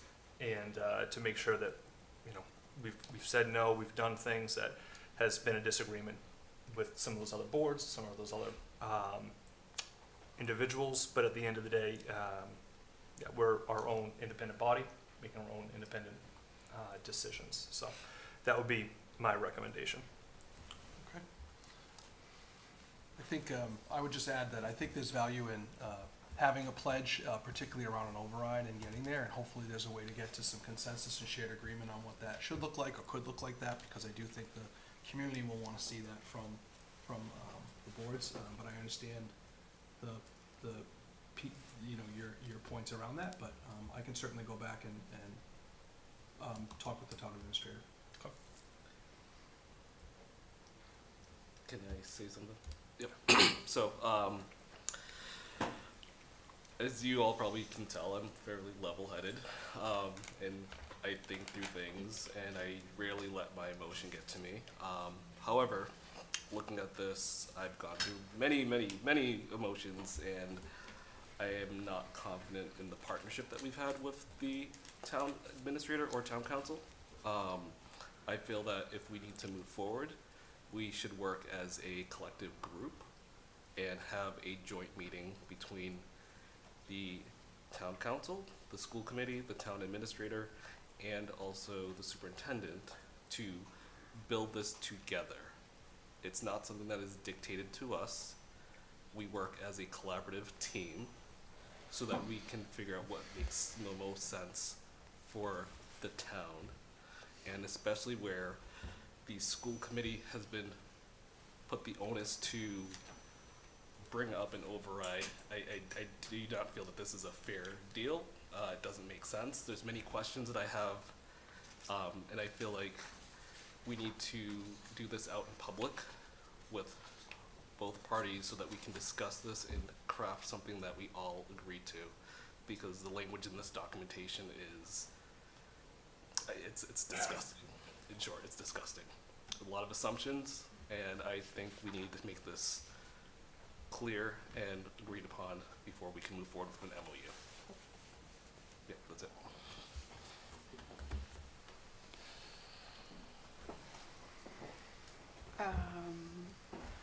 May I?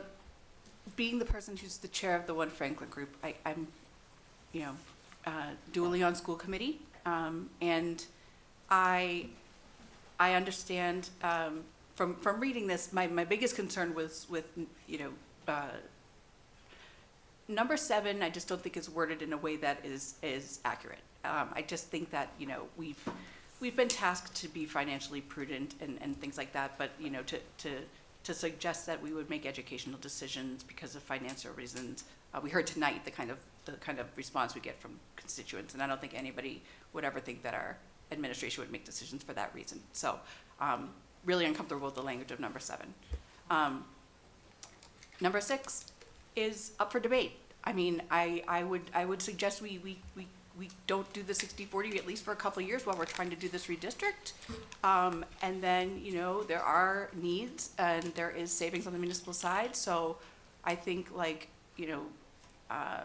from my own personal standpoint, I'm willing to play with that number, but I certainly would hope that the town council would still approve the request for the override, and that we can come to some sort of an agreement on, future spending. But it's really just number 7 that I think is a little bit, just the way it's written is just, it's just not something that I'm comfortable getting behind.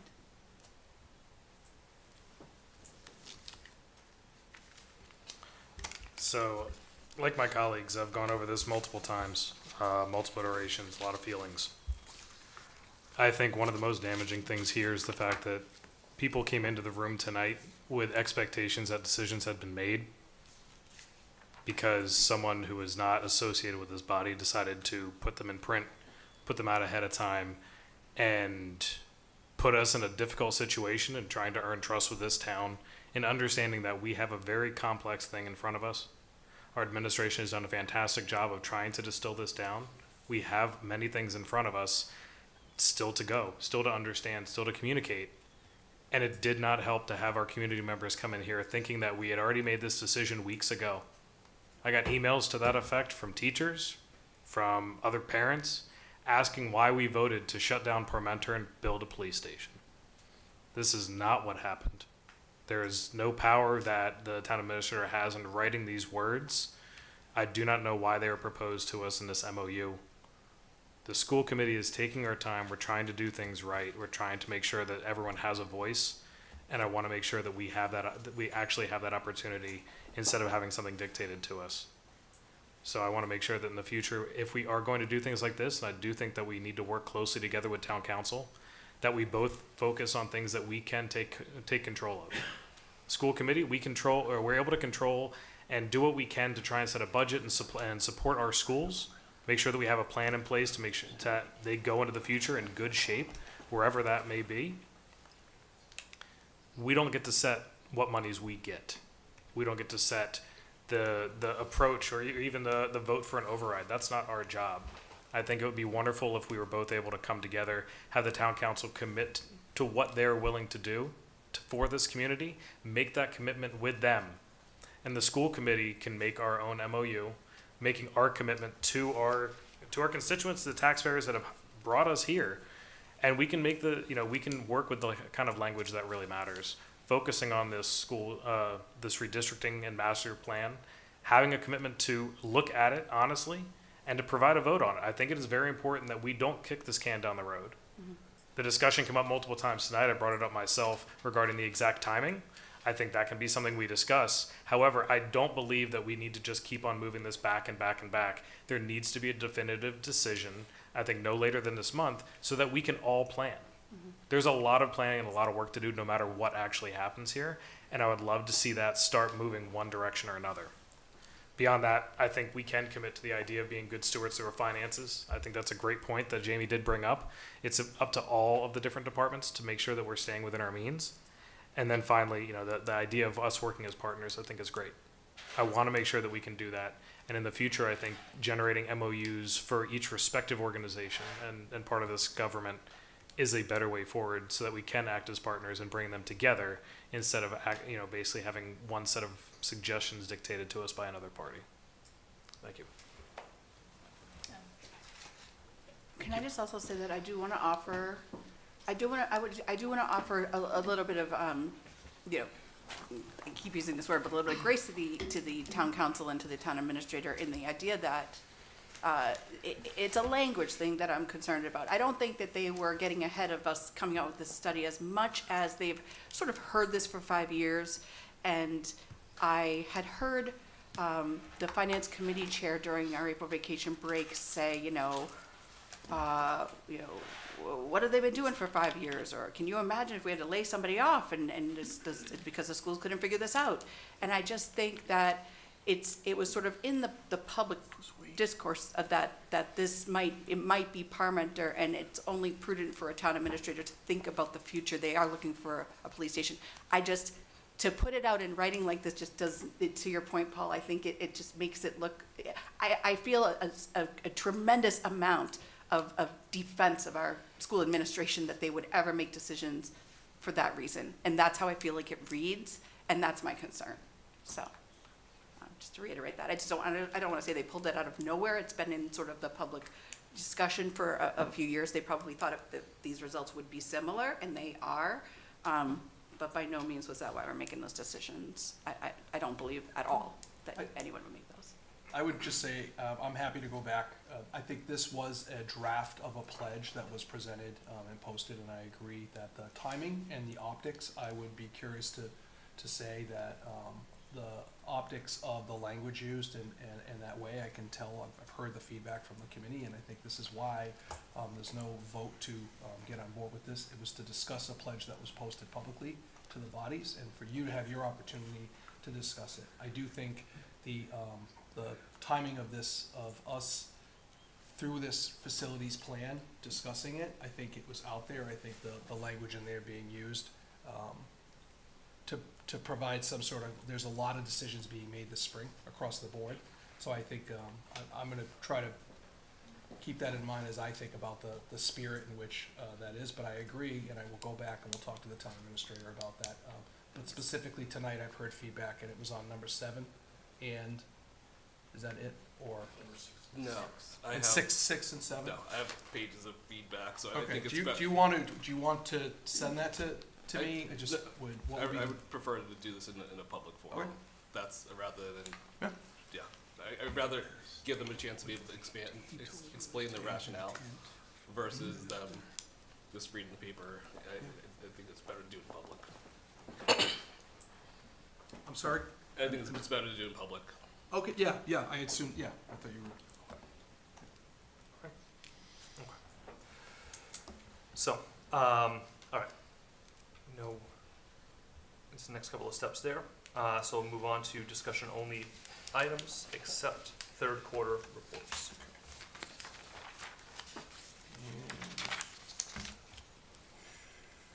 Except third quarter reports. So every quarter you receive in your packet the Accept Collaborative. I'm a representative. I'm on the board of directors for Accept on your behalf. And they put out a quarterly report to talk through what's happening. It talks about a little bit about how they're managing, and we've put that out for quarters 1 and 2. I just can't remember if, well, this committee would have seen one before, so it's just open for discussion if there is any. If not, I'll continue on the agenda. All right. Any discussion, questions on that? No. No? All right. And, all right, next up. God, my agenda's a mess right now. What do we got? Subcommittee reports. All right, superintendent evaluation. We have not met as of yet, but I believe we are scheduled to receive the superintendent's presentation of evidence late, at the second meeting next month, but that is still yet to be finalized. And then towards the end of next month, the beginning of June, we'll be sending out the form to the members to fill out, so please stay tuned for that. Awesome. Budget? Budget met a little over 5.5 hours ago.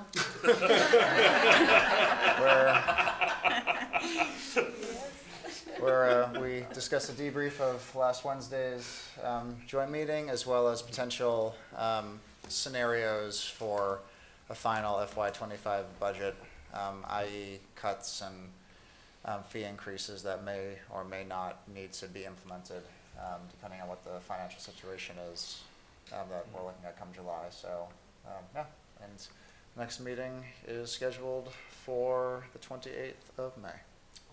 And on last week's meeting too, just shout out Lucas, the superintendent here.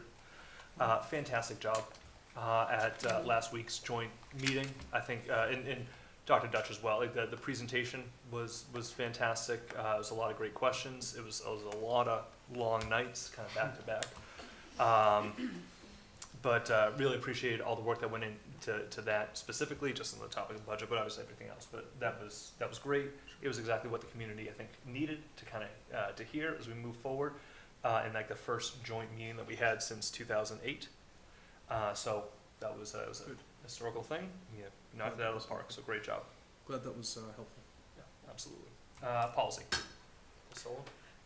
We meet on May 14th.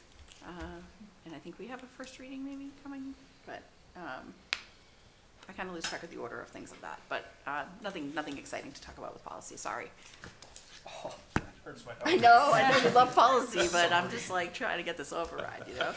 Community relations. Yeah. So the newsletter will be going out on Thursday the 2nd. There'll be a lot of additions based off of tonight's meeting and tomorrow night's meeting from town council. But we are highlighting, as I said earlier, DECA. We also have some coming soons about things that will come, so that'll be delivered to folks. We are meeting on the 13th of May, where we'll talk through Strawberry Stroll, which is yes, June 7th. We'll also talk through, and actually the cool thing about Strawberry Stroll, we have some magnets, calendars that we're doing. This time they're actually designed by Franklin High School students, the design class. So you'll see them when they come out, but yeah, really great stuff. Very artistic and talented kids. I'm not an artsy person, but definitely top notch. That's awesome. We'll do multiple calendars, so people may try to collect them all. Yeah, who knows?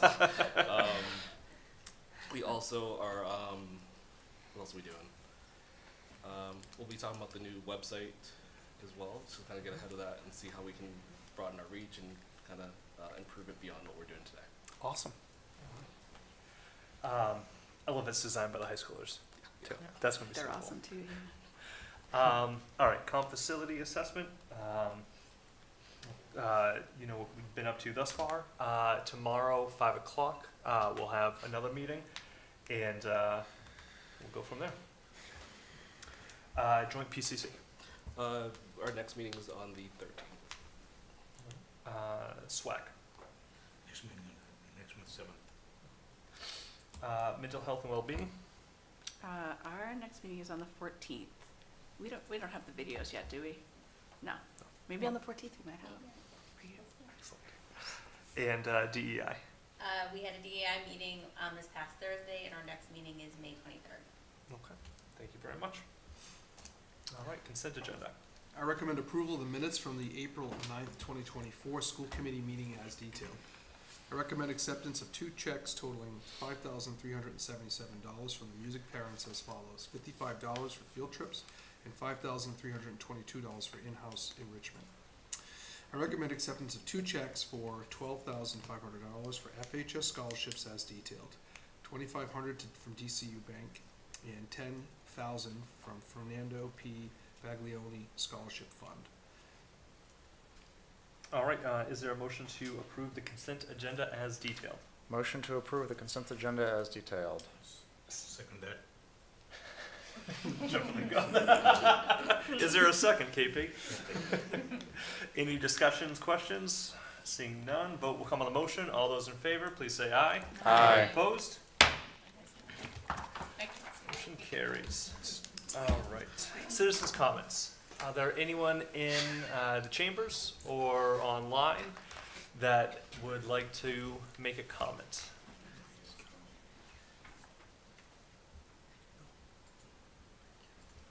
I wish these people would engage. All right. Seeing none, let's jump to new business. New business. My computer's dead. I'll get that fixed. So we concluded, as you said, we have a comp facilities subcommittee meeting tomorrow. We'll move forward. Next meeting, we had planned to have the district improvement goals updates that we would share with the school committee, and we were poised and positioned to put the recommendation forward for a vote on the facilities.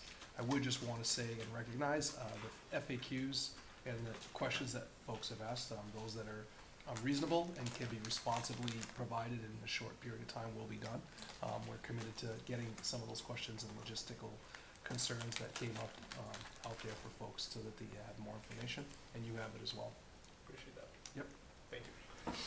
All right. Then, just a hair under midnight, I will entertain a motion to adjourn. Motion to adjourn. Is there a second? Second. All right, discussion, questions? Nope. All those in favor say aye. Aye. Opposed? Thank you all so much. Jen's taking votes.